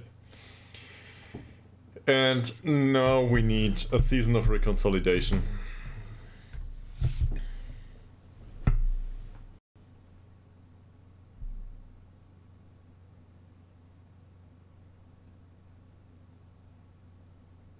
But how much money did we spend overall? So, for somebody talking about money that much, I'm a bit confused sometimes. I wanted to know how much money we will spend throughout the season, and if the prize money is well, prize money. Yeah, it is a prize money for finishing last. Worst case. What the fuck? There's a transfer window here.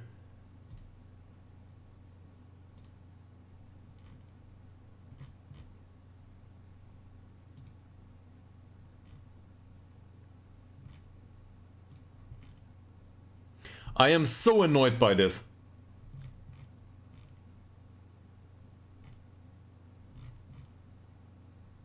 There's a transfer window. They reintroduced the transfer window later on. So if this happened to me previously, I think I get it now.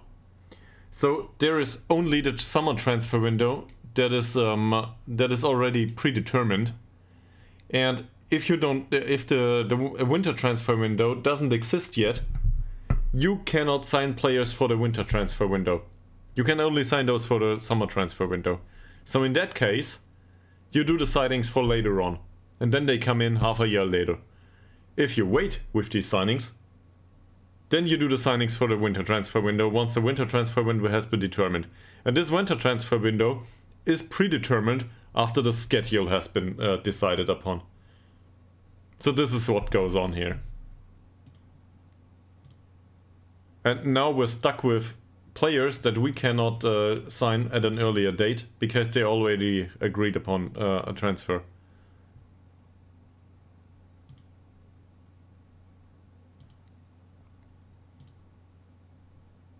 Yeah, there's nothing that can be done here. What's this? His existing contract is for 140 euros a week? Oh, that's his old contract, is it? I don't know what's going on here. That said, he develops. He develops for not doing anything. I love this. Yeah, in any case, so next season we will not sign anyone prior to January the 1st. Sorry about that.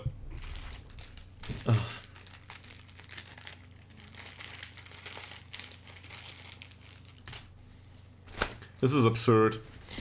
I don't know if this is Football Manager stuff or if this is league rule stuff. Probably Football Manager has it right, and it is the way it is in Sweden. Maybe the transfer window is not that clear prior to the schedule.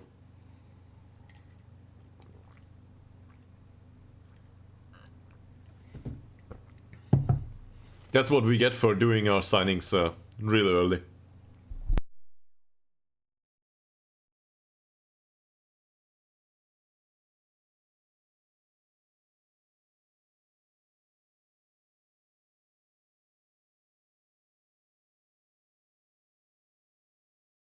At least we can keep our signings as trialists with the club, and we will not pay them for this time. So at least that's okay. And on the other hand, this also means that we can sell players, and this is really great. But it's in a month, so we're stuck for the cup with the squad we have, more or less.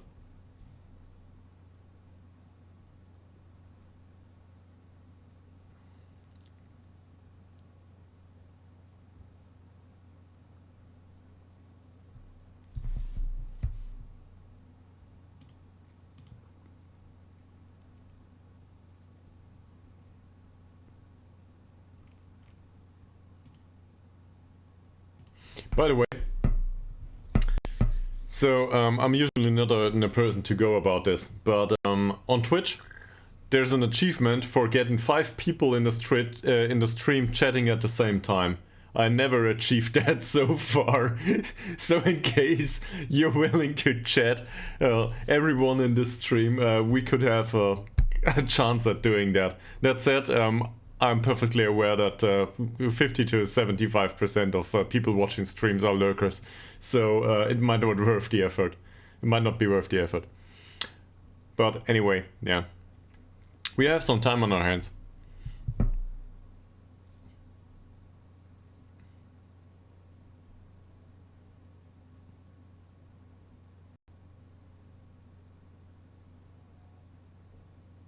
For example, you might tell us, how are your saves going? Did you do any good signings recently? Are you willing to provide image material? Some people do.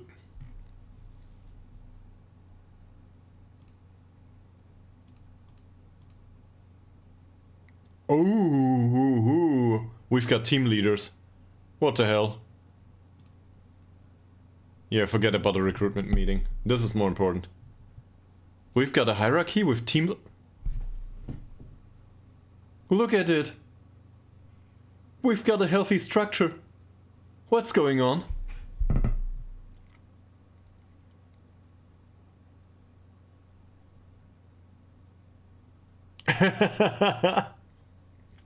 That's a hard question. So... I guess I'm in a more general approach, I'm a rock person. That and well, somebody listening to metal might probably say, well, Chris, you don't listen to metal that much, but I like metal too. So to me it's if it sounds like how do I put this? Yeah, okay. So but I also listen to metalcore a lot. Well, I did. I don't listen to music that much these days because, well, I keep streaming 8 hours a day.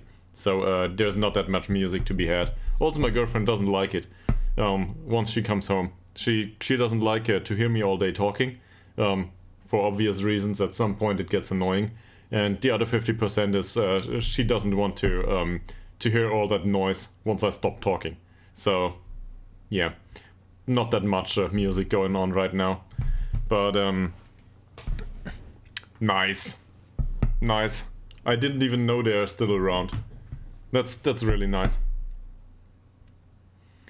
Yeah, the last concert I've been to, I don't know. It might have been Beartooth actually. I'm wearing the shirt right now. There it goes. So it might have been. I'm not sure. And that's been a while ago. Like, I don't know, 2 or 3 album releases. I grow old. In any way, this is great. Football Manager related here. This is wonderful. So, with him,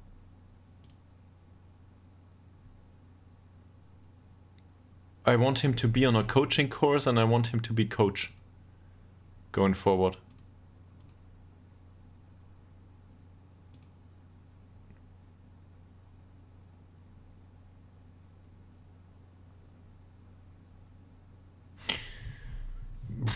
Even Anderson went up. He's highly influential now for some reason.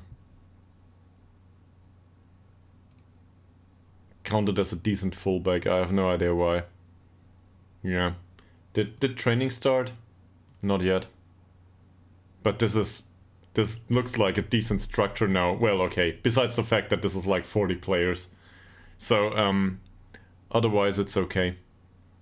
But now that we know that there's a transfer window, we stand a chance to get rid of some of these players and to get other players in as a replacement. So we have a chance there.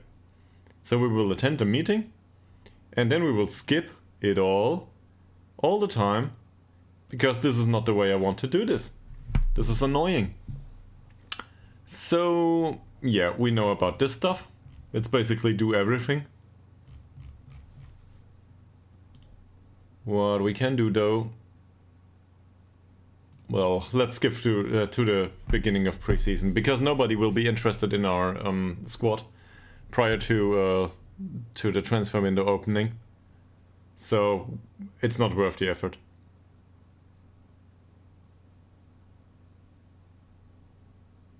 Once the transfer window opens, clubs are available for business, usually. And given that we are a second league club now, with horrible youth recruitment and horrible facilities, maybe somebody wants to buy our players. We offer a potato on top. Bottle of vodka maybe, I don't know.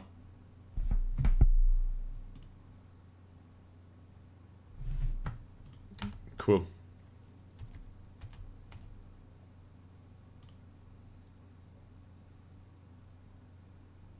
Yeah, many of the players haven't formed meaningful relationships, you don't say. That's probably because half of them are new to this club, and the other half just came up from U19. Which reminds me, so we still have 1 month of, for most of these in the club, so some of them might need to be mentored. He's highly influential now, so there's no influence on the rest of them. Same with Smilovic. Yeah, some stuff changed. This is the important stuff, Bene Elohim, right? Just forget about Football Manager. Trivium is nice. I never saw them live though, but I agree that well, I like the music. At least the part that I know of.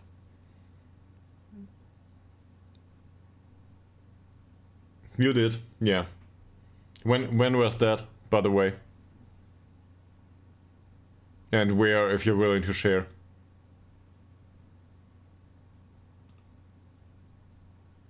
"2013, yeah, okay, that's been a while. Wow, man, wow. Yeah, I've never been to Wacken.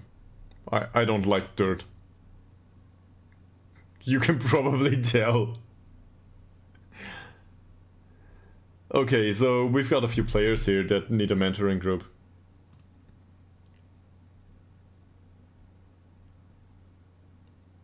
Yeah, we need to look into this. Oh, that's a lot of stuff. Oh, come on. Okay. We'll get through this, right? We'll get through this. So, this is Milton Derndau. Welcome to the squad, Milton. Milton is on a part-time contract that lasts a while.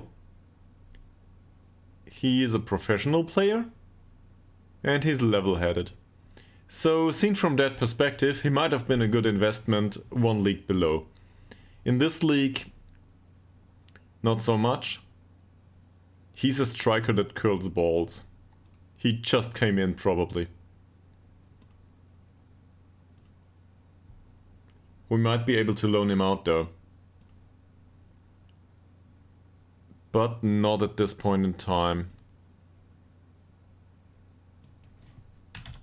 Let's try.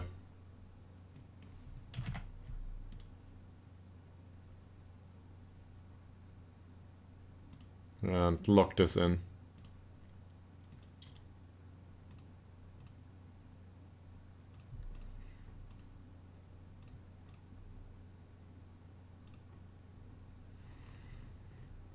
Anton Ishak? Well...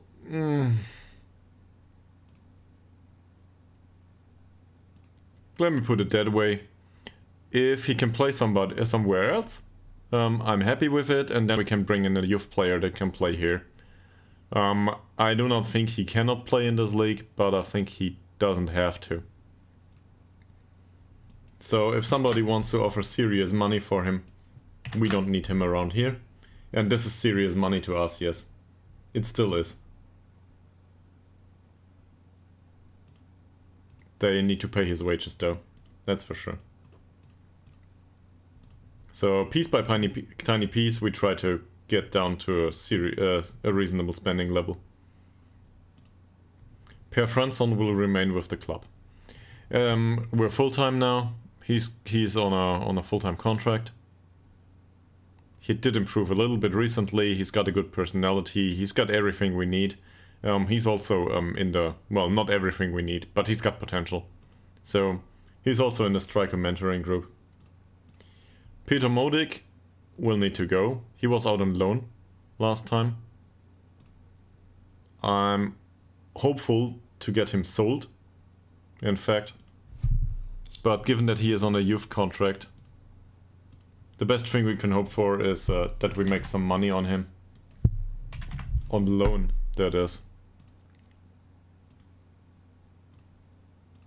It's unlikely though. Anton Anderson, he turned 19 and we need to get rid of him. That's it. Same here, loan offer. Offer him out for transfer.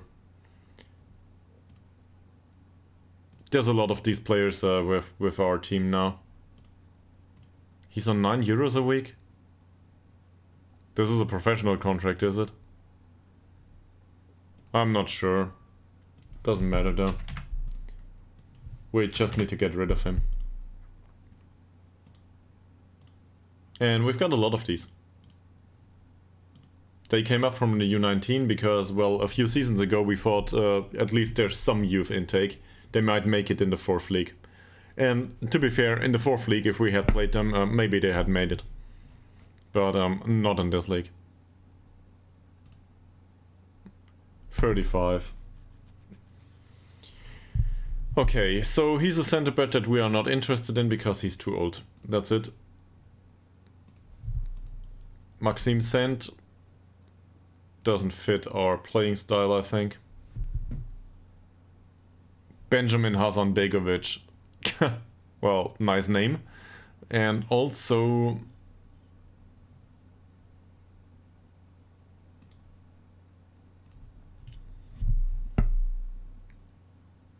I don't know, it doesn't fit a striker role for us. It's not like I'm entirely uninterested, but... And there's all the others. We should do that in the scouting in the scouting department, not here. Yeah, he can come in. Okay, cool.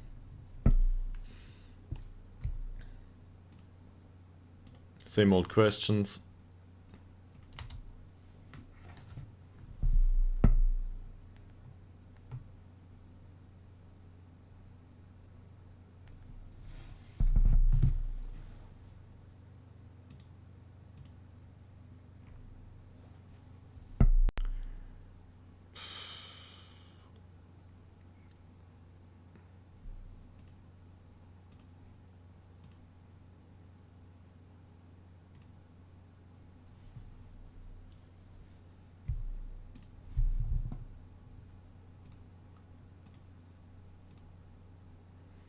Apparently I'm cagey with the media.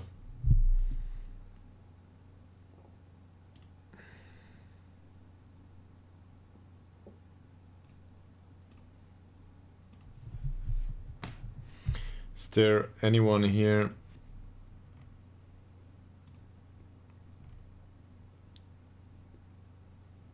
Darrell Mali. Professional goalkeeper. It's a good signing for some future, I guess.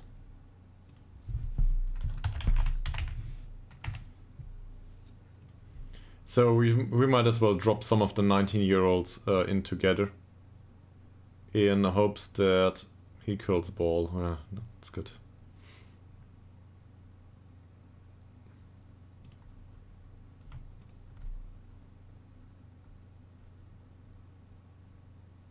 Yeah, that's not bad. So, for example, like this. Because Sivinsky has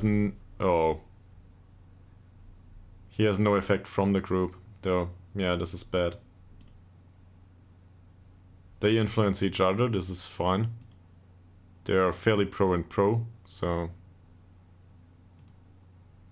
He gets a significant influence from himself. Great.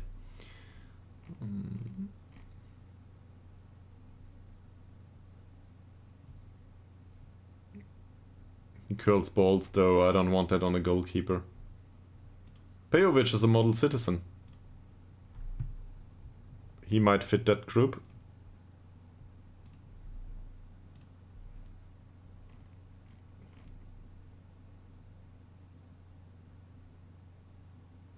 And this is a central defender that's got good personality. So I guess he's an influence on the rest.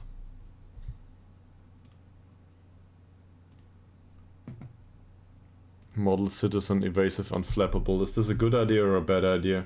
I'm not sure. Evasive and unflappable. He's got determination 14.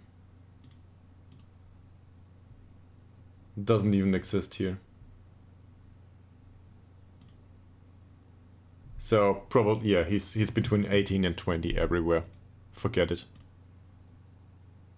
He cannot be part of a mentoring group. Once he's outgrown it, maybe.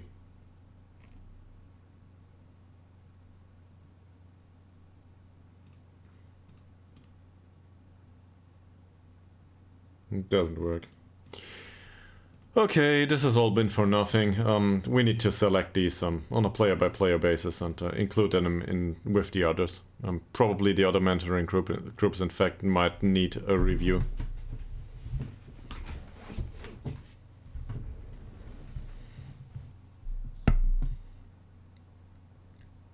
But groups like these.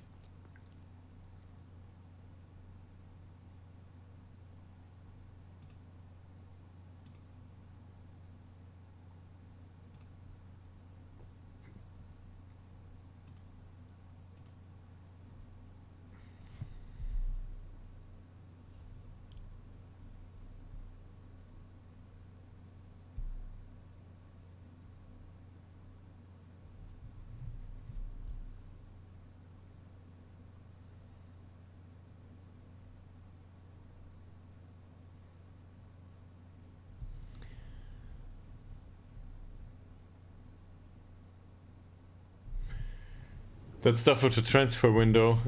Once you know it is not that hard to comprehend. But on the other hand, there's no information about it in the game. So, yeah. Now I know. I'm a bit annoyed by this. I would have loved to have that striker available to us from the start. Doesn't work that way though. So now he's not available. No offers for 4 players. Great. And this entire, well, it's basically half a youth squad. We will need to find a solution for these. People like this guy. To be fair, at least it's only 10 months until we get rid of him.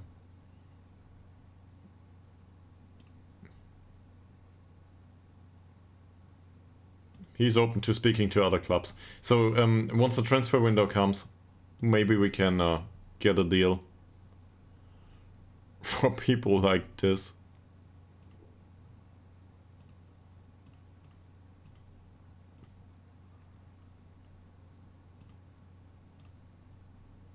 We don't even need any money for them. We just need them to go. Same for him. That said, did they, their youth contracts, I think, for €9 a week. This is the new youth contract, if I'm not mistaken, so this should be full-time. No. It's an interesting question, actually.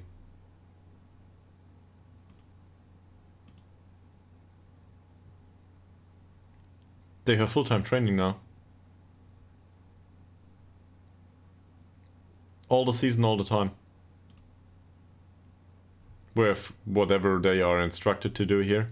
But this is good. This is good. So the youth trains much harder now. I like that.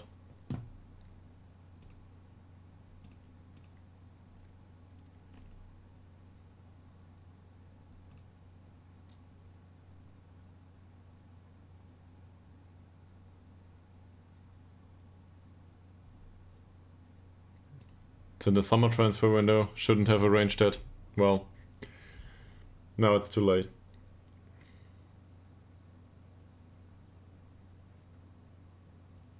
Good. Hopefully we find out that we can get rid of some players for free transfers or for small scale money. And bring in some additional income. Even if it's not much. Just to reduce the wage bill. And then settle in from there. Find a solution.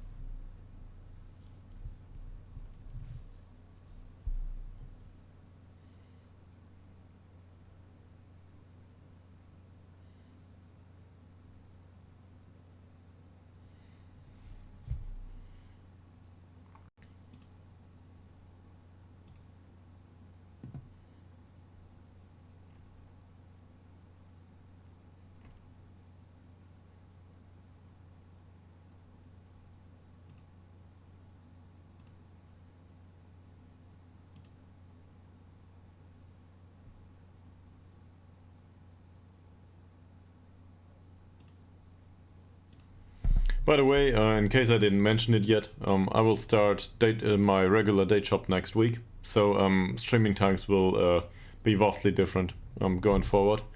Probably in the evenings. Yeah, late afternoon to evening. So around this time. I might get to it on some days, but probably not on all. We'll see how I adapt to it. Let's put it that way. But streaming is something I'm willing to do going forward. I like it a lot. So I will try to keep a regular schedule and, well, to determine one. Let's put it that way. At least once or twice a week. Hopefully more. Because in the afternoon, after work, a session of Football Manager is something I'd like to do.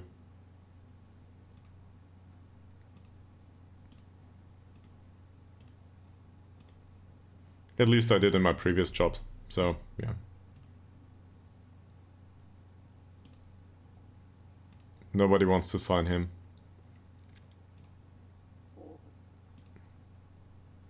There's no training yet. 6 days to go.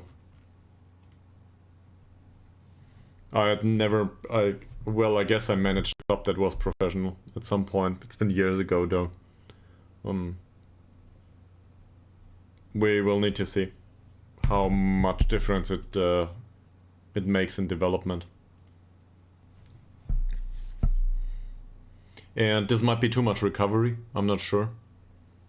We'll need to see about that too. We need to see about training, like the rest.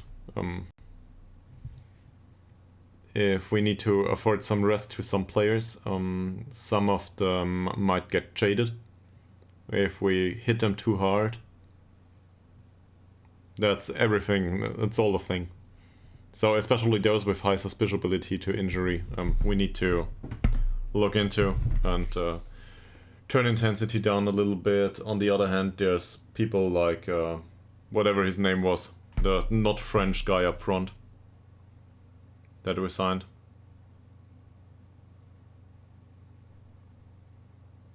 Who is Gustav? I don't know about this guy. Apparently we have transfer targets somewhere in Denmark. For whatever reason. By the way, scouting knowledge might have improved a little bit, if I'm not mistaken. Let's look into that.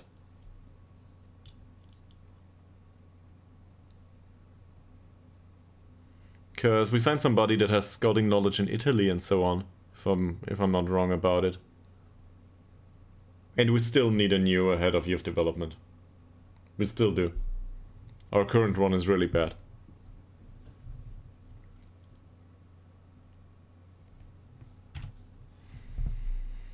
Let's have a look into scouting.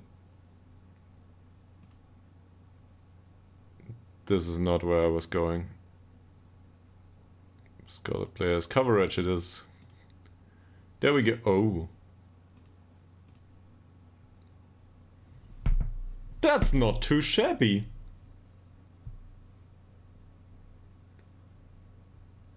So Sweden and Norway is unrestricted. We know about everyone apparently, or we can, at least we have a chance. But there's also places all over Europe at this point that we have comprehensive knowledge about. It's not bad.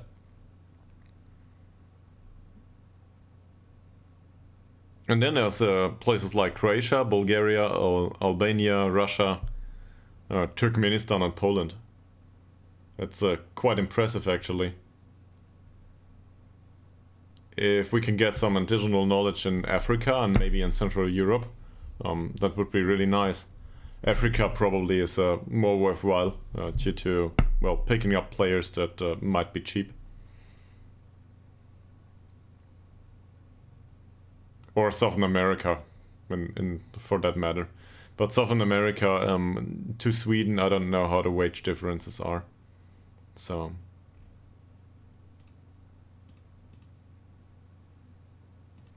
Frederick Swan matched 8 focuses until now. Yeah, I can see why. Problem is, I can also see why we didn't sign him. He is really, really slow.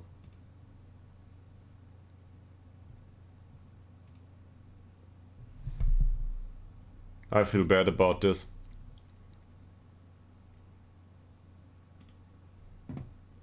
And his personality isn't that great, is it?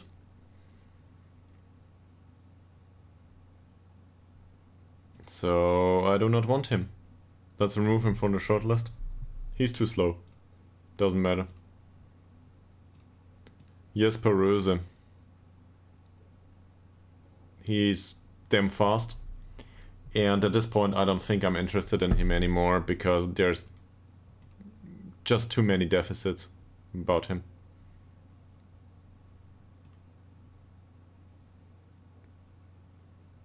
Not even on a youth contract, I think.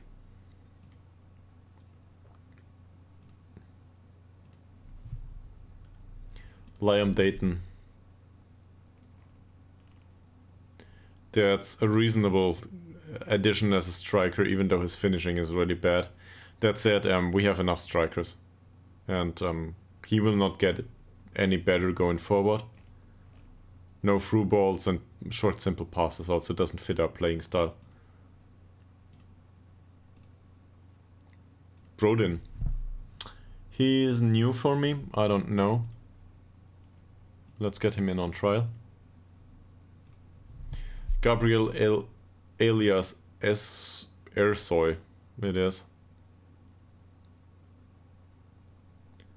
That looks decent from a physical perspective. Technically he's okay. Mentals aren't that bad. The off-the-ball movement is a bit off. I'd argue this is somebody that can play a killer ball more than something else. Might be viable as a deep-lying playmaker or something. He doesn't have the attributes for dribbling. And what I really dislike about him is this trait. Yeah, he was with Hoodinger. I remember. So, and this is what's really off-putting for me. I do not want somebody in central midfield with this trait. So I will get rid of him. And by the way, him we will acknowledge. And him we will remove from the shortlist. And I do not want somebody with that trait. And I will not untrain it. This guy looks like might be a playmaker. Let's offer him a trial.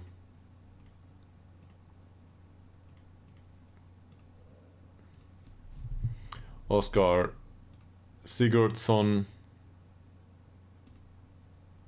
These all are trial material at this point.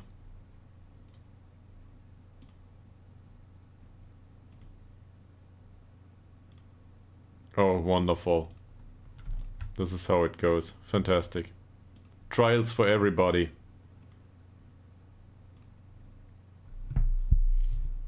Because they approached us.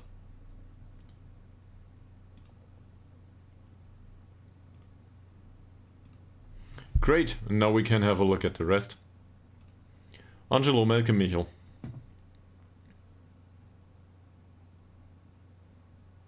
Yeah, overall that's good and the anticipation is horrible. I do not know what to do about this. Wage requirement is too high. We bring him in for trial for 4 weeks and then we move on. Maybe he's willing to accept a lower wage going forward. But I realize why he's on the shortlist, at least. Devin Larsson. Well, as a serious wing back, he would probably be great. As somebody playing on support duty that needs to defend, he's not great. He's dangerous going forward though. And he's too expensive. But then I realize why he's on the shortlist, so I guess that's why he comes up. Johan Svensson. Similar arguments, I guess. But in his case, he's not even that good.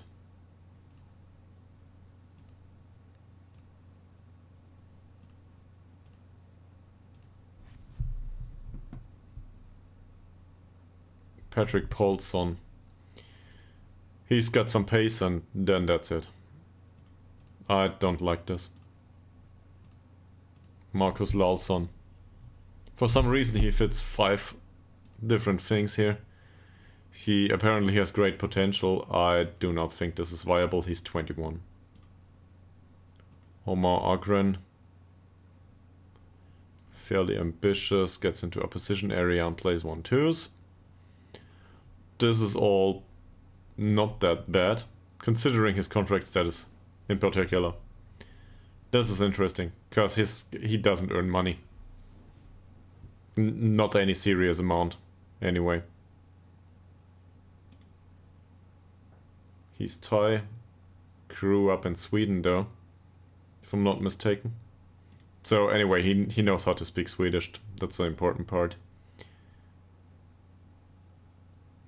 As a playmaker type, it's not that bad, but I don't think he fits our playing style, and I wouldn't know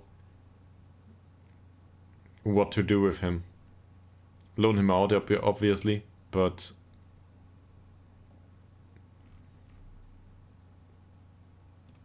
fairly ambitious and media friendly is not a good personality to me. Might want to look this up though. That said, he's not that convincing, is he? He is media friendly and determination is 11. Yeah, he's got decent ambition and The rest might be all over the place. So with, let's say, with another sample of attributes, I would probably be interested. Thing is, I'm really happy that these they come on now, because these are cheap players, and this is what we're looking for. Yeah. So they are not 2.5 star rated for some reason though.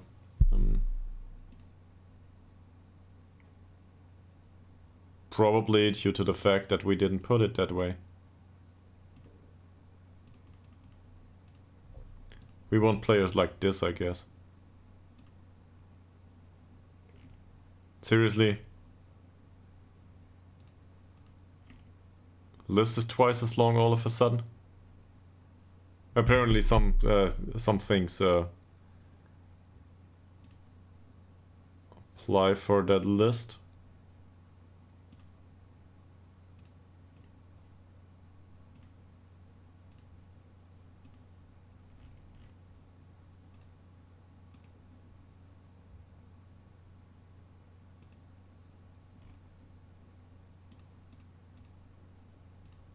Well, let's go through it. So I do not think we want him. He's not good enough. Christian Anderson. He's fast. He's a good dribbler.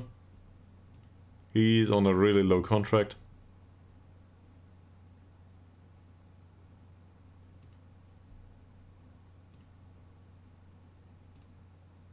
Yeah, this is it. We expected them to have a contract that is rather low, money-wise, so that we have a chance to sign them actually.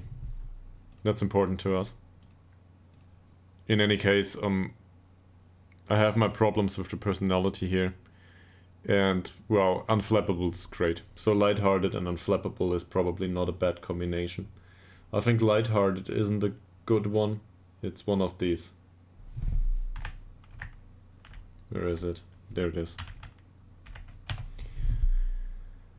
And he's got determination 6. This is not great either, but it's not the end of it. That's okay. He's unflappable though. Yeah, this is a good personality overall. Professionalism might be a bit all over the place, between 5 and 17. But he's got good loyalty, good pressure, good sportsmanship, good temperament. Ambition might be whatever. And controversy might be, well, lower than average, but it might still be 14. That said, he's 22 now. That's the biggest problem here. And he wants a lot of money. If we could sign him for cheap, then would be a different story. But at this point, I guess I'm not interested for the next year. That's okay. Eliseo Benettini is with Bodens. He's more expensive, I think, than we want to admit. What focus does he match? 21 cheap? He's not cheap. What about this is 50 euros a week?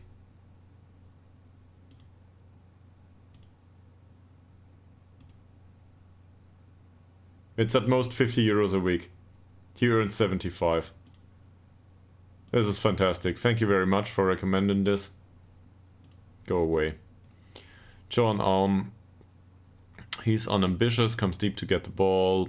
I'm not so convinced. Unambitious and volatile. He can be removed from the shortlist. We don't want him anymore. Carl Peterson. Right-footed. He's 18 though, so that's good. Low determination isn't great.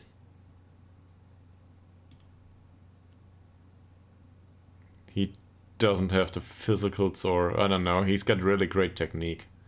But that's it. He's an artist. Edward Liljedahl. Yeah, we've been here. So physicals wise this is wonderful, with the exception of the jumping reach, which is just mind-bogglingly bad for somebody at that size. The rest of it is decent. with the exception of the wage requirement. How did he... Oh yeah, he's available on a free, so that makes sense. Robin Job. This looks okay-ish. He's on, for some reason, on a non-contract. I cannot believe it. There's just people out there that are on contracts that are just no fit for their skill level. None at all.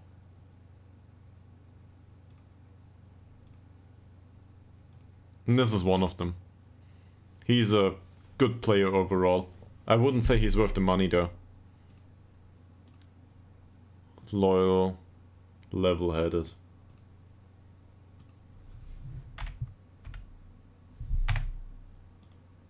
And level-headed. With 13 points of determination. Doesn't change anything. So his ambition is 6 to 7. No ambition there. Professionalism might be all over the place. Loyalty is really high. Yeah. The personality doesn't exactly say sign me. And neither does the trait. So I think this is a pass. Pro Mulder. Unambitious and level-headed. I think this is not the worst. Even though ambition is nice to have. On the other hand, he's more of a no-nonsense fullback. It makes some sense. He's strong, but there's some obvious deficits here. Not sure. Linus Nilsson. Yeah, we talked about this guy. He's been on trial with us, so... The same with him, I think. It's all about the money here. These.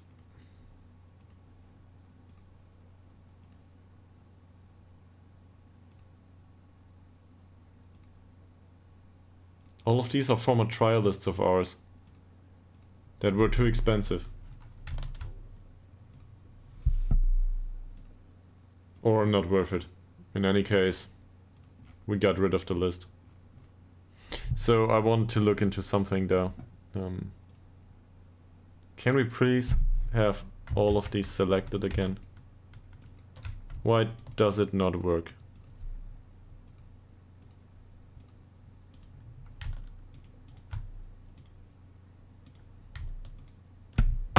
Fantastic. It works here.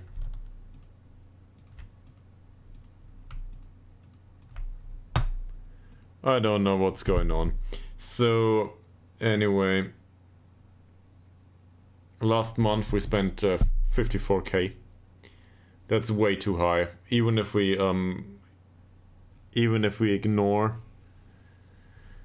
the fact that we spent 15k on scouting last month. Here it is.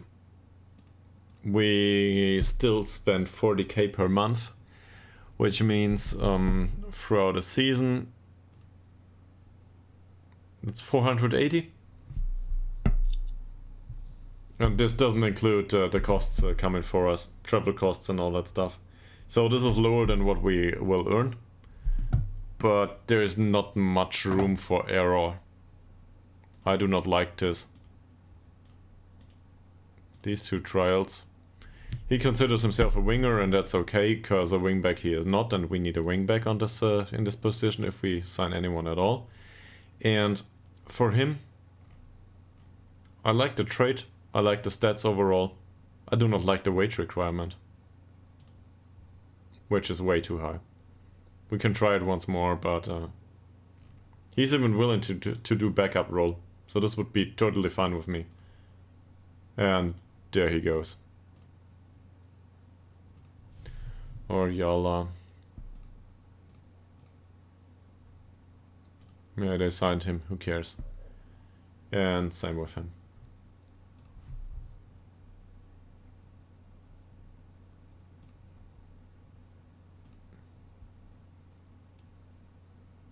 There's not that many players on the shortlist that are interested in us. We need to review this at some point. And the young candidates list. So first of all,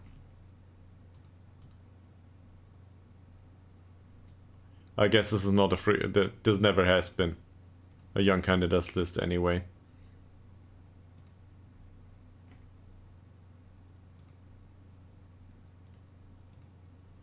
Wow.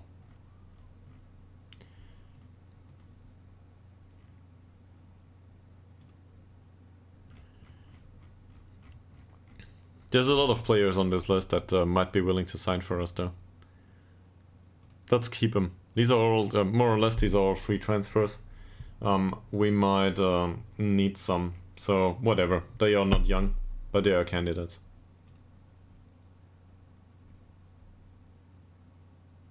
Now, if only we can get these out on loan. Well, maybe once the transfer window opens, maybe some of them might leave. We've had good success in getting rid of players after all. Well, with most of them, not with those youth players though. These youth players we never should have signed. I don't know why I did that back then. Well, we thought they could improve a little bit, but they didn't.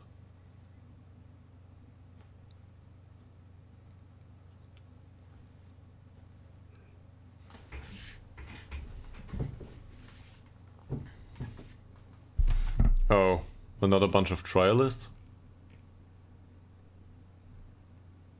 I think these are the ones that applied for a trial with us. Like, okay, they didn't apply for a trial. They applied to be considered as signings. So we brought them in.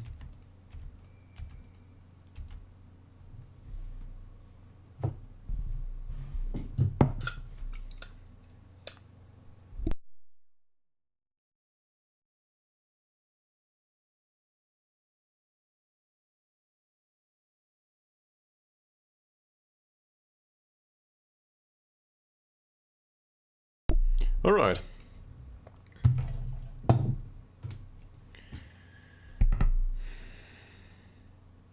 First friendly will be against the own youth. Great.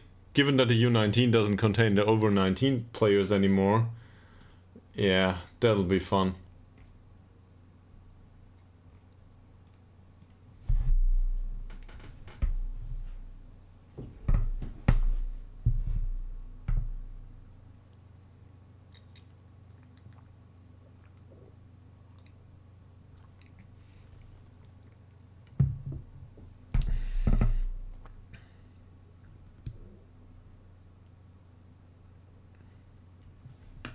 Okay, so we got some people in on trial.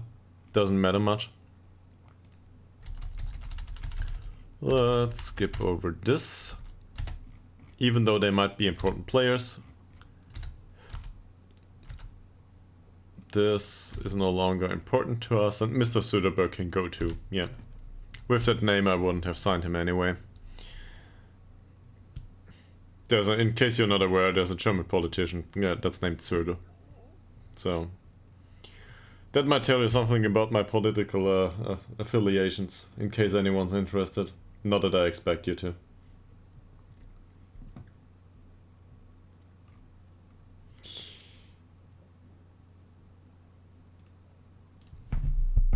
And then it might take some time. Hasanbegovic's trial finished. And I have no idea about the training. Any recommendations for general training and for pre-season training? Because usually I'm used to, well, you know, pre-season training in the lower leagues. So this is the first time in a while that I have to do with full-time training. He is no longer available, not that we know anything about him.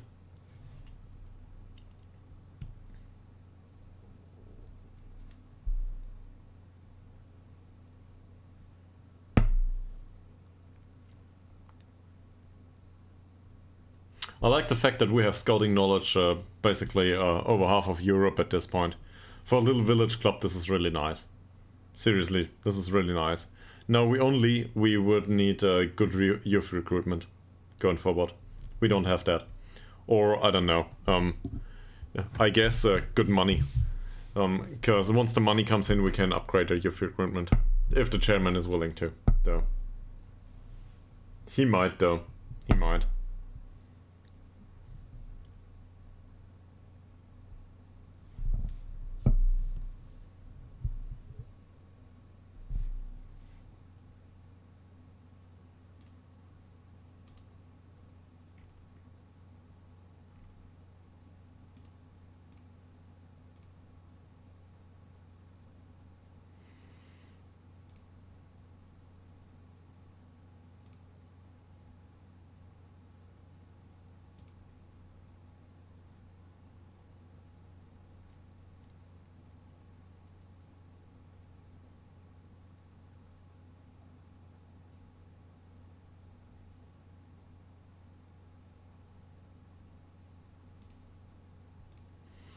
Somebody watched 3.5 hours of my stream, or well, streams on the YouTube videos yesterday on YouTube.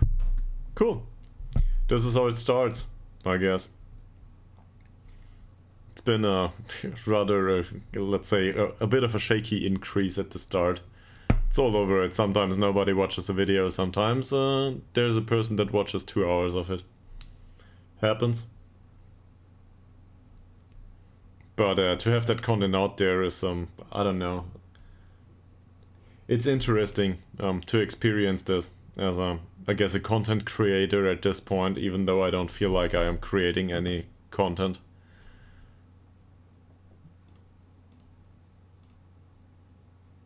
Benjamin Hasanbegovic. That's the end of his trial? Well, okay.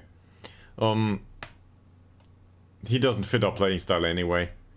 That would be inverted winger for us, maybe.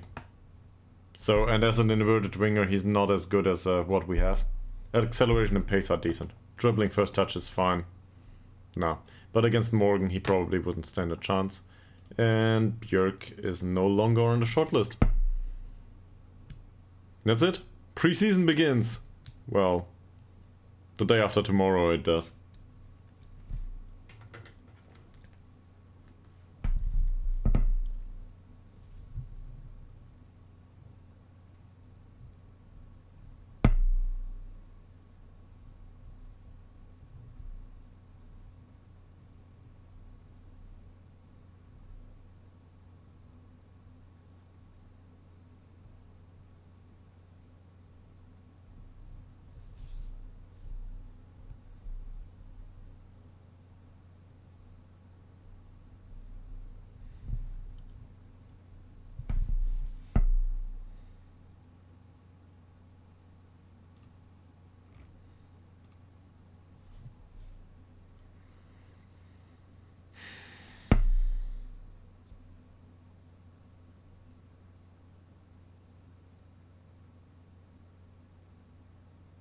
After the match against the U19, we will play, I think, 2 out of 3 cup opponents.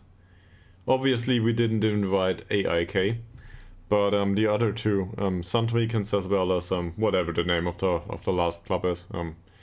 One with a light green logo. Icon? Yeah, Icon probably. They are willing to come in for a match. So we will have basically a trial match against them prior to playing them in the cup. So we can test the tactics there. It might work, it might not work. We don't know yet.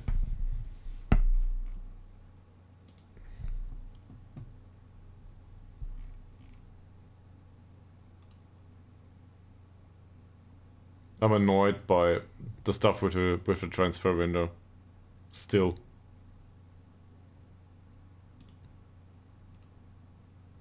He'll be available soon enough.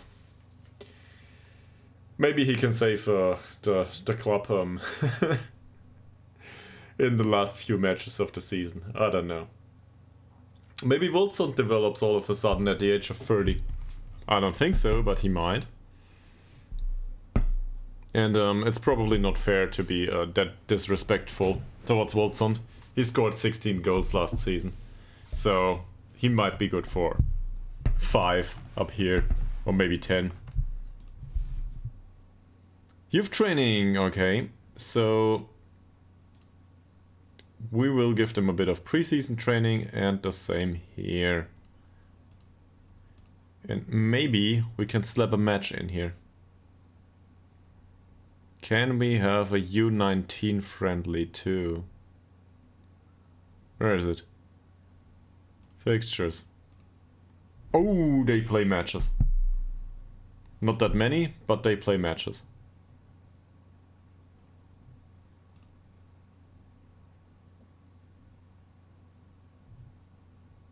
Oh yeah, sure. There's absolutely nobody available here.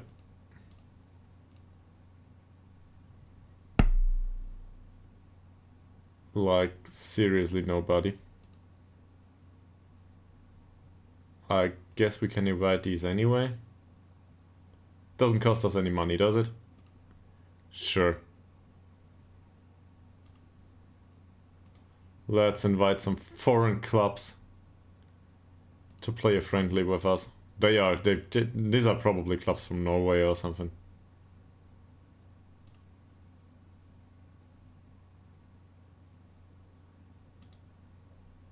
Doesn't matter much though, so they can play a friendly. Oh.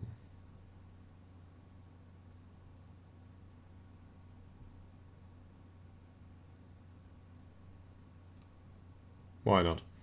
I want the U19 to play, just at all. At least a little bit. There is no money to be made there. They can play the U19 of Ytterhogdals. Yeah, why not?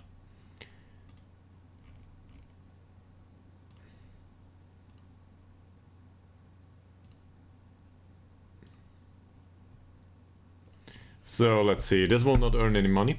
Earn us anyway. But the U19 needs to. Oh, Kevin De Bruyne retires. Yeah, the U19 needs to play at some point. Part of the bad development maybe is the fact that they didn't get any match experience with us. They play a league. There's, well, or I don't know, some sort of matches they play throughout the next few days. So that might be interesting to see if they develop at all under these circumstances. Because in these circumstances, they might get match experience, and if they get match experience, well, there's attribute points to be spent, right? Or experience to be spent. 4 attribute points, that is. Also, this is the first time in probably, I don't know, 5 to 10 years that I manage a professional club with full-time training. So I will need to adapt. Hopefully that goes well. I do not want to go down.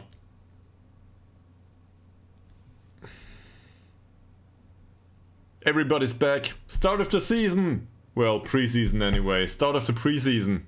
Excitement. Some players have reported back in top condition. He's a team leader. Yeah, I agree. Okay. We have 4 recurring injuries though. 4.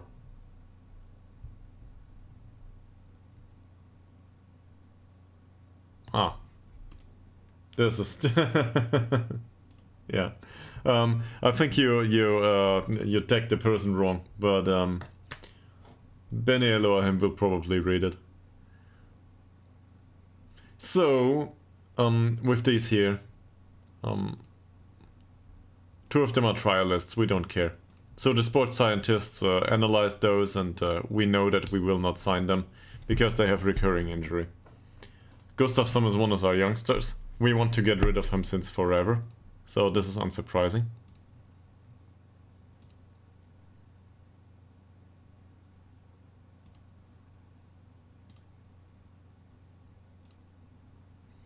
And with Walker's Moltson, that's not much that we can do about it. There isn't much, right? He's got a recurring pulled calf muscle. The only thing that we can do is we can reduce his training. And this I am willing to do. So the first thing we do right now is to go into rest. Look at all the intensities here. You can probably see that there's a few exceptions here for automatic intensity. One of them is Speedy Boy. Speedy Boy has high susceptibility to injury, so this fits him just nicely. I do not want him to train hard.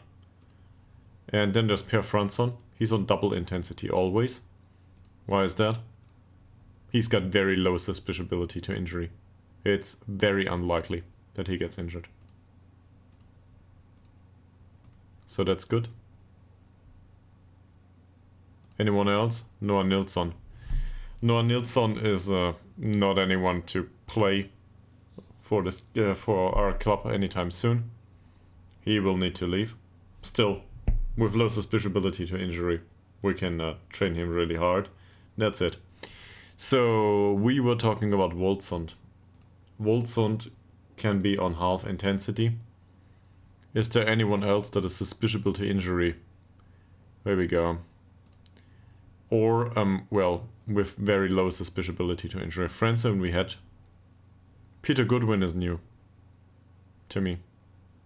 Can we do this in the training window here? Yeah, we can. So he has very low susceptibility to injury, which means we can train him in double intensity always. At least for me. That's part of it. Might have been part of why we signed him. So in case Mr. Cakeman is still around, this might be part of it. He's got good personality. He's evasive too, yeah. So he's rather professional, and we can train him on double intensity. For forever, probably. That's part of it. Next. Marcus Gustafsson, we just found out. So, yeah, he can go on half intensity. It doesn't matter much, to be honest. It doesn't matter to me anymore, because we need to sell him or get rid of him anyway.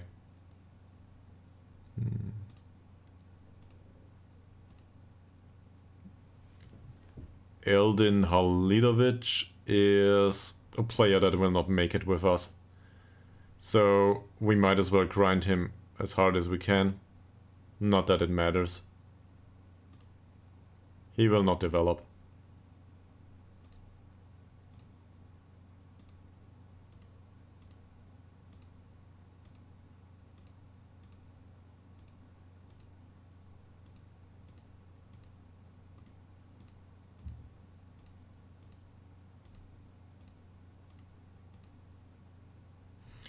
Noah Nilsson, I think we already looked at. Yeah, we did. I might have skipped through the entire squad at this point and I didn't realize. Tobias Palm is very susceptible to injury. And we trained him really hard, so it's good that we have a sports scientist at this point. Not that it matters. He will be sold. I think we played him 1 or 2 times in the first team actually. But given that these problems with injury will persist, he never got injured for some miraculous reason though. So this is entirely, yeah. It's surprising.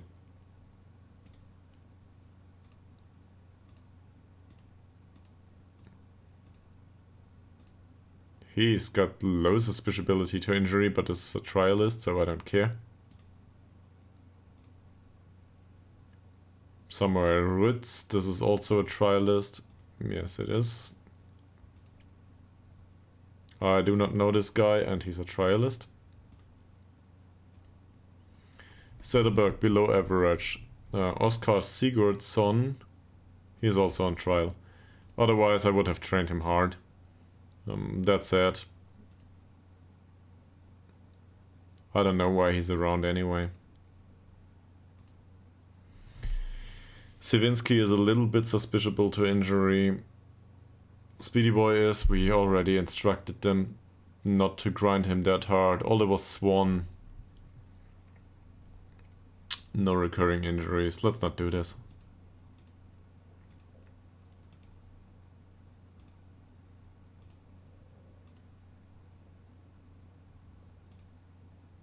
That's not one of our players.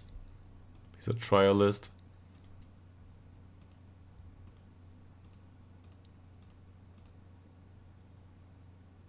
Well, we will train him hard once we can set it up anyway.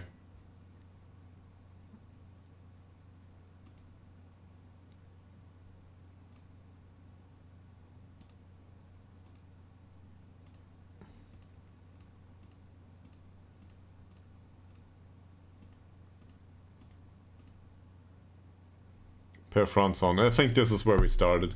Alright, so we've got it. Code of conduct. Do we want to be especially draconic about stuff? They might not like it.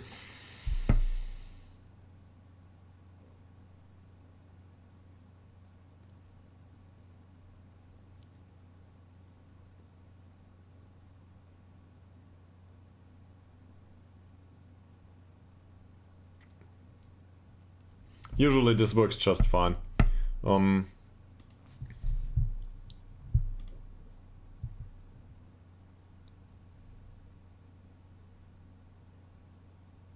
That said, I do not want players to be sent off.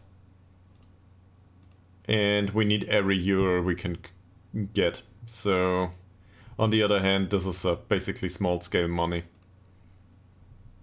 Forget it. We'll just confirm this. I will not make it any harder than it already is.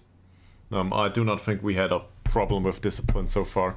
We had a lot of yellow cards last season, but not that many red cards. I cannot remember a single one, in fact.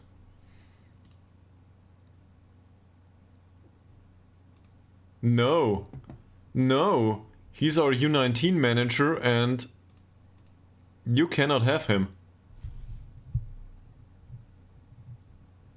Absolutely not. We are not willing to pay him serious wages. I agree. I agree to everything here. This is totally fine. You can be U19 manager going forward. Please do not go. I will not ask him to stay though. They don't like that. Usually. Back for preseason and cup games. Well. So, the goal is not to get relegated. Or, in other words, we need to reach a playoff spot. Like, for the non-getting relegated, I guess the relegation zone it is.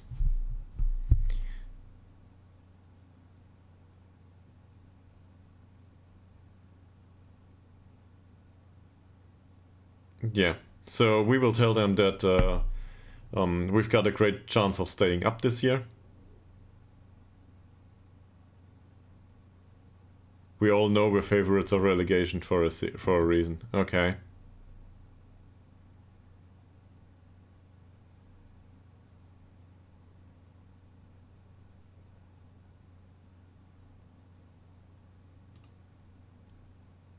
They do not like this. There was no dialogue option available that was less... Well, now the atmosphere is very poor. Great.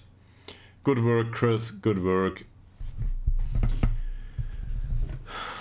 To be fair, training will do something about this. So everybody expects us to be relegated, even the players. Morale is rock bottom already. Fantastic.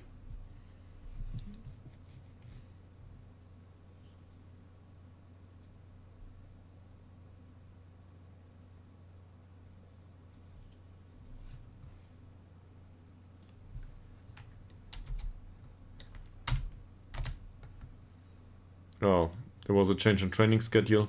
Yeah, sure. So, these all need to be instructed to, you know, do some actual training and not sit around and do whatever Football Manager considers good. I do not know if this is a good schedule, by the way. We will need to wait and see.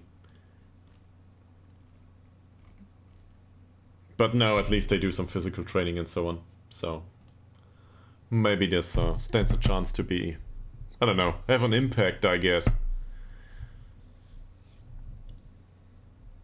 One overall session, one recovery session, one match tactics session. There's a bit of match practice this week. So they might get some sharpness. And some physical training. Look at that list.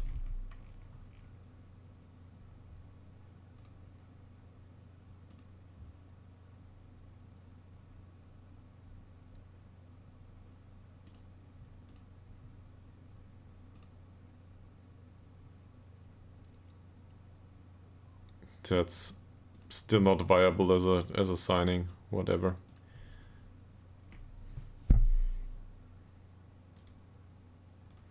When's the start of the transfer window that we were not aware of that exists? I'm not sure. Get feedback on how they feel about the upcoming season. Well, they feel like they do not want to. Well, I guess they do not stand a chance going up. This is how they feel. So, there's that.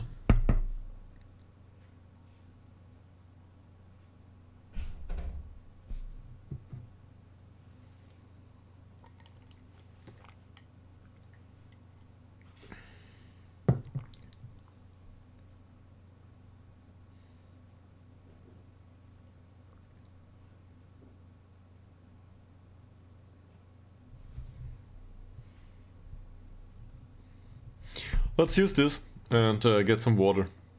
I'll be back in a few seconds.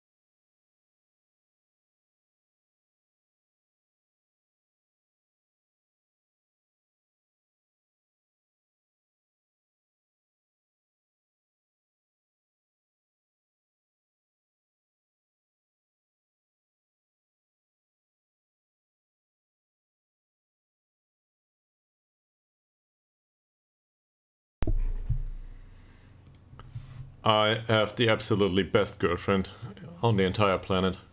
She brought stuff for burgers. So I will have burgers today. At some point. I hope yeah, it is like this. I don't know. Cheeseburgers, something like this. Nobody wants Ghost of Son. Can you please go, sir? Please.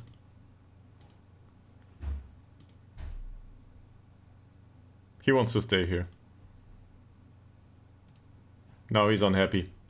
Probably now he wants to leave. Well, okay. Cool. There's a trial that comes to an end. This is good. Yeah, nothing. Not worth considering.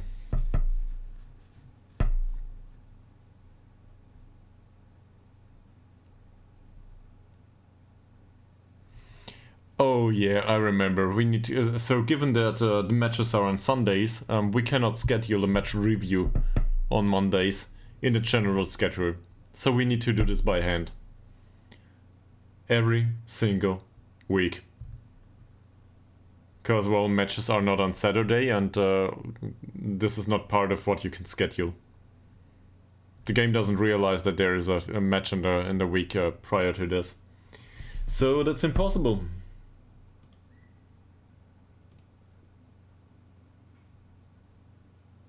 We completed an achievement.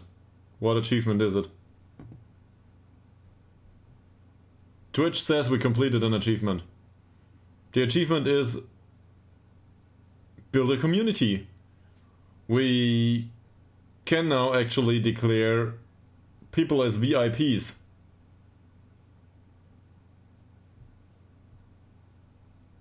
Wow, I have no idea what this means. People are VIPs now, apparently, in this community at some point. I don't know. I will need to look into this. So, in case anyone's aware of this mechanic, please introduce it to me. Or I will need... Hi, Heaven in you. Welcome back to the stream. I guess you've been lurking for like 2 hours at this point. No. Apparently the achievement is called Build a Community. And this is for... I forgot. Just got here. Well, in that case... Build a Community is an achievement that is reserved for... This is for the chatting.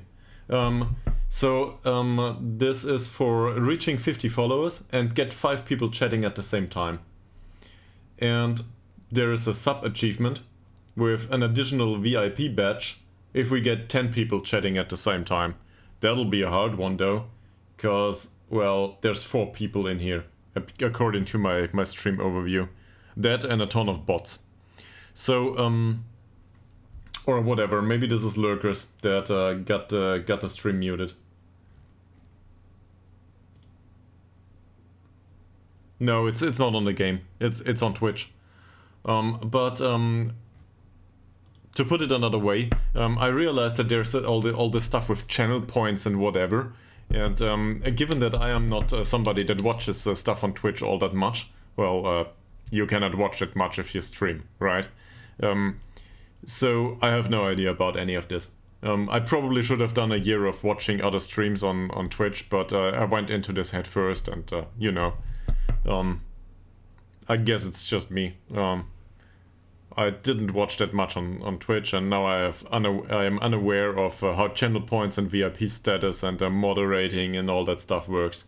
There might be, you know, additional benefits that we can grant going forward, and we need to create and so on. So, I don't know. For now, we can offer VIP status to people.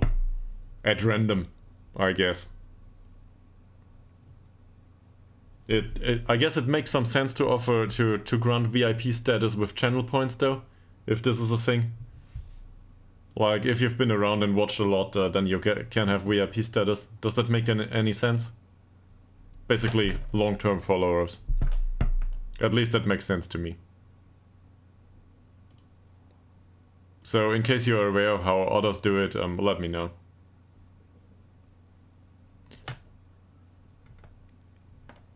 We lost our youth coach. We need a new one. Well, the manager, that is. We need a new under-19s manager. Hell. This is not something I was looking forward to. Okay. So, let's forget about all of this. We need a manager. And a good one. What was his responsibility in U19 training?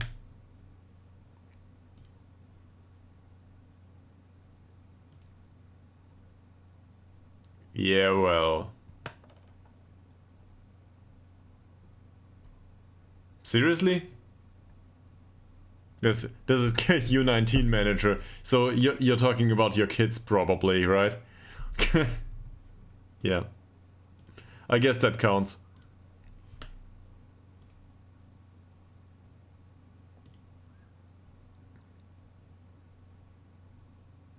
Okay, we've got a U19 coach. He can do this. And we've got a head of youth development who's really crappy. And an assistant manager who's not that bad. In fact, that's okay. So, we need fitness coaching. My character is horrible at it. He can do the rest of it though, more or less. Oh. Oh. Oh. So in that case, yeah. If you want to create yourself in my database, you can do that. I will take you in. That said, you will probably be too expensive, just like everyone else. Everybody expects money. Seriously though, somebody wanted to be Scout too. So you know these other games where people sell nicknames for, you know, I don't know, I'm aware of this for Battle Brothers or something, for, what's his name? By Filthy Robot. So, I watched a lot of his Battle Brothers stuff, and they give away, like, the names, of the staff, the nicknames, they sell them, the streamers, on stream for, I don't know, €1 or something, as a contribution.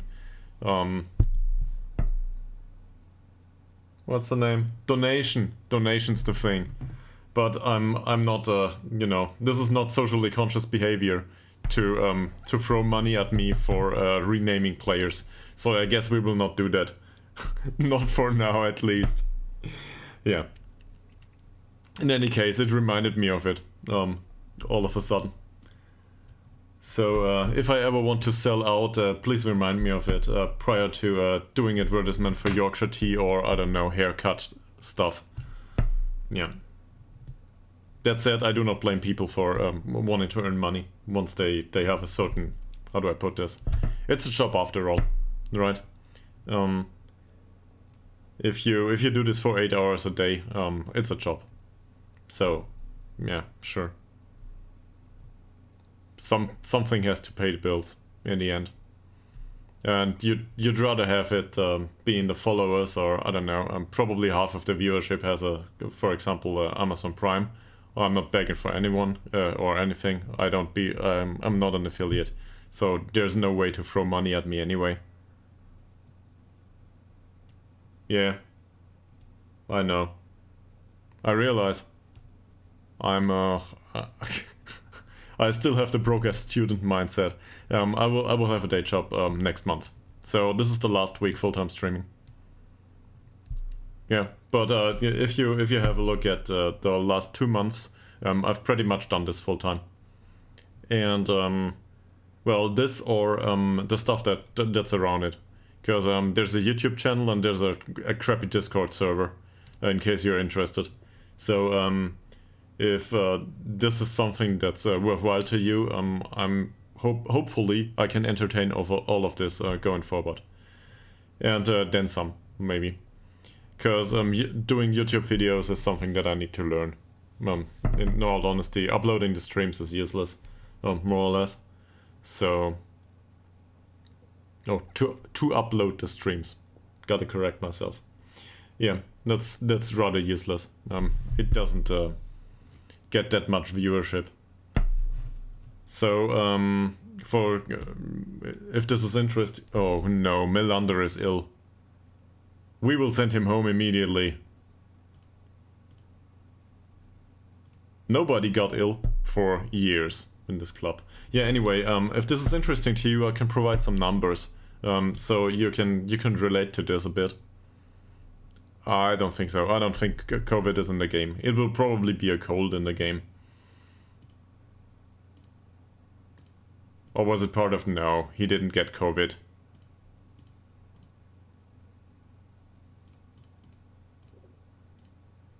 They are injured? How did they get injured? A heavy challenge in training. Okay. Okay. Well, this is very easy. So Melander suffers from a cold. This has nothing to do with the others. He suffers from a tight hamstring after jumping for a header. And Helander, a bruised knee.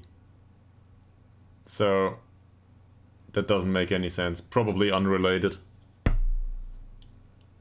It's not like somebody has some injury in the face and the other one at the foot. That would make some sense. Yeah, in any case, doing, like, uploading the streams, just like everything, uncut without any additional work other than the thumbnail and some, video description and that stuff, to YouTube, provided me with, like, on average, there's maybe 1 hour of content that gets watched every day. So that's basically nothing for YouTube. And it grows a little bit the more content there is. But on the other hand, streams are not something that people watch full time on YouTube. With the exception of Critical Role, obviously. Or if you've achieved some amount of fame, I guess. Like if you've made it as a streamer. In that case, a lot of the YouTube stuff might get watched.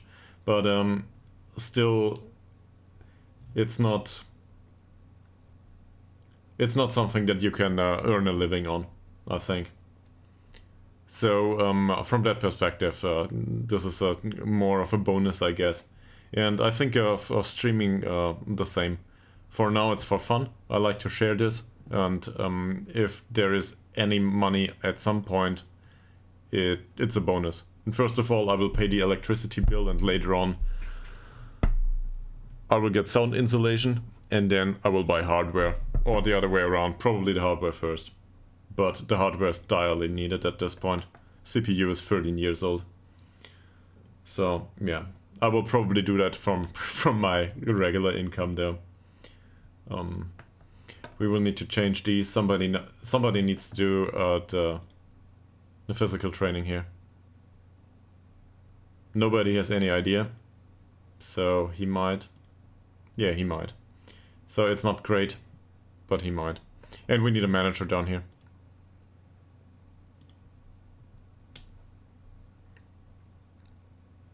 Apparently Zetterberg thinks he does not get enough attention during goalkeeping coaching.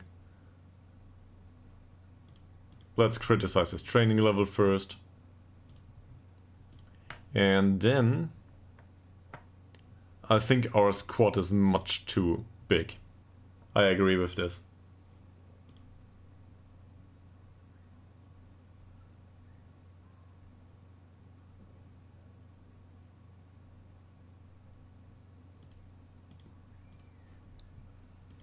I just got offered a discount, by the way.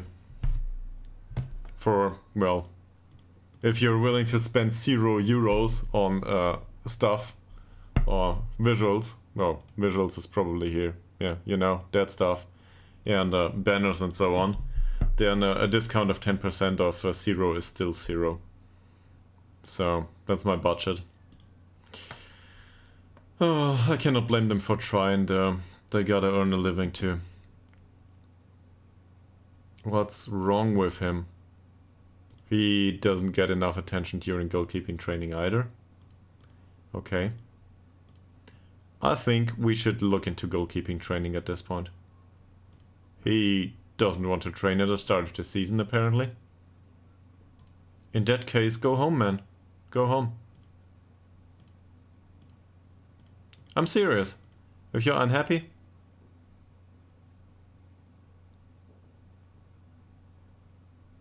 here you go. Go home. Goodbye. I will not have an unhappy player in training if I can help it.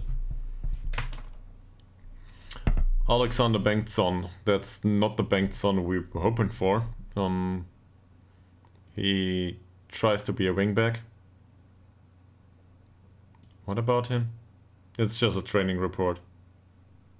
And the advice is nothing. He needs an additional focus, probably. So my additional focus for this guy is inexistent so far. Probably marking.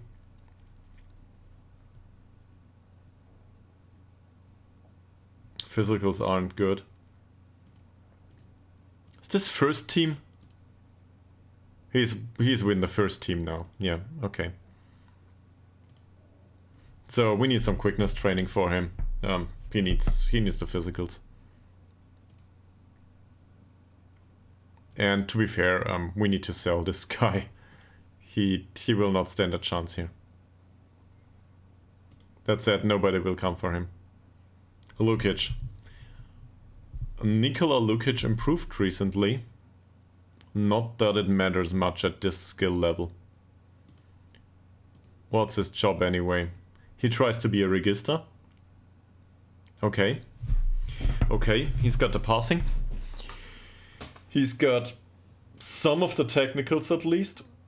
Not for the level we're looking for, but he might make it. So, basically he's a playmaker type. Seen from that perspective, he avoids using the weaker foot. He has a weaker foot, so this makes some sense. Decision making is decent. He doesn't need additional physicals, I think. Not for the level we're targeting anyway for him. He needs good technique, long shots, first touch and dribbling. Or maybe better mentals. In the mentals department it's hard to train, because flair we cannot train specifically.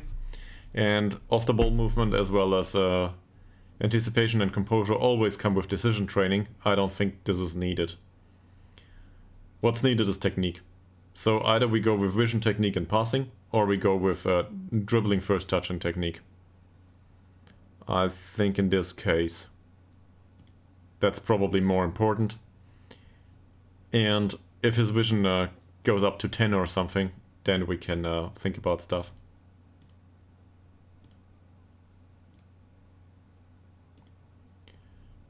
That said, we need to do the training for every single one of these players.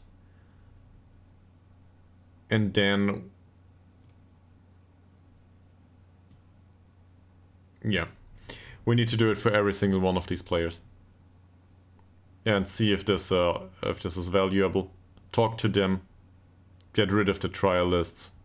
In fact, get rid of the trial lists is probably the most important part right now. Because they deduct from the training efficiency.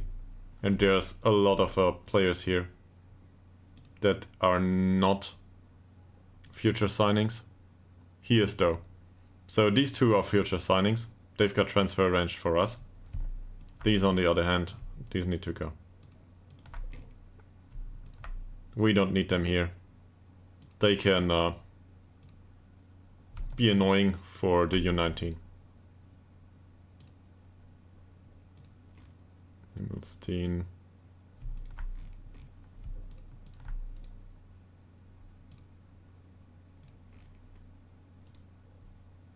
That's Nathan Hernandez Earn. Swedish and Costa Rican. Place of birth is unknown. Okay. Interesting. By the way, not that bad overall. Doesn't look that bad, does it? Yeah, so that should reduce coach's workload a little bit. Well. Let me put it that way. The goalkeeping coaching is probably the least of our concerns. So there might be a bit of a problem. That said, we do not want to sign additional coaches because we cannot afford them. Or we are unwilling to pay them decent wages. Yeah. We want to get rid of some players. That will happen.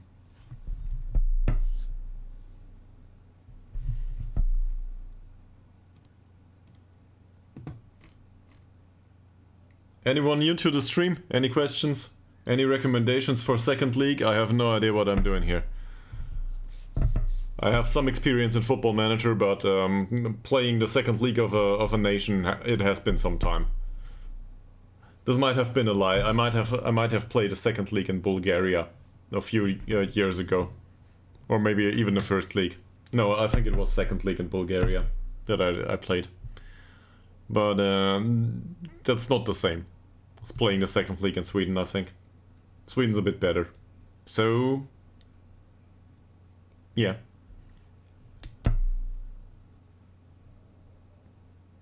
I will gladly accept recommendations.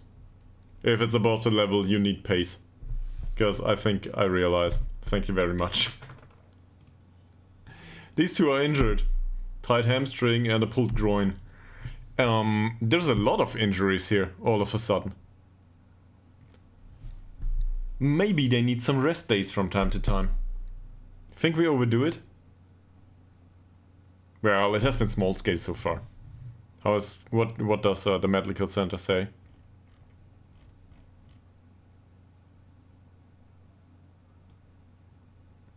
They all have increased risk of injury due to a low match sharpness. So, forget about that.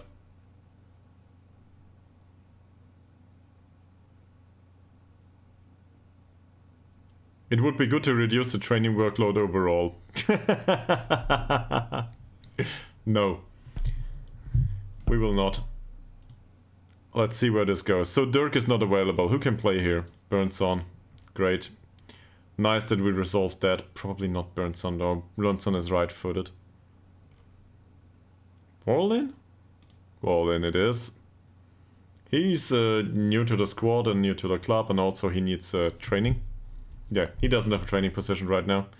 That said, sure, let's train him on a wingback for the time being. That's good. And otherwise, probably give him some free kick taking. He's not that bad at it, actually. And this doesn't use up much experience, if I'm not mistaken. So, your training has been shit, sir. Get your stuff together. And then we need a replacement for every single position on the bench. So, Zetterberg's already available, so that's fine. Who's the replacement? Well, we've got Kasper Berntsson. Oh, he's wanted, by the way. He's wanted by other clubs and he does not want to stay. As far as I'm aware.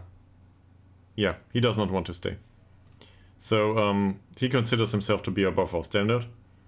Given these circumstances, we'd rather sell him sooner. Right? I do not want to keep him around if he does not want to stay. So, let's offer him to clubs.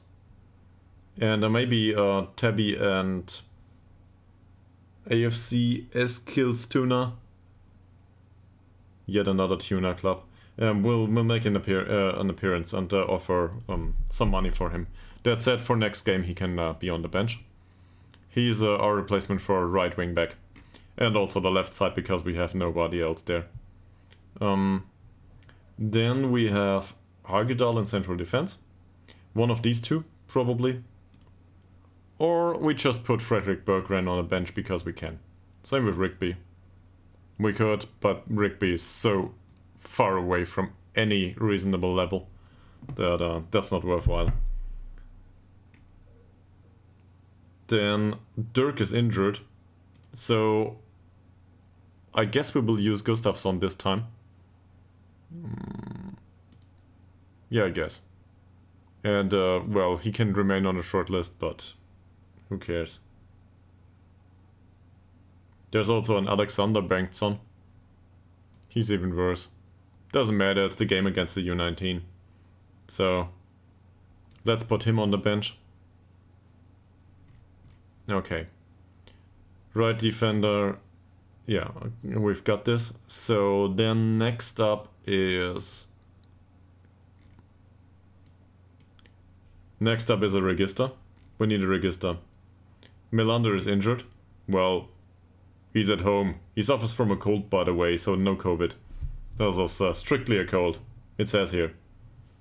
He suffers from a cold. So, do we have a register? Not really.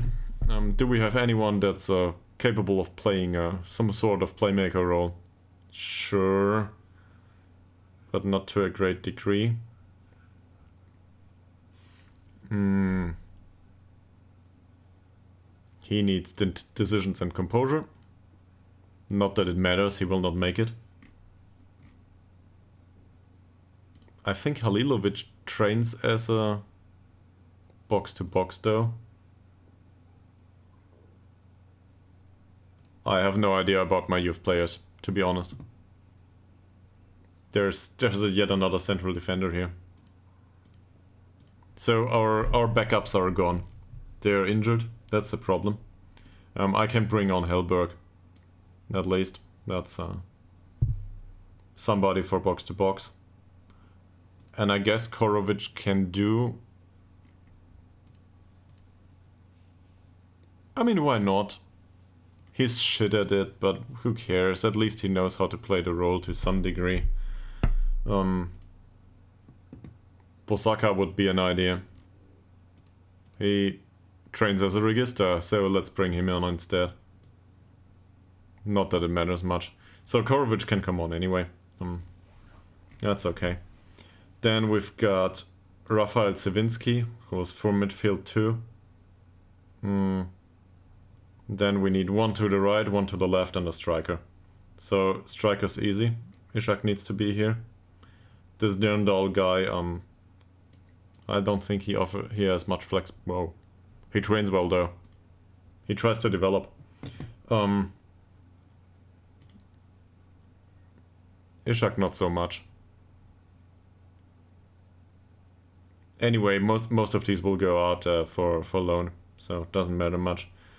Ytterhogdal can be around, Puget can be around, and then we need somebody for that right wing, and this is Speedy Boy. Anyone left? That's it. Here we go, first match of the season. Well, against the U19. So this will be exciting, maybe. And we might sell some of these players and find new ones. At least there's some transfer interest at this point.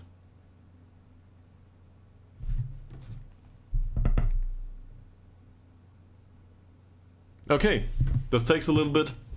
Bathroom break, then we go to the game.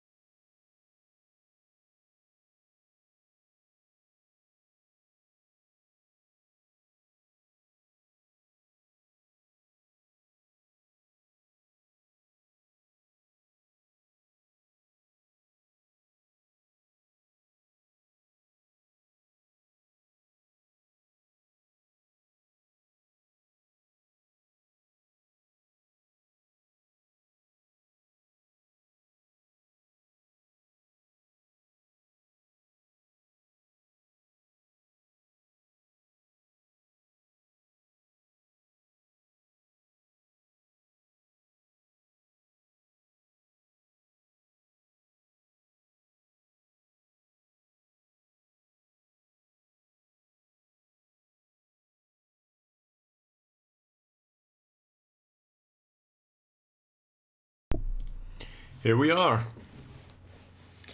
Okay, primary goals for this game against the U19.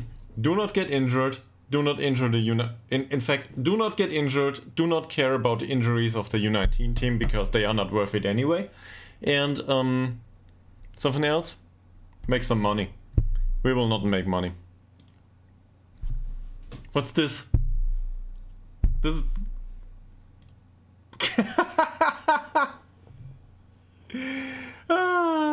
So he has no interest in joining any of those. This isn't even worth negotiating for, is it? We will negotiate all of these. Because there are other clubs interested, like Tabby Stocksond and something else. And then he can be annoyed all he wants. Because we will specify some money here. And he will not like it. So, given that he's one of our best players, I think at this point we can probably expect something like... I can type in here, can I? Yeah, I can. Here we go. Also, we want 50%. And we want a friendly. Because playing people in Ytterhogdal these days apparently is a thing. So if Tabby want to come around once more, fine. That might just make us some money.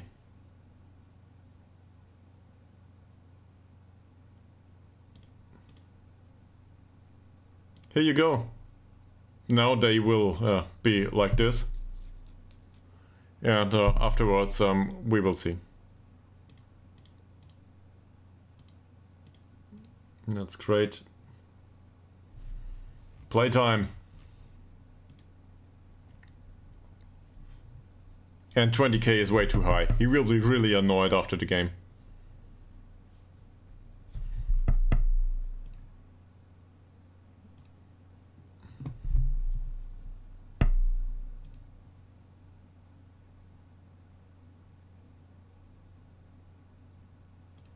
I expect a win. I think that's reasonable.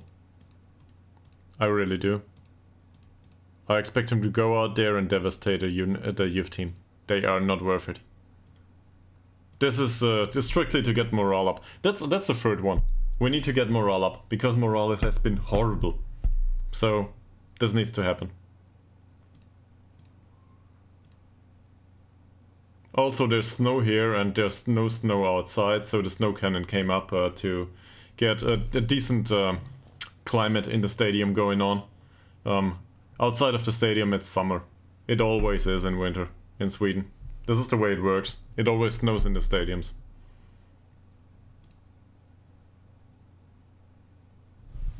Yeah, we might as well have comprehensive highlights though. I want to look into some of these. Is there any sound? Oh no, there is no sound. We gave away a penalty. Well, there's nobody in the stadium. So I have no sound. You have sound. I didn't switch on my stereo system. Well, it's a 5.1, but anyway. I didn't switch it on for the entire day. So I had no sound. Great.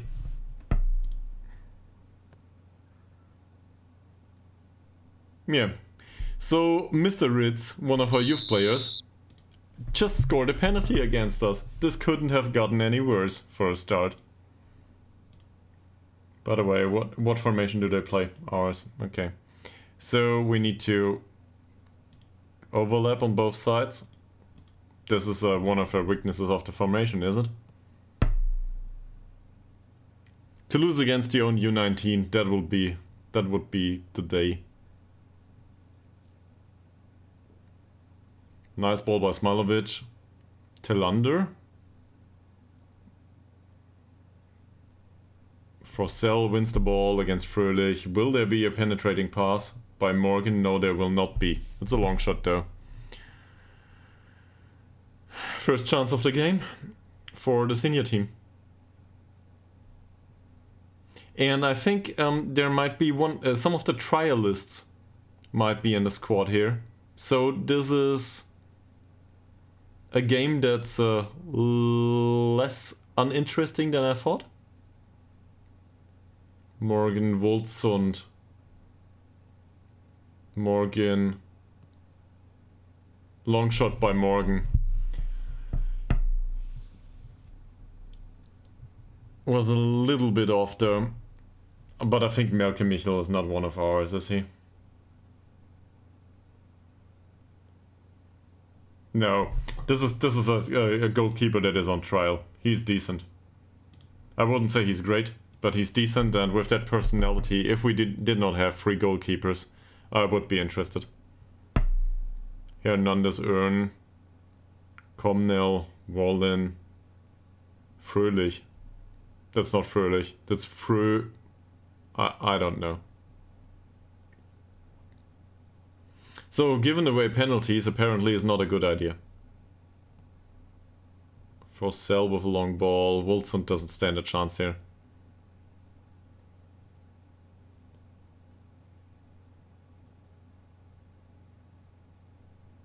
We might have made a serious mistake here.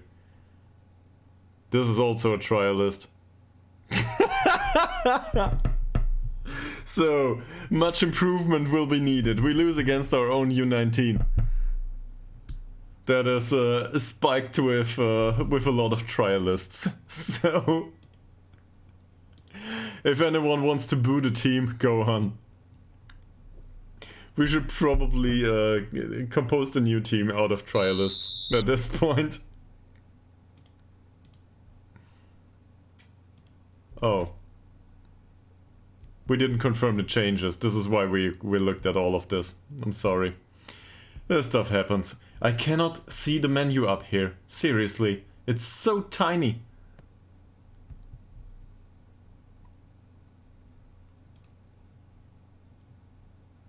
For sale. Yeah, let's cancel this and let's we will go with demand more at this point. That's probably better. Look at this. Oh, we get a free kick. There's some positive reaction. Morgan, interesting choice. For sale. Corner. But we're 2 goals. We've got a mountain to climb here. 2 goals are not a tiny thing. And apparently,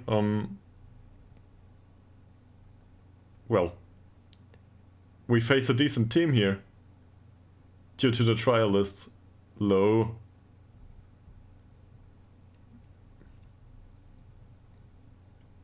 I don't know who manages these, by the way. The U19 manager is not around anymore. Morgan, that's in. Assist by Ngongo. Decent cross.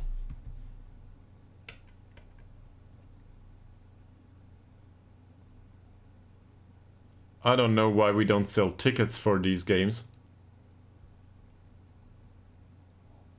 Is there an attendance? It's seriously 0. It's exactly 0. Not even the wives or the children came around to watch this. Nobody. Hellström, not a good header. Westlin, that's a decent pass. No closing down. Wallin. Morgan. And on the other hand, it's I guess it's good to be reminded of the deficits of the squad immediately. So yeah, even though we went up, maybe it's good to know about this. Maybe this is just what I needed.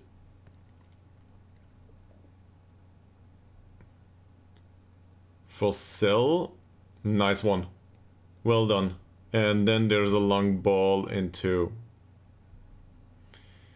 Well, it goes straight toward the opposition's defense. Ball in.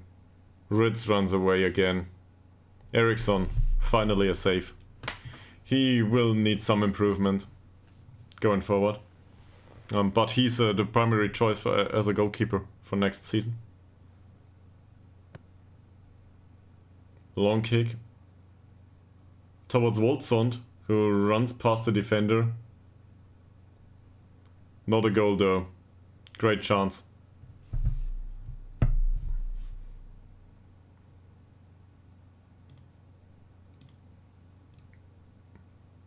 Smilovic, Hellström, Ekman. Ekman loses the ball because there's a lack of ice in the back of his head. Wallin, Woldsund. Oh. Offside.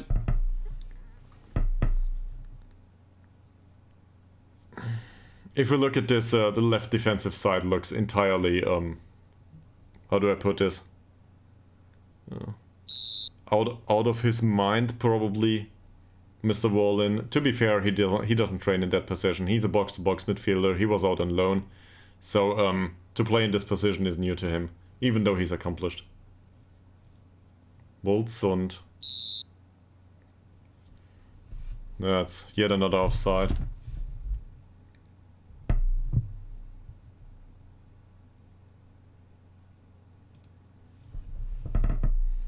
Ngongo, Woldsund. Ngongo. Not a bad idea for a pass.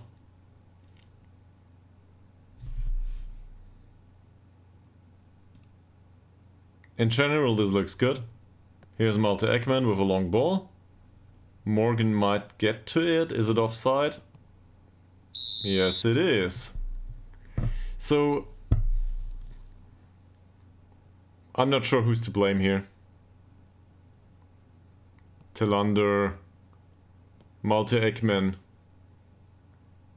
I also do not know why they do not adhere to tactical instructions. I think tactical instructions should be, oh come on, seriously?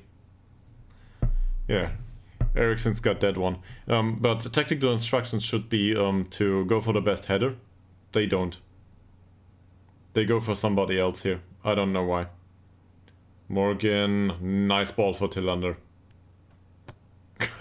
It hits the post.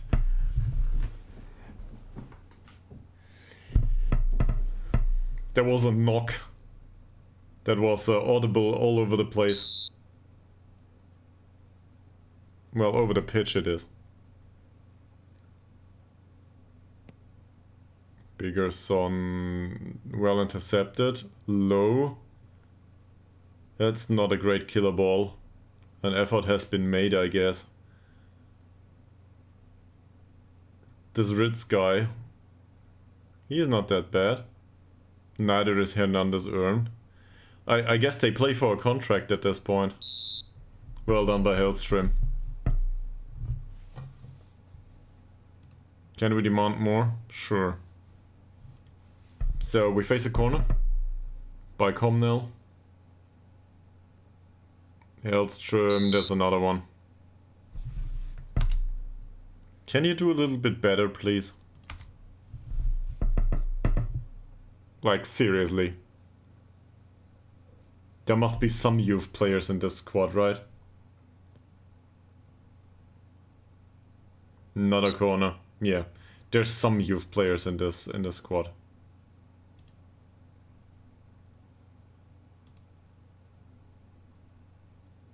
These two aren't though. Well defended. So far, that is. Low manages to win the ball. But nothing comes of it. So one thing that comes to mind immediately is there's a lack of chances created. I don't like this. We should create a lot more chances under these circumstances and give away a lot less. Tillander, Wolfsund was offside, was he? Yes, he was. That's a problem. The offsides.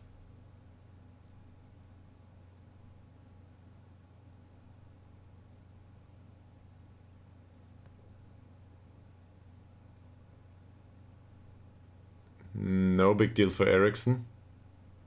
There's the throw. Smailovic, low.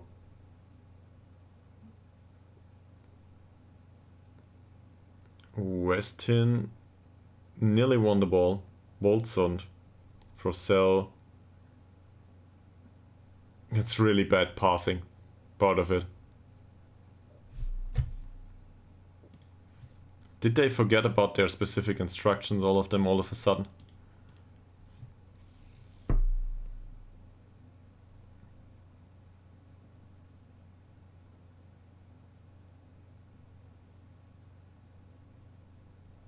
There is another error in defense.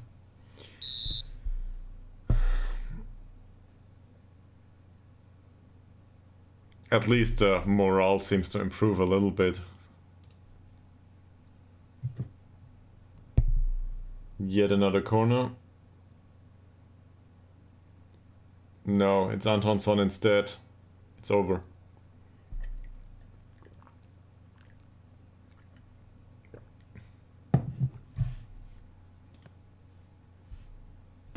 This is very interesting free kick taking from wide areas, and we need to look into this. Why does this happen? So Morgan is from wide areas. It's literally done Morgan or Puget. Morgan is out there, so this is fine. Is this what we instructed them to do? To take free kicks from wide areas to the left, like this?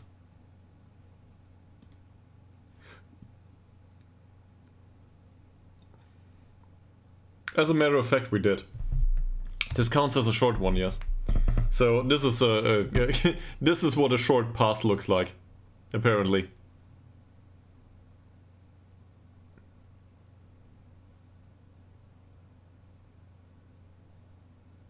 It's the first time I see it though. Tillander, Ekman, nice long ball. Not a chance for low this time. Morgan and Woldsund was offside. Okay, so we can probably tell at this point that this will not do. Not for the season anyway. This is not good enough.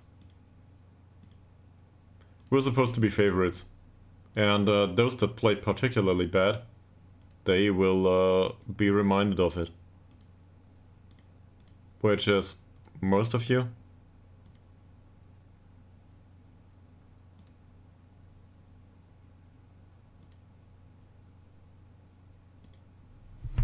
There we go. That should be a bit better. And if Woldsund doesn't play well, he's got some trust, I guess, due to the fact that he scored 15 or 16 goals last season. Same with Low, by the way.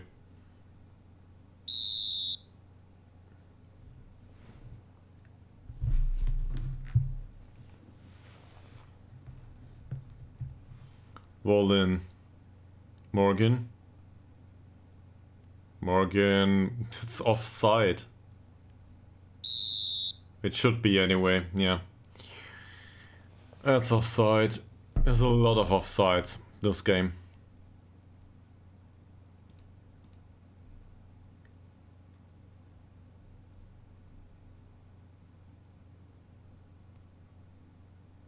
Wonderful killer ball for Comnell.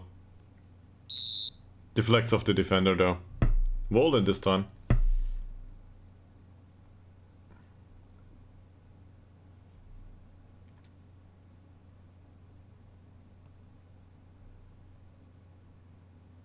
Just over. We might have conceded a third here. August Tillander with a free kick. Not his strong suit. So it's minute 55. We need to avoid injuries, I said. Also to go. Seriously?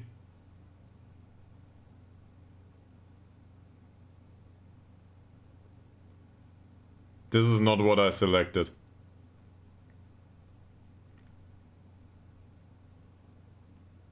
Not at all. This is a random sample. What's going on? Well, I guess we can still substitute some players. But I'm a bit unaware of the circumstances here.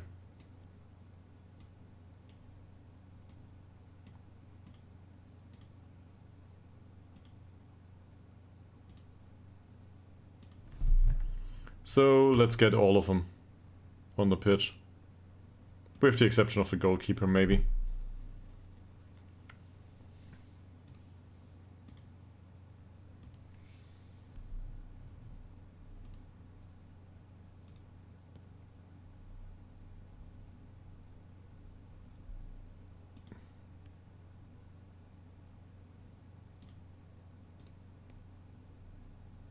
Yeah, this is what we instructed him last season. Well, what we instructed him to do. Speedy boy runs all over the pitch. And then he strikes the own player. So, nothing to do here.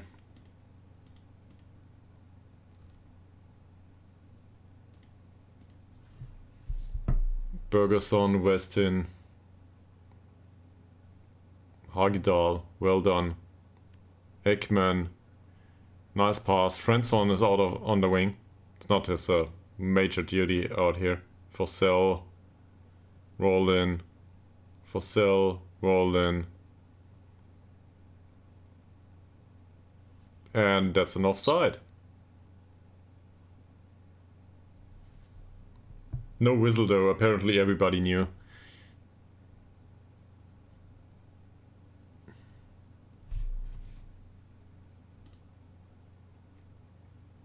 Let's see if we can skip over this. Key highlights only. But one thing that comes to mind immediately is that there needs to be much improvement for the next season. So this will not do. For sale, burnt son. Oh, there was one maybe. Not a chance. Not for now at least.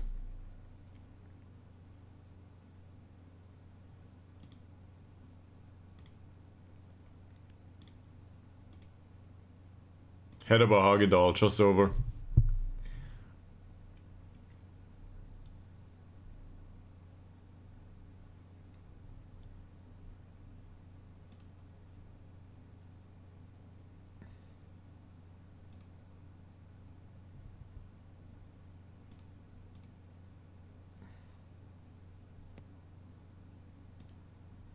That seems like it's intercepted.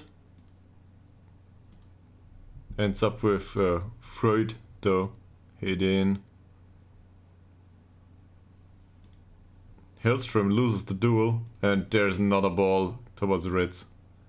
And he scores. So we conceded a third. This Ritz guy is apparently dangerous enough to be considered a signing going forward.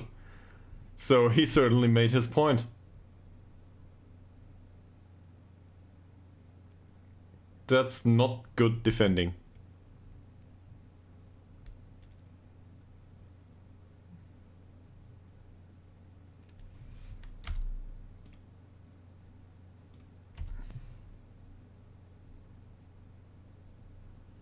And our, well, the chances created at this point aren't that great. Quality wise. Speedy boy with a corner here. Swan. Speedy boy again. Hits the post. Yeah, one of the goals of the season I'm not so sure about, given that this is not a season game but only a friendly. That said, this is certainly one of the games that they will all want to forget at this point. Swan. Good pass towards Jonathan Bengtsson. Cross. Friendson. Forsell. Well, for Nida Forsell to score a goal, at least in a friendly. Great. 10 minutes to go.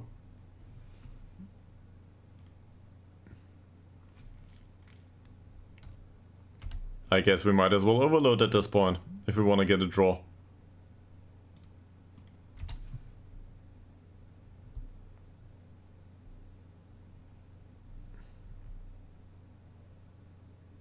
Wallen, Ekman, Hellström, Hagedal, Hellström, Ekman, Eriksson, Hellström, Wallen, Forsell, long ball, Peterson, Melkemichel, Shabani, another long ball. Hagedal doesn't win the header. I don't know what's going on here. And we nearly gave away another chance. We might just give... Well, we might just do. Bernson, Volgren. That was close. So expected goals wise, this looks a bit better now. We have more expected goals in comparison to the start of the game, I guess. But this will not do throughout the season. Okay. That's a result I'm not happy with. So we will tell them.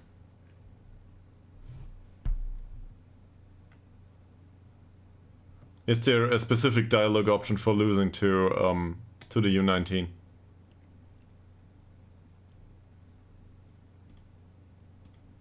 Apparently not.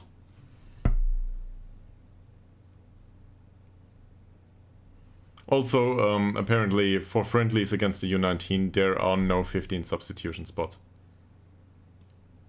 Even though it looks like it.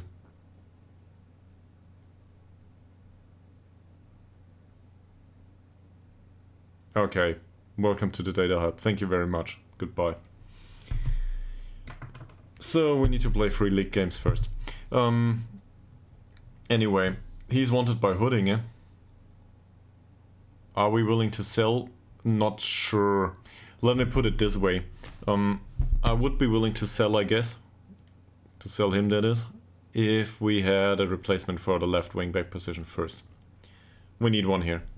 Or we need to find one throughout the... I guess the preseason of the preseason. When's the transfer window? The transfer window opens 1st of February, so in 14 days. Now that we know of it, we can find a defender for the left side.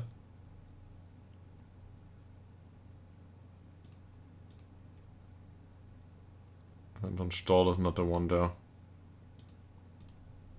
How about Matthias Mannerstahl? He played with Luleå last season. I do not remember him, so let's bring him in.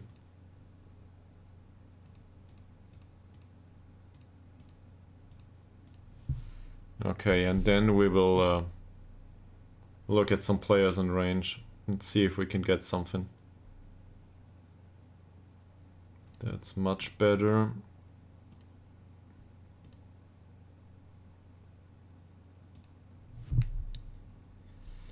So Gustav Haglund comes up again. We've been here. He's not that cheap. In fact, he's quite the opposite of cheap. And I've got some questions about his character. Let's put it that way. He's level-headed and fairly loyal, which implies a few unkind things.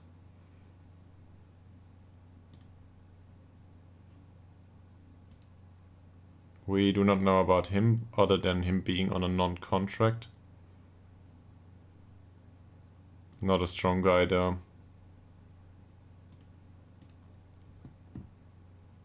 Alfie Taylor is right-footed, no way. That's a bit better, but this is not a level that is better than, for example, Alp. I do not consider this an excellent signing now. Klaus Royo. He's 27. If we can get it, we can take a young one. He's either footed. Not sure. 28-year-old on trial with us, don't think so.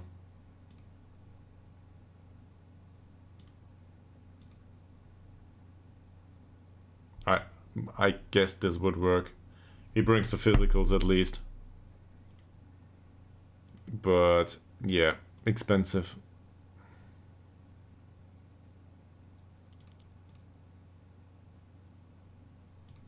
He will probably not be that expensive. Forget about it, quality-wise.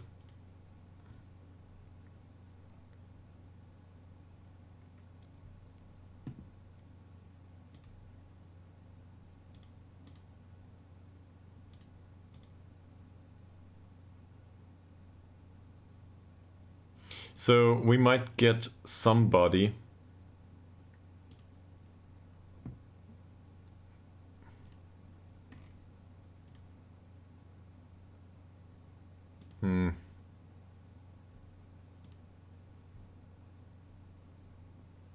These are not young candidates anyway, but doesn't matter.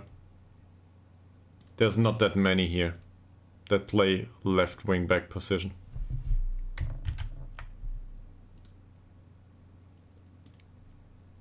Let's offer them a trial and see.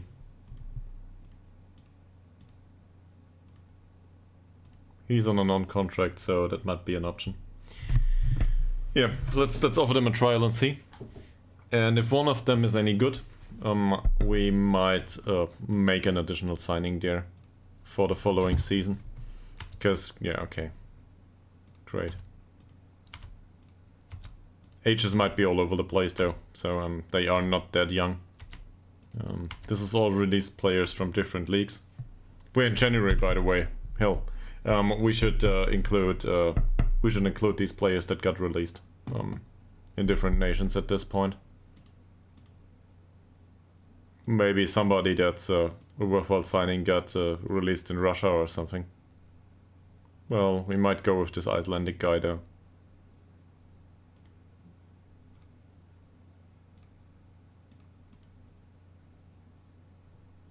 Jonas Lundgren.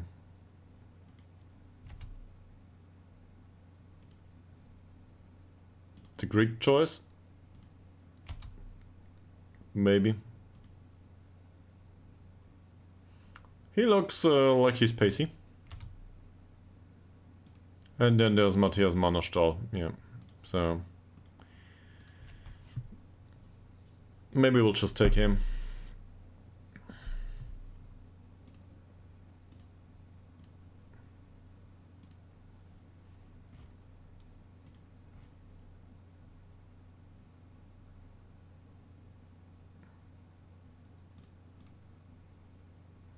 Or Brodin. Or Brodin. If he's not that expensive. He might be though. Would be a quality signing. Well, these traits suit us just fine. He's 23 though.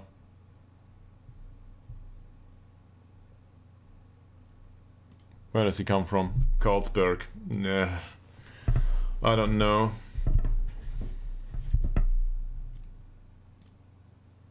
Mons Berggren.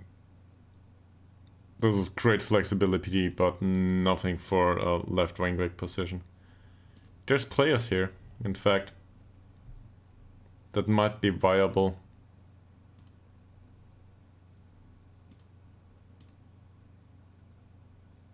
Yeah, maybe not Royo.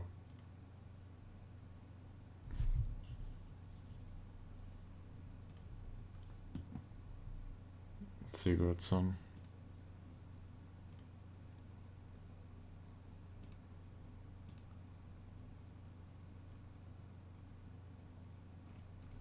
So yeah, but that's overall that's what we need, I guess, for next season. We need some improvement on the left wing back position, and we might need to make some deals here. If anyone's available.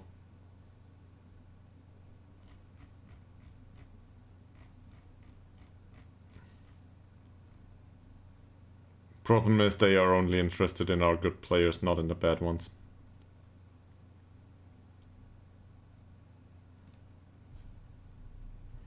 And with Worrell and Huddinge,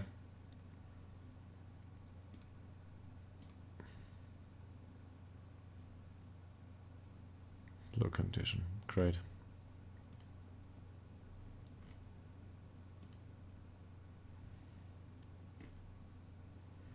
Let's see if we can get Bernson sold. He doesn't want to renew his contract, so he cannot train full time. And if he cannot train full time at this point, with his potential, he needs to be sold. He isn't that young anymore. I think 21 to 23, something like this. And there's no development to be had on a €6 per week contract in a full time club. Yeah, it just doesn't work that way. I would happily offer him 120, but he doesn't want to deal with us. No more potato farming for him.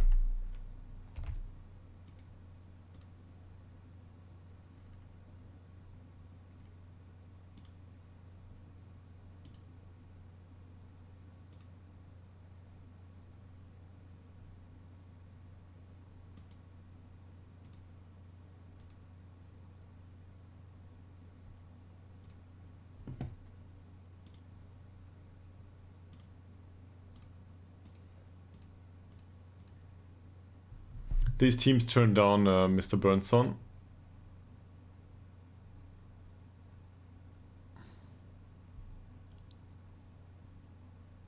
Apparently 20k was a bit much.